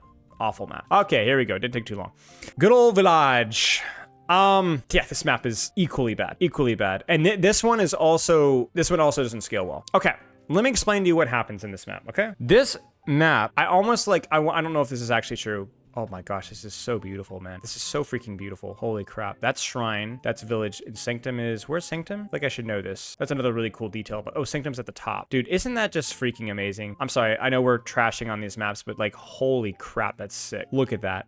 That's just the coolest thing I think I've ever seen in my life. And look at the green. Oh, my days. Overwatch is amazing. So, yeah, let's just take a quick second and then go back to hating on this garbage tier map, because this map is decided by what you pick in the spawn room. Have a Symmetra teleport or a speed boost or a brawl tank, then you're gonna go flying out of here. The enemy team is gonna stick their ugly faces out of here, and their faces are going to be melted off, because everyone rotates high ground and everybody dies because it's a terrible choke and you get there faster. You just automatically win. It's over, man. It's so bad that the best option if you're playing a poke character or a slow character is literally to hard flank through here and hope that your team doesn't die by the time that you get here, which, by the way, because you're slow, you're going to get there late. Or literally to rotate to point and try to do something over here. Again, you're going to be incredibly late. It's awful. This fight is decided in the first 3 seconds, not to mention the spawn room, so often, more so than almost any other KOF map. It's a complete joke. And this happens in bronze, silver. I've coached bronze silver VODs where the Ryan pins out with a Lucio speed or a Juno speed ring, and it's just one fire strike hits 12 people and everybody dies. Do you guys remember? There's a clip of like the Genji building blade in first fight, like the frontline deflect. Do you guys remember that? An old Overwatch 1 clip. Do you want to guess which map this was on? Genji comes up, Genji deflects, Genji wins. Everybody's all in the choke and dead, right? He just like, so it's just awful. Because the thing is all of these flanks are so freaking inconvenient, especially given the game mode. Not Numbani, no, the Numbani one was a different one. But like, it's just incredibly inconvenient. Now, what they could do to fix this, I think really just changing the way that this choke works. You could make it wider, you could make it way wider, and it would be functional. You could throw, there should be a mini health pack up here too, I think. But even just like making this thing go to this section and meaning it doesn't take 7 years to take this flank. This side of the map having a little bit of a staircase so it's accessible for brawl tanks or for slower heroes. It just feels so like I mean, you guys, how many times have you guys been stuck in this choke too? You're like, oh, well, Spylo says don't go top, so I should go main. And then you're stuck here too. It just sucks. It's so unbelievably hostile to retake this space. So unbelievably hostile. So unbelievably hostile. And if you do get out of this choke, where do you go as a support? I remember thinking about this as an on-as-end player back in Overwatch 1, like 2017, 18. And I was like, I remember like playing like here or like inside the room. There just wasn't any good choice. And so there are so many heroes that just cannot function on this map at all. And remember, I don't mind having point-specific advantages, but the game mode of Koth already gives us advantages to speed and mobility. And then they just triple it and double it here. Everywhere feels unsafe to play as a support. It's just a disaster. And those rotational options on the attack are just miserable. This is a lose first fight, team goes main, dies to high ground. That one support player that watches Spylo video, it's definitely not Spylo on an alt, tries to take a flank, screws up their timing, gets isolated because they're literally 45 meters from their team, gets isolated kills. These guys stagger. Your team, yeah, I've had more fights on this point end with my team not building a single ult than any other King of the Hill point that I can remember, because it's over. People we can't do anything. I mean, I've had games where people were like on 70% ult, literally just basically passive ult charge almost at that point. Terrible map. So this is why Nepal gets bottom of D tier. Miserable. What I hate about this map is how the enemy just walking the point is sometimes completely OP. Yeah, if you don't meet that high ground rotation and rotate to point with certain heroes, yeah, it's good. You think F tier? All right, frick it. I'm a man of the people. The people are freaking intelligent and they also pay my bills. So, dude, it's dumping out there. We haven't had rain in a long time. It's okay, Mari. Don't be scared. I'm gonna go find my other cat real fast. Make sure he's not too spooked. 1 second, guys. Yeah, I think the thing that this is might give Nepal about half of a spite point downwards as well, because it's like up there with Ike, where it baffles me how often people vote for this map. I would say that this map gets voted more so than almost any other King of the Hill point, besides maybe Antarctic, because people still have that dopamine connection with back when you used to get bonus points for voting it, and Lijiang. And this is in like Master GM lobbies. People vote for this map more than almost any other map. People love this map. I don't know why. And it's always a miserable experience for everybody involved. And people are flaming each other and like, bro, how do you not like correlate that with like, I know people vote for this over Samoa, which, spoiler alert, that's probably, I think, one of my favorite King of the Hill point. Agreed, Travine. I would say the biggest thing about the junk toss is that I've never seen anybody west of the Riz do it. It's understandable why people skip like that. Like, people just don't really want to put up with the bullish, but I'm of the opinion that if you've put the time and effort into it, then you shouldn't skip it. You should scam right down the line. Make it and make it and make it and make it. Oasis. I think it's better than Lijiang by a little bit. It can be a little hostile to certain heroes, but I think Oasis Gardens is pretty solid. I think City Center is flexible enough. And University is like the only truly difficult one, but it's not like impossible. I think it feels like a step below Ilios, so for me.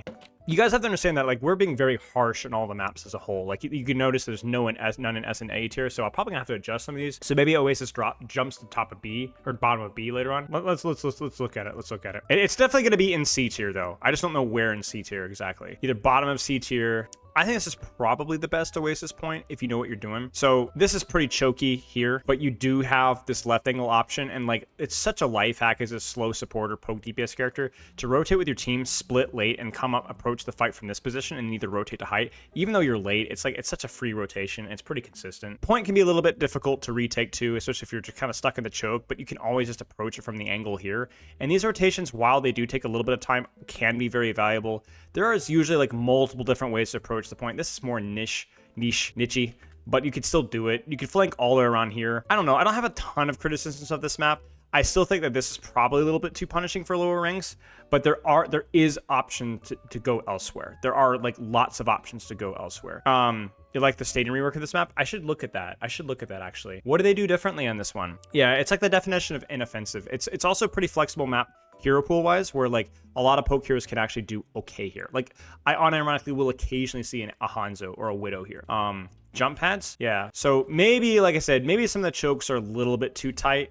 Wouldn't mind to see a little D-spore of some health packs here. And maybe my main criticism here is that like I would have liked, like we said, we use dynamite when I fix maps. I wouldn't mind if that this staircase here, like this section of the map here, had an easier and more reliable rotation to connect to up top here, so it's a little bit easier to harass without having to go underneath. Like you should be able to go underneath, but also maybe moving the staircase to attack here blow a hole in the wall, right? That's our solution there. But I do kind of like that the high ground is not like an auto win button because it is a little bit exposed, but you can use it if you use it well. I think maybe just more rotational options through either side of these doors would be useful so that it feels a little bit more consistent. Yeah, no, I agree with you, Worthless. I agree with you, Worthless. We're definitely gonna have to pivot some stuff around here. And maybe this side of the map is kind of wasted. Like, I wouldn't mind like a little chunk of cover here where you can actually like, yeah, you run the risk of getting booped, but it does feel oftentimes like this area of the map just doesn't really exist for like 95% of heroes, and I think that's a bit of a wasted architecture. Just simply throwing a box, a hookah station or whatever those things are in here are called, like, yeah, just a couple of pillows, you know, or something more, like anything here so that you can actually like maybe apply pressure from here without being stuck here. I think this is like the fighting here feels so incredibly awkward as a support or poke DPS because you really can't move here without being too close. I don't know, maybe not pillows, but something here so that you can control this angle here. Yeah. You're basically stuck here, which is why I said like this rotation is super life hacky. But yeah, I think also this side of the map is like super interesting. It's just not very well utilized because it's very discouraging to get like, oh my gosh, I'm gonna have to go through that. I'm gonna go through that. There's no like easy rotation here. And I think just adding another staircase there potentially, just like making a multitude of staircases, sure, like that can work. So it's okay. It's all right. Okay, probably my least favorite point on Oasis. The reason why, two reasons why. One, I think the staircase is too awkward to contest. I think they need to broaden it just a tiny bit. It doesn't need to be this cramped. The second reason, and probably the more important reason, is I think this rotation is Suckville Baggins. I think this is way too hard to rotate on. I wouldn't mind more cover to assist in this rotation, or frankly, just a simple having a door that connects all the way to this area here so that you can poke out here, but that you could tuck in through here and then rotate through there. It needs to be easier to retake on this space here. Yeah, it's too punishing. This is probably one of the most hero pool specific points in all of King of the Hill. So I don't hate it as much as Nepal Village because it's not as miserably frustrating to retake for sure, but it is still like a very much, oh, you're playing that hero, you're gonna lose now. So that's definitely the case here for sure. And I think like, I don't know how I feel about this. Like I like that it's here, it is an option, but it just feels so underwhelmingly difficult. Overwhelmingly difficult, underwhelmingly effective. You see what I'm saying? It's like, maybe this staircase needs to be a path. Maybe, okay, you know what? Maybe they do like the New Junk City thing where like the staircase is kind of outward facing, where like you go here and like this also has an opening to go to the high ground, like from behind, you know? Like who? A lot of heroes. Ashe is really bad here. Widow's really bad here. Hanzo's terrible, Ana's terrible, Zen's terrible, Bap can be really, Bap's okay. Sigma's awful. A lot of dive tanks are really bad here too. Like Winston can be really bad. Wrecking Ball's pretty bad. I mean, anything along those lines. I mean, Mercy's not great either. Ground tanks are amazing here. Wildly strong here, as are Brawl DPS base. Again, I don't mind the variety, but this feels unbelievably punishing. Like, remember, we're cutting both ways. Like, we're saying, hey, Brawl tanks shouldn't be abused here, be abusive here, but they also should be abused on maps like Dorado and so on, you know? Maybe that little outward-facing staircase that allows you to access this high ground from underneath. Maybe one more little chunk of cover here on both sides, and then having a doorway that connects these two, and I think that would just immediately make this map feel a lot better. Just make it feel a lot better. Would I rather have Blizzard an objectively good escort or hybrid map? I don't know. I don't really know. It's a great question. I don't really know if I prefer hybrid or escort. I think maybe escort as a game mode is a little bit more interesting for me, but I don't know if that's just because I like the flexibility of where you can take fights and like you're not as much, there's like an urge, like do I want to stop payload earlier or stop it later? And with a lot of the capture points, that doesn't feel as inherently interesting, but I don't know if that's just because I'm not thinking about it hard enough. I might just be totally dead wrong with that. I definitely think I like the escort maps as a whole better, but I don't know if that's incidental or not. Yeah, this is not a great tracer point. No, it's not. It's very mid for tracer. Very easy to mark your angles. Okay, all right, let's gamble. But yeah, this one is like, it's not a great King of the Hill map, but I wouldn't put it in like in the bottom 3 or 4, which is why I think this map probably deserves to be in a worst case scenario top of C tier, because it's not Village, it's not Sanctum, you know, it's not Lijiang Garden. Yeah, Nepal got F tier. This map has amazing potential, but I think there's a lot of things that are just not executed super well. So I think like this area of the map is just unbelievably garbage in terms of it's too congested. Like this high ground is very valuable, and it's like everyone just autopilot rotates to this position, but there's a sweet irony here that the heroes that really want to utilize the high ground just can't legitimately fight for it on verse fight. It's too compressed. It's way too scary to fight for here. So I don't know if I would necessarily change that completely, but it feels a little bit too, punishing here. A little bit too punishing here. Feels a little bit too hard to access the jump pad. Feels a little bit too compressed. So maybe that's not the end of the world. If it wasn't for the fact that this side of the map just feels like you're completely cut off from the engagement entirely, I don't know. I'm struggling to really come up with like major criticisms here. I don't really, I have criticisms, but I think I don't have a lot of solutions for this one. I have to think about this one more. So this one might be one of my least impactful feedbacks. I think maybe my biggest feedback is I think this run back is a little too long. Not a lot too long, but it's already naked as it is, which is like fine. But it just feels like a little bit too long of a run back, maybe, for a King of the Hill point. Like, it's a good at least 10 meters longer than most King of the Hill run backs, at least certainly by Oasis standards. So, again, I don't mind the run back if you're able to easily retake space, but it kind of feels like this is a pretty difficult map to retake as it is, without even considering the fact that it takes you longer to get there. So if it was an easier map to retake, just a little bit easier, maybe they just, again, blew a hole through here, that would immediately make it easier to retake, then I wouldn't mind the run back as much, but it's kind of like insult to injury just a little bit. But I actually think this map is relatively okay. It's one of the more flexible maps. You can run hit scan here, you can run poke here, you can run dive tanks here, you can run brawl tanks, you can run really anything here. Flankers are pretty good here. Poke heroes are pretty good here. Slower heroes are tolerable here, which is okay for King of the Hill. Yeah, yeah.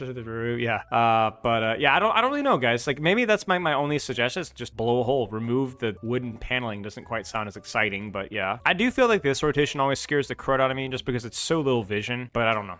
I really don't know. I feel the peak right to enemy spawn is a little too unforgiving. Yeah, could be. Maybe a little bit more cover in that. I think this is still like, it's an okay King of the Hill. Like, so you said, like, this might be a little bit too gross and congested and dirty and grimy, and maybe retaking through this could be a little easier. Because this is one of those points where it's like, once you get point capture, unless you make a major mistake, you're probably going to hold it for a little while just based off the nature of how easy it is to stall. So I wouldn't mind if it was a little bit easier to retake to kind of compensate for that. It's not as bad in 5v5 as it was in 66, but this used to be a meme way back in the day, like where if you point flip this in certain metas, you would literally get 99% almost guaranteed. Okay, I don't know. I'm kind of, we'll leave it in C tier for now for me. I'll very gladly like probably move it up to B tier once we kind of shift everything up. I'm just basically grading everything as it is right now based off of our overly strict parameters because I don't want to start changing that now. And then we'll go back and then we'll readjust things a little bit.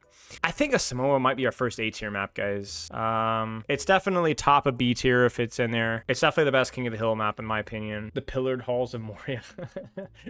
Yeah, no personality in my map design. Follow your 3-lane theory.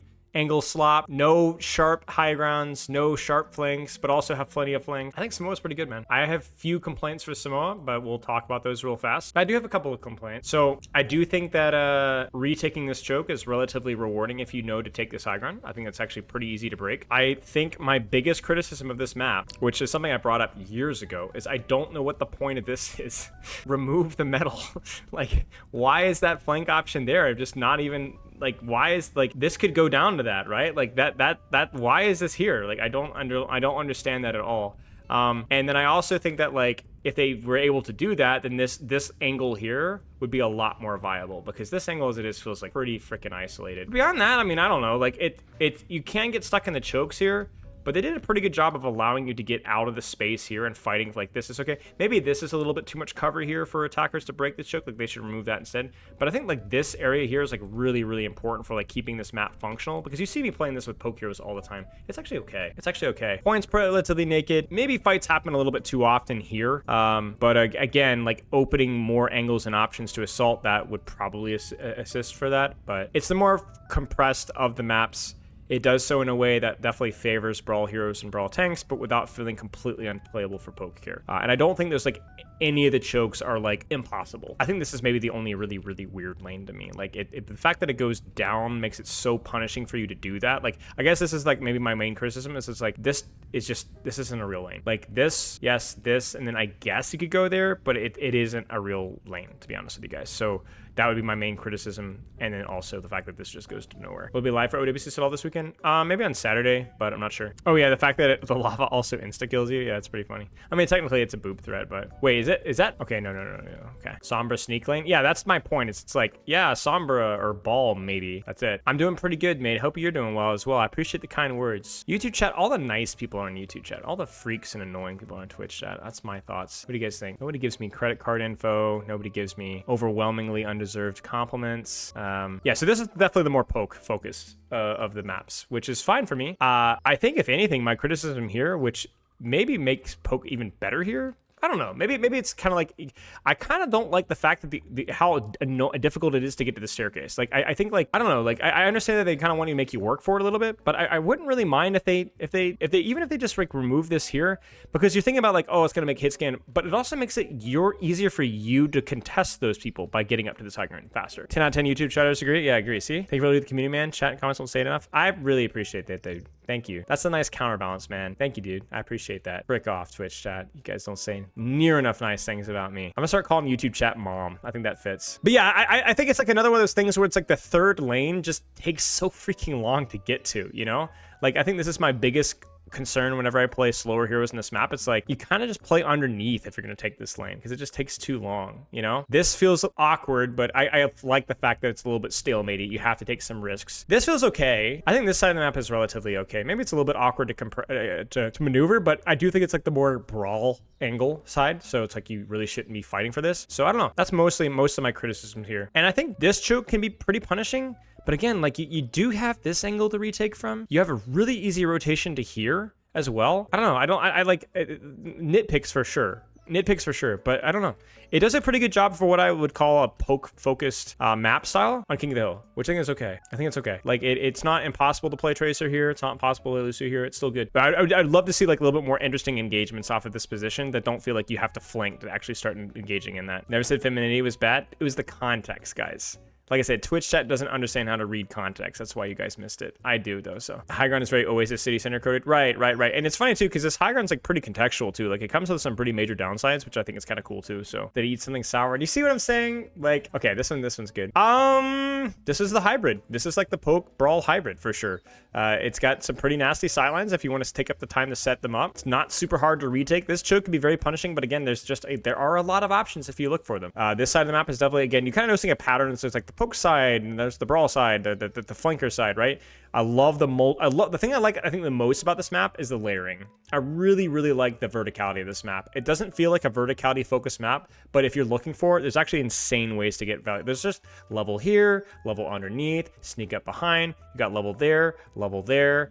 There's just levels everywhere, even like the level here. There's just so many different ways that you can use your verticality to kind of creatively maneuver around the map. I don't think I really have any criticisms in this map, man. Like, the only thing that kind of saddens me is because holding point and choke is really valuable, it feels like there is a bit of one of the most egregious wastes of space ever. Like, I freaking love this little section of the map here. It's so cool, but nobody ever needs to use it. But I don't know. Like, I don't really have any major criticisms here. The point being down in a steep pit feels really awkward. I don't mind that. I've always preferred that they put the point in positions where you have to compromise a little bit of something to control it, and you still have like the layers of the map's verticality to find cover, so you're not like completely exposed when you're here. And I think in terms of hero flexibility, I don't know if the stats back this up, I have no idea, but conjecturally I think like there is like, it's really hard to find a hero that's bad on this point, you know? It's like, it's really hard to find like, I mean, anything can work here. Even Widow can technically work okay here. I mean, even retaking it can be a little challenging here, but you know, if you take the side space, right, like you can do things. Like you can absolutely do things here.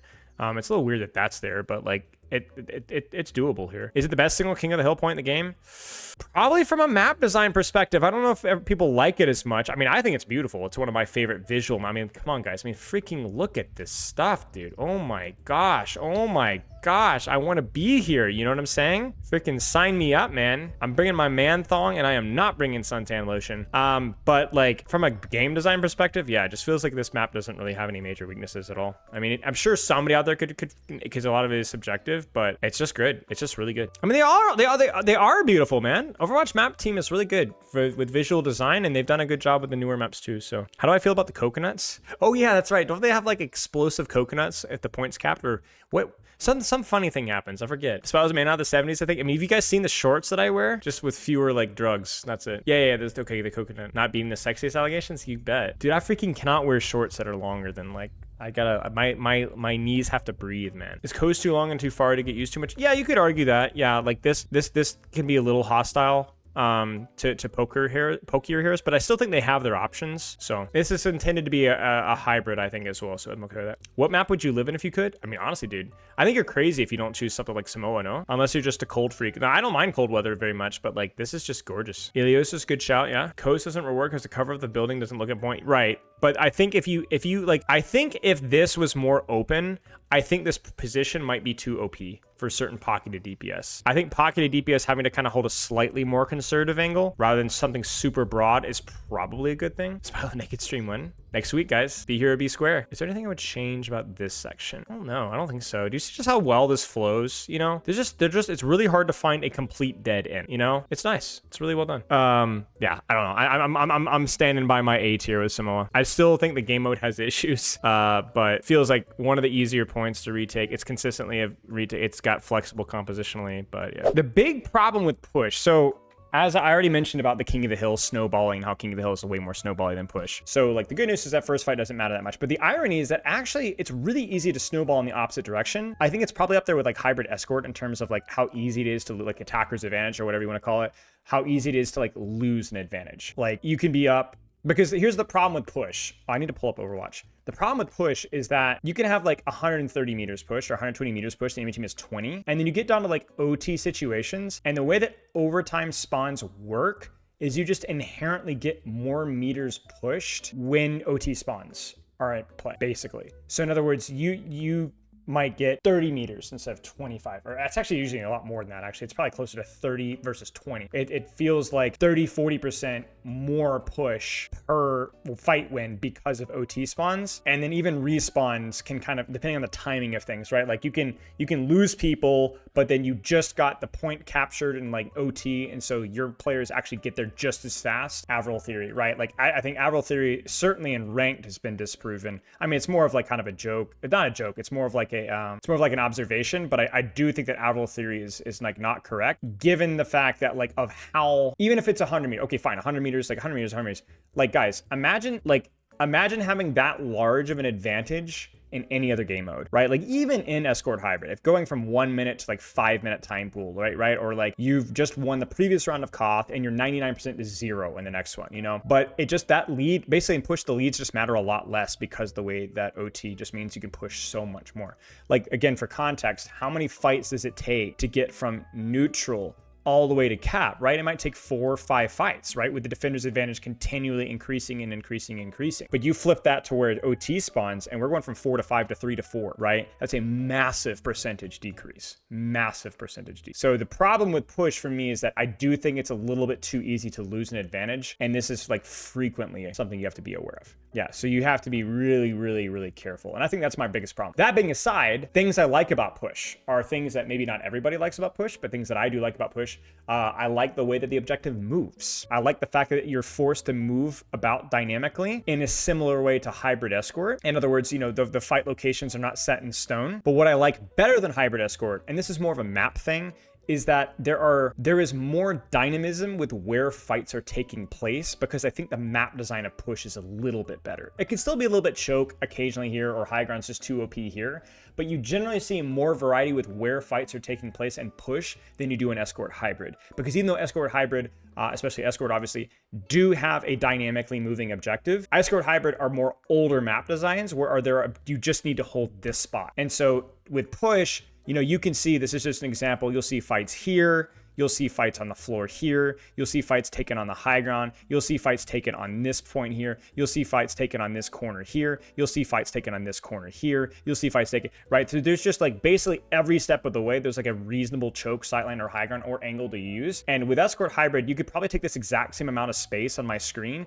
and you might see 2 normal fight locations, or 3, rather than 5 or 6. So it's like one of those things where it's like, I just think that in general, it is a much more interesting game mode in terms of dynamic positioning, because the maps are better designed, so you're not forced to fight on the same spot. The other thing about that, to complement that, is generally when you talk about moving objective and moving fight locations, that means that generally we reward speed and mobility. Like speed and mobility are like absolutely broken. The thing that makes push, I think, interesting is the fact that the maps, if you look at them in a vacuum, are mostly poke maps. It's actually mostly poke maps. Like Colosseo is a good example, but New Queen Street, Runasapi, Esperanca, like most of these maps are actually more open. Most of the maps are more open here. So like you have a game mode where the objective and then the way that the fight locations work favor mobility, speed, and just the ability to move around. Heck, even being able to anchor point is pretty useful in push, and hold chokes, brawl tanks and stuff. But poke heroes just feel better in the map. They just feel better in the map. So from my anecdotal experience, I think push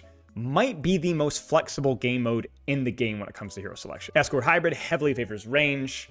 and Static, you hold in the same kind of predictable areas. King of the Hill and Flashpoint heavily favor Brawl, Speed, Mobility, and Push is just like, you run whatever you want. You play whatever you want. So not only is there dynamism with where the fights are taking place, so mobility is good, but also these sight lines are pretty freaking good no matter where you take fights. So you can play Ana, Zen, Widow, Hanzo, anything you want, basically. Yeah, you can run anything. So I don't know. That's why I like Push the most. That's why generally I like the Push game modes. It's not just the way the objective works. I've already explained like there are some downsides to that, but I like the fact that it feels like almost everything is viable, and I rarely feel cheated out of Push. I really feel cheated. Now, I understand why people may not always like it. The moving objective can be a little confusing, and like I said, it can snowball in the opposite direction if you screw it up. But yeah, I don't know. It's good. I have fewer complaints about it. And I do think that the map itself, the map reworks and the map design have been strong points. And so whatever you think about the objective thing, the fact that Colosseo, we're going to start with this, has just so many things to do, right? Like, so I'm going to go ahead and move over to my tier list here. I'm going to immediately think I'm going to put Colosseo in A, top of A. It's an A tier map. It's a good map. It's a freaking good map. It's maybe the best map that we've reviewed yet, because it does, I think Push has fewer inherent issues than King of the Hill. I don't really have any major complaints with Samoa either, but I do think that Push is a better game mode, a more balanced game mode than King of the Hill. They removed the glass, so there's actual viable fights here. I do think that this could be a little bit awkward still. I think that like this hunk of stone is a little, basically to peak this angle requires pretty much a pretty big commitment. So there are situations where I'm a little bit scared to swing wide on this position, and these angles can take a little bit long to play. But honestly, it's more of a nitpick than anything else. Excuse me. And beyond that, you follow the 3-lane theory pretty consistently. I wouldn't mind having maybe a little bit more accessibility to this high ground infrequently. Like having an inconvenient way maybe to access one of these windows here. I wouldn't say a jump pad necessarily, that might make it too easy. But like just having a way to get to the high ground that isn't going through here or isn't going through the staircase in the flank there. And then I think that's basically it. I think beyond that, I think it's basically perfect from that point there. My only complaint is how sometimes first fight can still feel a little bit awkward, although it's way better.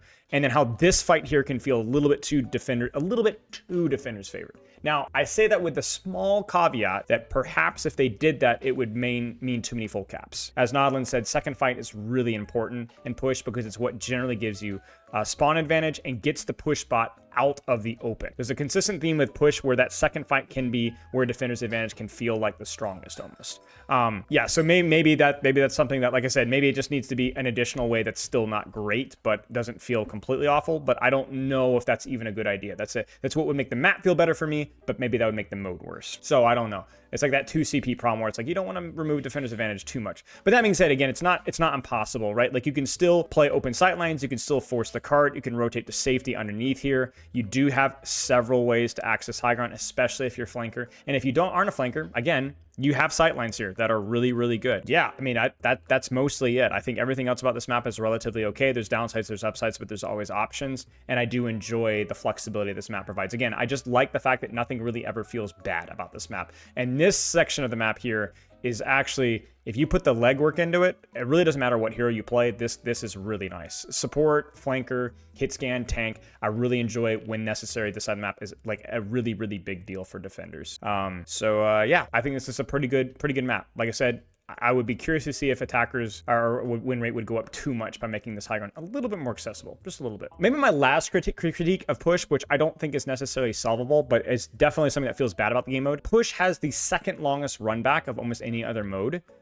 In certain situations. Let me give you guys an example. I'm on it here. I died before my team got good spawn. This distance from here, and I'm not gonna even move my camera all, actually frick it. I'm gonna do it because it's gonna emphasize. Rotating from that spawn room all the way to a fight location that is here is brutal. Again, there's so many easy ways to solve it. Add a speed boost only when you're bad spawned. Allow you to simply teleport from bad spawn to good spawn, right? That's probably the easiest way to do it, right? Change spawn room. But would that be too OP? Would that be too OP? So I don't know. That would be my suggestion. Any map designers in the future looking at this, I would wonder if just simply being able to swap spawn rooms would that be too broken?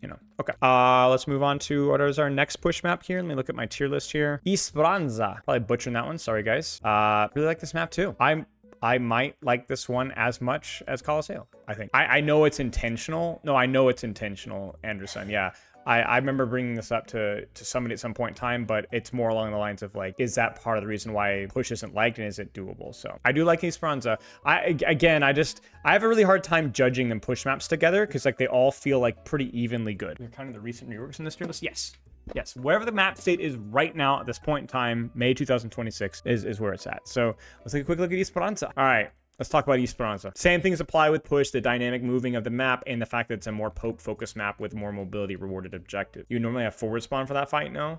No, because remember, we're talking about those situations which do happen frequently, where you die, where the robot's here, and then you respawn as the robot's moving, and then your team has pushed the robot all the way up to, I mean, it could be all the way up to here. It doesn't happen all the time, but it happens, I would say, very frequently. Like, it's not an outlier. That happens all the time. Yeah. So that happens all the time in push, you know, all the time, where you get a bad spawn with where the fight is going. I have few critiques of this map. I do think that's can be a little tricky to take space on this side.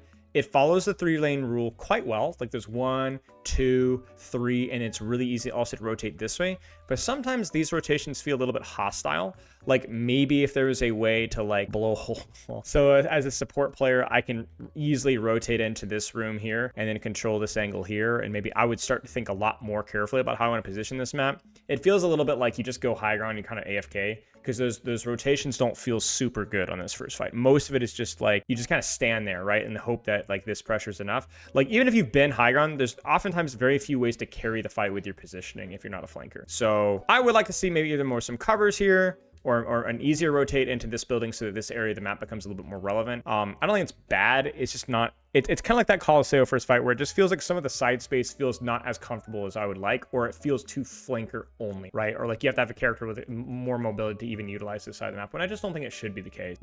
Doors that cost your cooldowns to activate, that would be funny. I spent my anti-nade to get a better position. Little high ground near the bot. Yeah, I mean, it's pointless, but I don't know how you would fix that. I don't necessarily want that to be any stronger though, because I could just see mercy damage boost with the hit scan here, and I just like, yeah, I don't know. Do I have any major complaints with this? This high ground's good. It's also notably relatively easy to get to contest this high ground, because you can contest from this rotation here, which this piece of cover is really important. And it's also pretty easy to contest from this position here. And then pushing cart's a little bit exposed. I don't know. This area of the map seems okay. Yeah, the mega's good too. The mega's very important. Again, pushing robot's always a little bit vulnerable. This rotation here can be awkward for attackers, but again, I don't necessarily mind that. I think the way Esperanca makes like attackers have like little minor. The one unique thing here is that I do think that this is probably the easiest second fight to win out of all the push maps for attackers, because you actually in many ways have a positional advantage rather than a positional disadvantage, which is definitely a unique take. But as I kind of said, I don't think that you're really much of a disadvantage, because you do have the multiple windows here, and then they have to push cards. So in a way, maybe that is a flaw of the map, is that it is very easy to win 2 fights in a row here. So it's like, all right, well, yeah, it's like, it's weird. It's like an attacker's advantage rather than a defender's advantage, which is kind of strange. Now, that being said,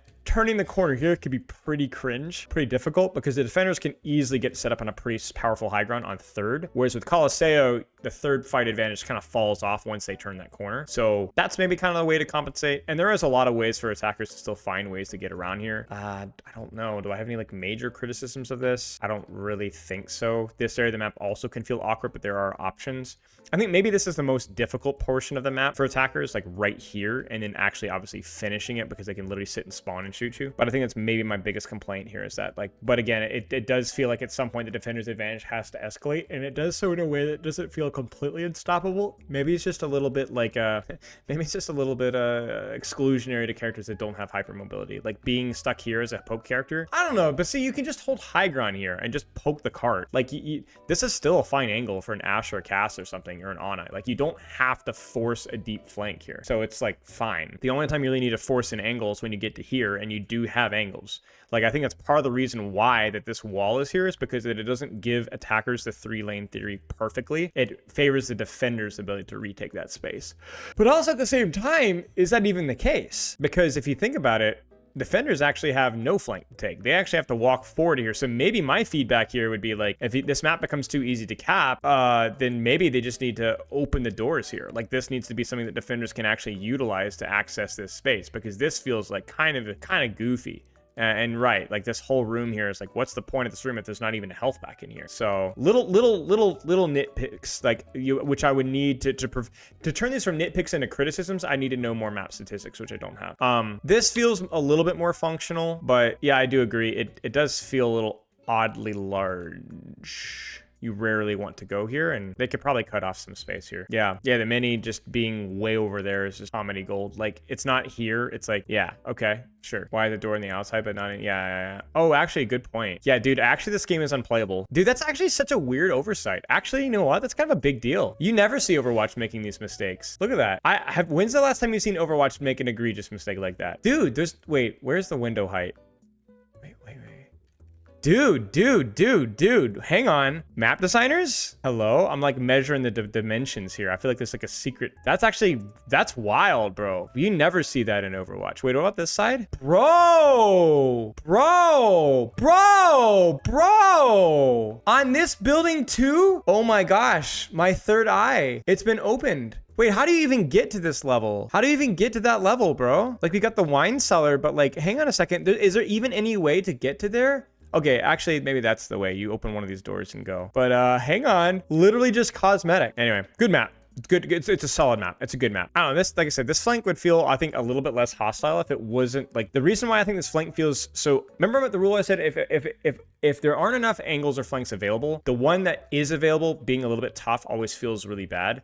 I think that's kind of the case here with first fight, right? Like, because it's really hard to take space in the side, it's a little bit naked, and that this rotation here is a little awkward because there's no like hole. Everybody just kind of fixates on this flank a lot of time with retaking space, and it just feels like, ugh, you know. But I don't really think it's that bad. It's okay if we have a brawl focused angle, if there are other options available, you know. It's called a facade for a reason. Yeah, I think we've done it many times. Maybe you're right. Now I'm just wondering, am I the only one who gets like theme park bathroom vibes from this, like the little alcove, you know, the stone? You can almost smell the hand soap or the urinal sponges or one or the other. Okay, moving on. What's next? New Queen Street. I like New Queen Street. It's like all the same tier. They're all like kind of interchangeable. I have one problem with New Queen Street. One problem with New Queen Street. Can you guess what that problem is? There's really one section of the map that's, I think, a little bit awkward, and I don't know if it's necessarily fixable. There's no problem, old man. All right, my bad. Poor taste. It's this section of the map, I think, right here that bothers me. I don't think it's very well executed. I understand that you want to have the defender's advantage of this high ground, right? And I think that's totally fine. And I think it's totally fine also that the one flank that you have is like super uncomfortable and awkward, like that. We talked about that, but this doesn't seem like a viable option.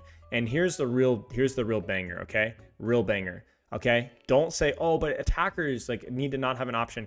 Defenders don't freaking use this angle either. Defenders don't use this angle either. So it's not really, it's wasted space that should be valuable for both defense and offense. Nobody fights here. In fact, half of you, I mean, how many times have you guys actually exited the spawn room on this side, right? I mean, technically it actually does save you some time situationally, but this whole building here is a complete clunker. Sorry, didn't mean to drop a slur. But like, it's just, it might as well not really exist. And I would love, I don't know what I would do to adjust that. You could maybe drop like a door here.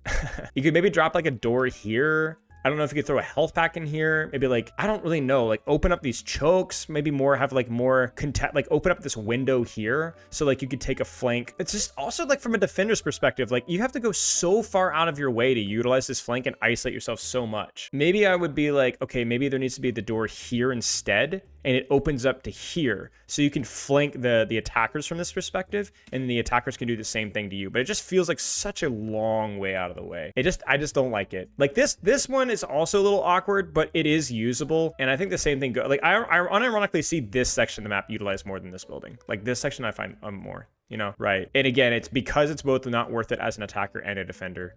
And I also would just like to see a staircase here. You know, it's fine. Like there's no reason for there to be a mini health pack over here that nobody wants to use because you can't get back. So just wasted space, unfortunately. Beyond that, I think it's relatively okay. Again, poke favored, but mobility pilled. There are almost always options. I don't mind the high ground here being inaccessible unless you rotate because you can access it from both sides. Cart area feels cluttered. High ground feels open, but there are still rotational options. Defender's advantage slowly squeezes you out, but it doesn't ever feel like completely useless. This area of the room is really important. There's good options here. It's actually it's funny because like we look at a lot of these maps that like good maps and there's like a lot of stuff going on. I think New Queen Street is probably the simplest push map that we have. Very pared down, very bare bones, but it does a decent job. And especially now that they've removed a lot of like the stall areas that are kind of cringe.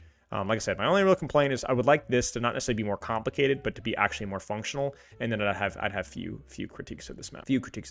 I do enjoy playing this map on my hero pool. I'll enjoy playing this map on a lot of heroes. And then we'll finish off with Runasapi here, which I don't know why. I don't like this map very much. I don't dislike playing it. And I love the aesthetic on paper, but something about it just, I don't like it. I don't know why. So it's still gonna make, I think it's still gonna be an A tier map for me, for sure. Like, I just think objectively, like, I do enjoy the game, but it's played, but something about it just rubs me the wrong way. And I don't know why. I might drop it to B tier if I can figure out why. Something about it, like, it's like I get like a, ugh, when I see it, you know, like, ugh. I don't know why. It doesn't feel plain. I mean, look at this. It's a gorgeous map, right? Like, is this Peru? I think it's Peru. I don't think first fight's that bad. You have a lot of options. You can play this room here. This area over here is really good. This is also really good, and you can do all sorts of, like, there's all sorts of angle options.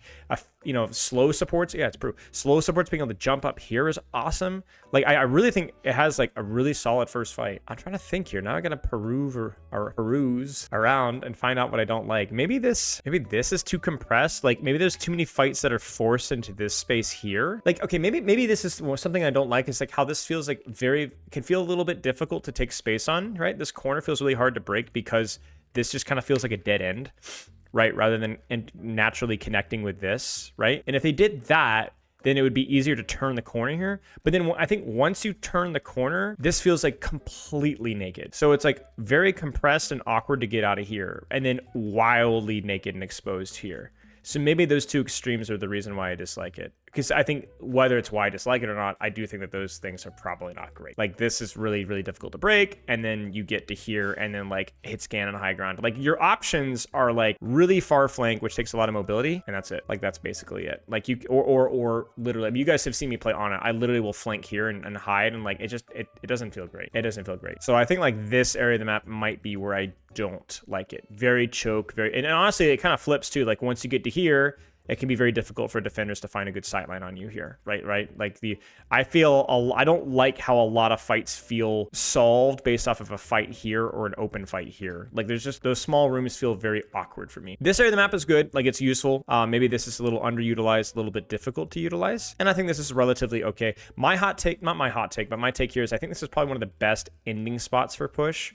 Right, there feels like there's lots of options for defenders to kind of recontest the space. This lane is really important if you can take it. I think it's pretty solid. And I actually even like the fact that this is here. Like, this is utilized. It's not very often utilized, but you can utilize it. It's all right. It's this complete just open wide, this rotation here. I mean, even the fact that this doesn't connect to the mega health pack just seems a little awkward. Like, this little alcove just seems so purposeless. Like, again, if this was escort or hybrid, having a very powerful corner with a health pack to just sit on would be good. But this kind of stuff doesn't work very well in push. It's very bad to have a position that is basically your stuff, because the way the game mode works is just a lot more movement. And I think that that's maybe my big problem here. Yeah, I don't know. I'm thinking about bottom of A tier maybe. I don't know. It feels so hard to put it into B tier. We'll leave it on top of A tier for now, because I do think we're going to need to reshuffle some maps, because, like, S tier being by itself doesn't feel like it follows the bell curve here. You know what I'm saying? We're gonna need to bump a couple F tier maps up. We're gonna need to bump the A tier probably into S tier and then shift stuff around. We'll revisit that one later. Okay, I guess that's it. Frick it. We'll do Flashpoint. We'll frick it. Well, I was already in the border about doing it. Yeah, I was probably top of B or bottom of A. I think it's the second best Flashpoint. Frick. We'll do bottom of A. I like Aatlis all right. And I do think it's one of the more more flexible than some of the other ones. It's all right. It's good. It's good. Bottom of A tier is good. It's solid. So let's talk about Flashpoint really fast, and then I gotta pee before we actually, like, properly grade it. So let's talk about the upsides and downsides of Flashpoint. So upsides, it's, again, dynamic fighting locations, which I have a bias towards. I understand that that's both a downside and upside, but it's kind of a neutral point, I guess we can start with, where means that fight locations are oftentimes not set in stone, which means it's much more interesting for me as a strategical player and a strategical coach. Okay. Downside is it can be a little confusing with, you know, where to go, where points are unlocked. Sometimes those cues can be a little bit difficult to read. Because it is Flashpoint as well, sometimes the game can go by a little quickly. Now, it is definitely that's slower than King of the Hill. So even if you get 100 to 0, 3 points in a row, you will, especially because the round doesn't arbitrarily split the thing in between, you will build ultimates. You will have chances to win fights. Even I think, I don't know exactly. I feel like if you got literally destroyed, you would still build maybe 2 ults. Maybe. Like, it would be a rare game, no matter how bad it goes, to not be able to build 2 ultimates. Which, compared to King of the Hill, where there is a very, very real chance that if it goes very badly, you don't build 1 ult. Because you didn't build it the first round, it resets, and you don't build it the second round. And that also applies to perks as well, which is nice. So I think that they have done a better job using visual color cues, if you guys haven't noticed, to signify purple, blue, orange, deeper blue, lighter blue, right? But I do still understand the criticism that sometimes the visuals in the map can be a little vague. I think it's gotten better, but it is definitely like, you can lose yourself in this map a little bit. It can be a little bit more maze-like and a little bit more monotone maps, I think, can sometimes confuse you a little bit. It definitely favors certain comps over others. Flashpoint inherently will favor speed and mobility. The good news about, I think, Flashpoint compared to King of the Hill is that you have more time to set up in positions, and like King of the Hill, there are still several points that are relatively friendly to open sight lanes if you can get set up. The other good thing about Flashpoint is they've done a better job with respawn adjustments, like changing where respawn so you're not walking back as long. I've already tested this theory many times, but the walkbacks from Flashpoint are generally much faster than they are from Escort Hybrid or even Push. Now, to be fair, walking back is much more punishing on a game mode that is a lot faster. That being said, when it comes down to just objective uptime and downtime, you generally have a lot less. And one of the cool things about Aatlis that they learned is they learned about layering spawns. So that instead of having wasted rooms, right, they actually layered the spawn underneath so that you can actually use this room if you like for combat, but it allows them to place spawn rooms much more strategically without just having clutter. Last couple things with Flashpoint, they have the speed boost out of spawn, which favors non-mobile characters better, so you get back to fights faster. And they also did a good job of like actually spawning you at the front of the spawn room, so you don't have to walk all the way out of the spawn rooms as a whole. I like the dynamism of Flashpoint. I like how it moves around. I like the fact that it's best of 5, so that like you're actually able to have multiple opportunities to win fights. And I generally think the maps are relatively interesting and relatively good looking.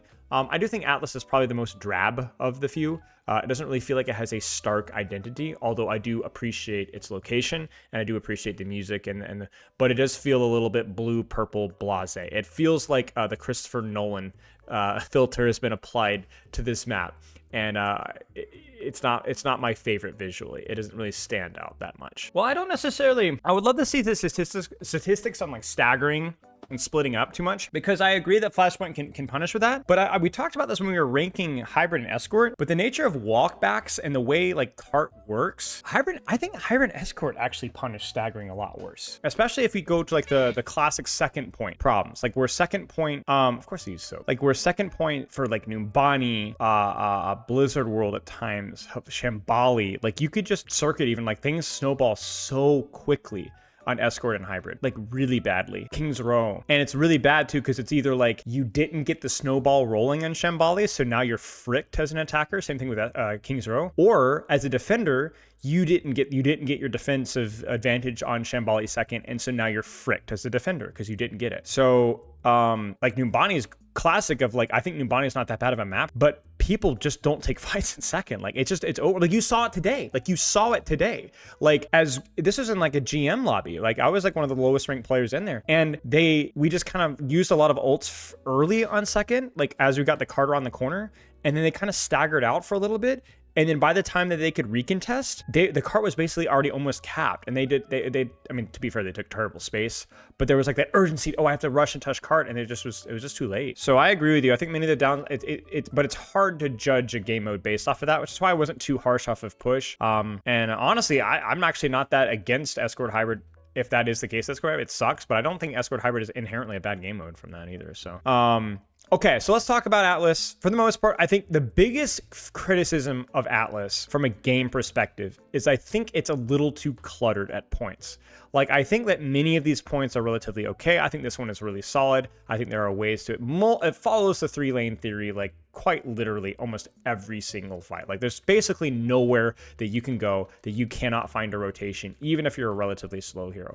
It's very symmetrical. It's very inoffensive on many points in time. I also think they did a great job of actually feeling like every point feels quite different with both how the objective is placed. For me, it's less about whether the points feel different or not, about whether they're just a little bit too noisy. I really have very few criticisms of the map from that perspective. I think maybe we could go like, man, I don't even know. Like, I just have so few criticisms. Like, I don't know. This is okay. Like, I mean, the point is open, but every point feels dynamic and different. Fight locations are interesting. No real criticisms here. This rotation feels reasonable. This is definitely a more poke-focused map, but a very relevant angle is very brawl-focused, like very flanker-focused. So, like, you have options here. I don't know. Like, maybe my criticism of Aatlis is maybe holding here as defenders is too OP. Like, trying to retake us and attackers across this narrow bridge feels a little bit bad. Like, maybe it's, I don't know. Like, I don't know. Maybe it's too exposed. You could technically drop and approach it from here. Maybe this choke just feels too OP to break. Maybe that's my big criticism. But again, there are options. Like, I don't even know. Like, there are options. Like, one, you know, you can flank all the way to here to 2, and there's distance. You could do the same thing on the other side as well. And there's even a staircase to do it, so you don't need verticality. And heck, you could even go underneath. Like, you can force point, and it's not a total feed. There's a health back in here. I don't know, guys. Like, I think with Aatlis, my criticisms are more on the more congested points and just how cluttered they are. I think there's too much crap going on here that doesn't really need to be. Like, there's too many high grounds that aren't relevant, right? There's too many little corners and chokes that aren't relevant. This one is not too bad. I think my main criticism here is like how this high ground just doesn't really seem to matter all that much.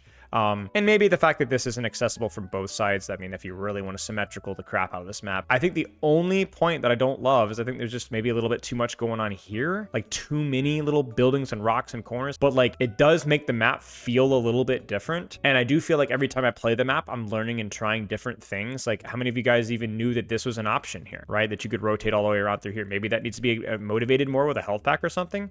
And it is very confusing for sure. So for me, it's like, I think the way to like look at this is it's like my criticism of Aatlis as a whole is that it is a little bit confusing. Even from my perspective, it can be very confusing for a newer player for sure. But it's like confusing in the fact that like you could say that like Elden Ring's confusing. Like there's way too many systems that aren't explained that well. But like if you get in the swing of it, you're like, yeah, I kind of like all the options. But it depends on like what your selling point is. Maybe simplicity needs to be emphasized a little bit more here over having innumerable options because it can be difficult to maintain LOS and so on. So yeah, this map definitely has a learning curve that rewards spending time studying it, and it's not confusing for the sake of being confusing, but I would not be critical of if they simplified this map, especially some of these more compressed like streets phase. It feels like there was that Modern Warfare 2 mission, like the favela one, I think, and it just like it feels like very close quarters combat, and I don't know if that Overwatch is necessarily built for that necessarily. I think the confusing part was not helped by its releasing the same patch that introduced map voting, so people voted the map out and never learned the layout. Yeah, that's true, Toppy. Yeah, I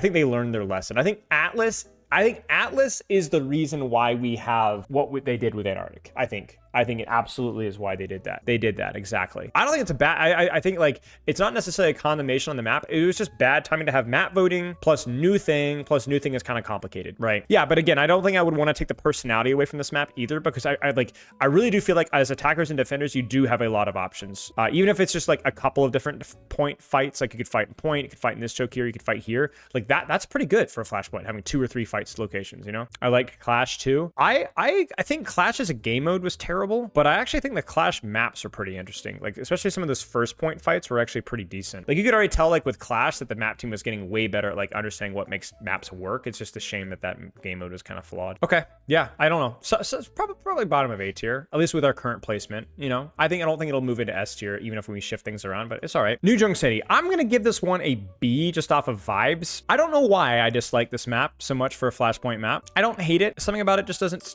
sit right in my craw, you know? It's like the Runasapi, where I just can't quite put my finger on it, and I'm gonna try to put my finger on it here and try to like analyze exactly why I don't like it. But it's my least favorite Flashpoint map. I just don't like it. Let's find out why. So we've already talked all about Flashpoint as a whole. I definitely think there's a little bit of bias here where like I associate Aatlis with the Flashpoint updates of like with the algorithm with how they move the points around and with fixing the respawns. So let's maybe talk about it. Okay, I'm starting to see why I don't like this map. It's very choky. It's not Nepal Village choky exactly, but it does not follow the 3-lane theory on first fight like almost immediately. This is very brutal to break if you're not here quickly. This lane is fine, I guess, but it's unbelievably hostile to heroes that don't have high mobility. Like, case in point, your Tracer Genji, you're probably fine here, but anybody else just feels like really, really isolated and really cramped. And then ironically, the best way to get to the angle that isn't there is to go main and then go right, which every time I do that, now that I think about it, that always feels a little bit sketch. And yeah, you could just get killed doing that. You could just get killed doing that. And then your only other option is to go underneath, which is like you're there for like 6 years. And bro, do you guys remember when the staircase wasn't here? The staircase used to not be here. This was a massive improvement on this map, but it used to not be here. It used to even be worse. So they probably just need to make it so that this mini also has a door frame, and so that would immediately level this up. I mean, maybe they could make a little high ground that wraps around that you could use. But yeah, it's just very congested, compressed. It follows the 3-lane rule literally, but like it's like literally as in like, I'm doing what you said, mom, but you're doing it as poorly as you possibly can. It's not good. And I think in Flashpoint especially, you need to give people options, and support players and poke players really do have a hard time getting out of this. And the game mode is already hostile to them as it is. But the fact that the map alone doesn't, remember what we said about push, right? Push can feel bad, but at least you have angles available to you. That the game mode and the map design are kind of contrasting. This one, it feels like on this point in particular, the game mode and the map style are against you. Yeah. And so, yeah, even though there are options, right? Those options really just don't feel that good. And then because they just figured out the map respawn thing, it's just a bit awkward. So it's not great. And I think the first point being so offensive, it's not unplayable, but being like one of the weaker points in the map is not good, because this game mode, this should be like the best point, right? The most important to be even, because it's the first thing that people are going to interact with. First thing they're going to interact with. Okay, we'll keep moving on. They did do a rework of this map, and I definitely think it made it better, a lot more consistent, and they significantly improved the chokes. So they're going to get some points from that. I would drop this map even a little lower if it wasn't for that, but yeah. Okay, let's talk about bomb flats. So a little bit of color coding you can kind of tell, which is fine, I guess. It's very Junker pilled, I think, as well, which is probably people's aesthetical association definitely paints this map in a more negative light. This choke, I still feel like is too compressed. I still feel like they've opened it a little bit, and this whole section here of like the cover and the rotations is like pretty good. Like it's pretty good. Like it's better than it used to be. I played this map not too long ago with freaking Zenyatta, which is awful, and I still felt like, okay, I've got options here. It still feels a little bit too naked. Not naked, but a little bit too difficult to rotate on. Again, it's really important to not have crap like this or these super long flanks on a map that already feels like you need speed as it is. I would open up this map. I would make something like a staircase that's accessible for the attackers here, so they can even take this angle, even if it's compressed. Like just even being able to take that flank would be nice. The fact that it's only accessible, I mean, guys, like you literally have to go all the way over here just to access it. That just means it's just not, like, most heroes are not gonna be able to use this, right? And that just seems unfair. That just seems really, really unfair when trying to retake this space. And while I like things like this, like this is cute, it's just not. It's just not. Again, it's just, you're not using this if you're slow. You're just not using this. Like maybe this could like have a staircase that, like, I don't know, as my latency explodes, comes out to like here. Like maybe there's be a staircase that goes down and you can wrap around and flank behind. I don't know. Like maybe make it worse, make it better. But it's just like, it's not. It's too difficult to retake space on some of the points here. Too difficult to retake space on points here, because the chokes and some of the defender advantage stuff is just too strong. This one is also better. Like this choke is way better than it used to be. I think this one is probably better than the previous one. This rotation definitely takes a little bit less time. You know, they do their best to kind of like not make it too easy, too obvious. And this has definitely had a big facelift. Like this is way more accessible and way more consistent side of the map. I actually think this map got a big glow up. So it's still very, very, very lots of things that get in the way of your sightlines here, which is like fine. But I think that they might have, like, I don't know. Listen, I don't like Widow. You know, I don't like heroes like that. But I sometimes feel like we didn't have to go this far even. We didn't have to be that scared of an Ana or Zen or a Widow taking this sightline here, given what game mode that they're playing on. Like, maybe it doesn't have a sightline over everything, but the fact that you can literally see nothing until you walk to here, I mean, that just seems like maybe a little extreme. Again, this game mode is so heavily, I think they just overcooked. I think they overcooked and they made it still a little bit too hostile to Soul Hero. What are your thoughts on the new Red Bull flavor? I don't drink Red Bull, sorry. I think Red Bull has good flavor, I don't drink it. But it sounds interesting. What even is the flavor of Red Bull? Like, what is that flavor? Like, what would you even call that? I don't know. A lot of the rotations here can be confusing as well. Like there's a lot of buildings with just blank walls, so you can get stuck. This is a spawn room, so I understand why it's that way. But I think if you think about like Suravasa compared to New Junk City, I think Suravasa has like a much easier rotational vision of like where you need to be going. And I think it's just because there's just blinding, glaring sunlight everywhere. You're not always very clear. Like this doesn't really stand out. Like that's just kind of a gray hunk of bronze, which is thematic, but it also doesn't really tell you that this is somewhere that you should be thinking about, right? It's the same coloring as the path to get to it. You see what I'm saying? But yeah, I think this side of the map is obviously like a lot more heavily color coded, but you can say like how this other side of the map just doesn't have that same level of color coding given the orange aesthetic that just the map has. This map got a major glow up. The staircases that are available here, the ability to retake the high ground from here, and the amount of cover that you can have doing it, how much more forgiving the chokes are. This one also got a major glow up. So I think much better. It's still pretty punishing in terms of like rotations can still be difficult. I think maybe this rotation just simply takes too long trying to and also like my thing with health packs, guys, is I think health packs need to be used to motivate people to take flanks. Like putting a health pack here, is that a buff to Tracer? Yeah, sure. But Tracer also has the mobility to take any health pack that she wants here and or just use her regen and not really worry about it.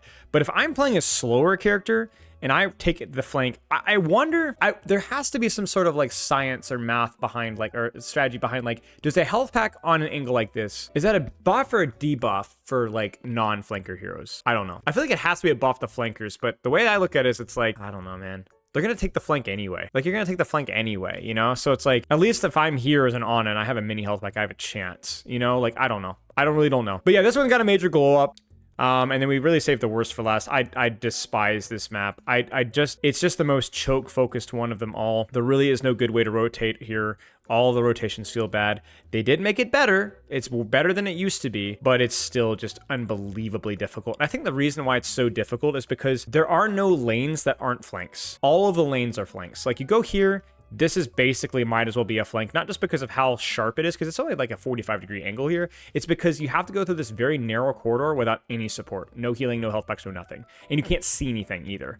And then the same thing goes for like this flank all around the other end. Like there's a very good rule here about how tunnels are scary. Tunnels are really freaking scary, especially if you're slow. They're just because there's no cover in the tunnel. So when you make the commitment to rotate to here, it's over. Like it's either going to work or it's not going to work. There's no like, oh, you know, I can peek. No, you're all in. You're all in every time you do that. And I think that also kind of applies to a lesser extent in here as well. I mean, case in point, right? Like nothing is here until you get to here. And again, no health backs until you're there, right? So it's kind of the same philosophy as you guys noticed from the previous point as well. So it's just like, it could be very difficult to retake this map. And I think like, I would love to see like the win percentages on these because it could feel so toxic to retake this particular point here. And then also the space underneath, like nobody gives a frick about this, you know? Again, it's just so mobility pilled, way too mobility pilled, I think. But yeah, it's an okay map.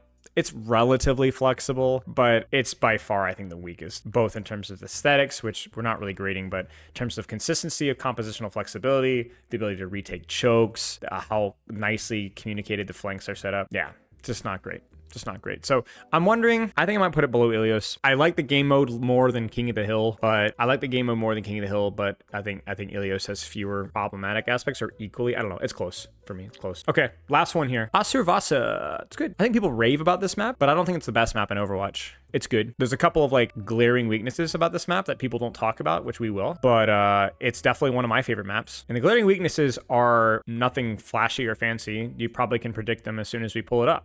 I'm going the wrong way. The good news is that generally first fight is reasonable. Oh, as my latency explodes. I think I just reached 800 there. I've been having a couple latency spikes recently, so I hope it hasn't been affecting stream quality. But I'm just like, dude, I could turn off the YouTube stream in just a few minutes here because we're basically almost done. Okay, I think we're back. This fight is okay.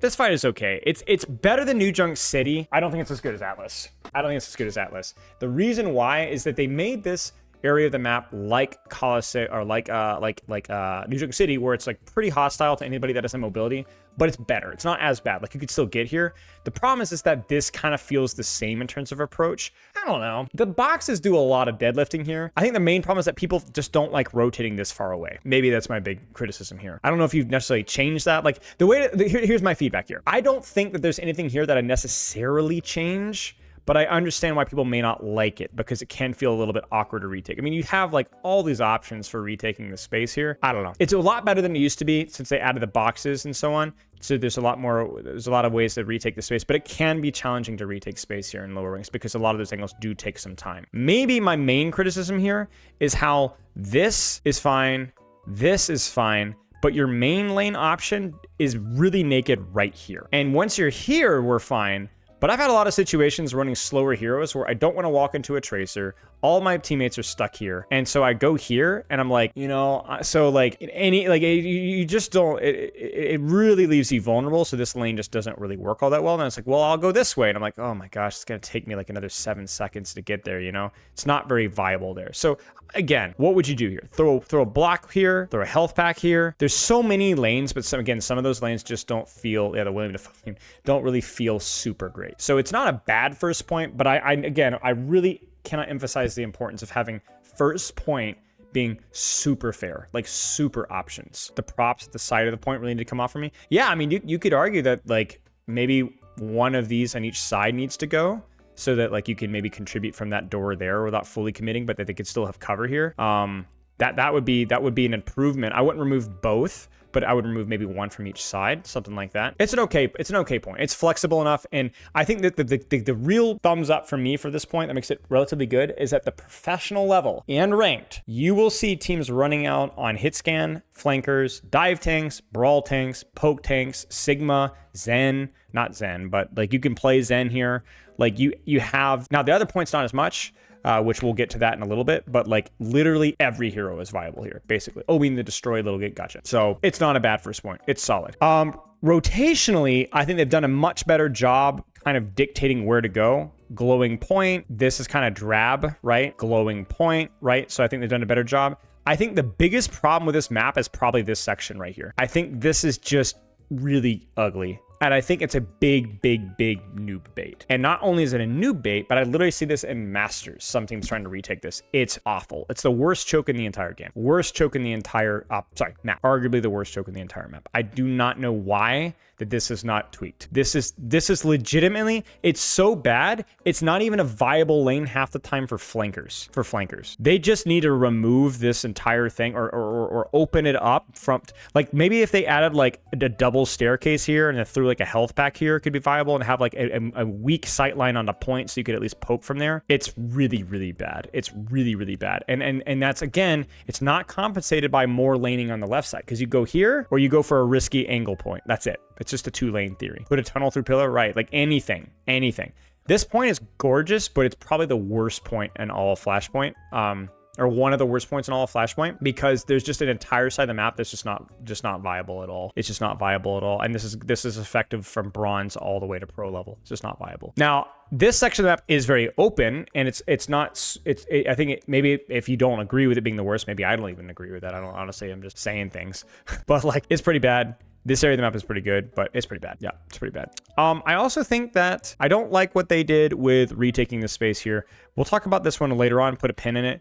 But I don't understand why they removed the tunnels there. Maybe they wanted to funnel people better, but this is completely naked trying to retake this space. And I don't know why that we're going to just kind of have this corridor that goes to nowhere and then not allow attackers to like have some sort of cover to rotate here. It just seems like poorly executed. And remember, well, you know, we're just going to go to it right now. We're going to address the elephant in the room here. I think Derpy was one of the ones talking about this one. Okay, we're going to skip. Guys, why did we remove this? Like, why did we remove this?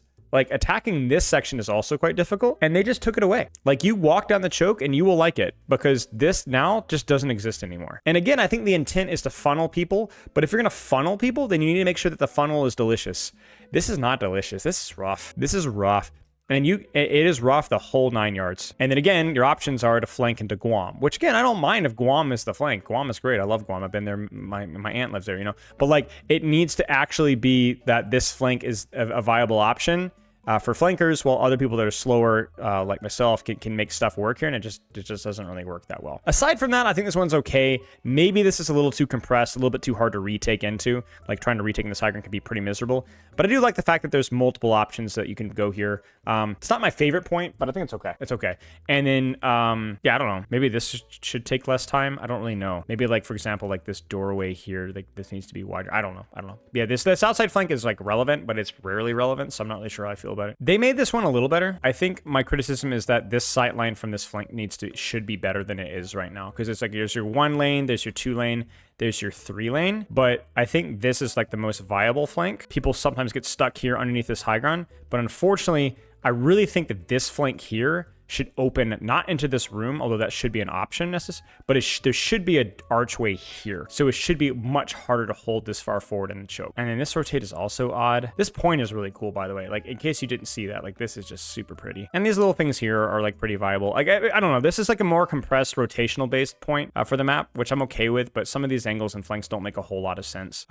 Like this section of the map feels a little bit incomplete. Feels a little bit like, again, like how many times are you as an Ana or Zen going to even think about doing this rotation or Casti, right? Like maybe occasionally, but it's super awkward. And as you guys already pointed out, it is not mirrored on the other side. So kind of dictate. By the way, that little staircase flank that I just took, super nice, super important. So, you know, you go here, this angle here feels way better. Feels way, way, way better. Look at how delicious this ability to retake space is from this side. 1, 2, 3, main, top left rotation that comes out from full safety, out from here.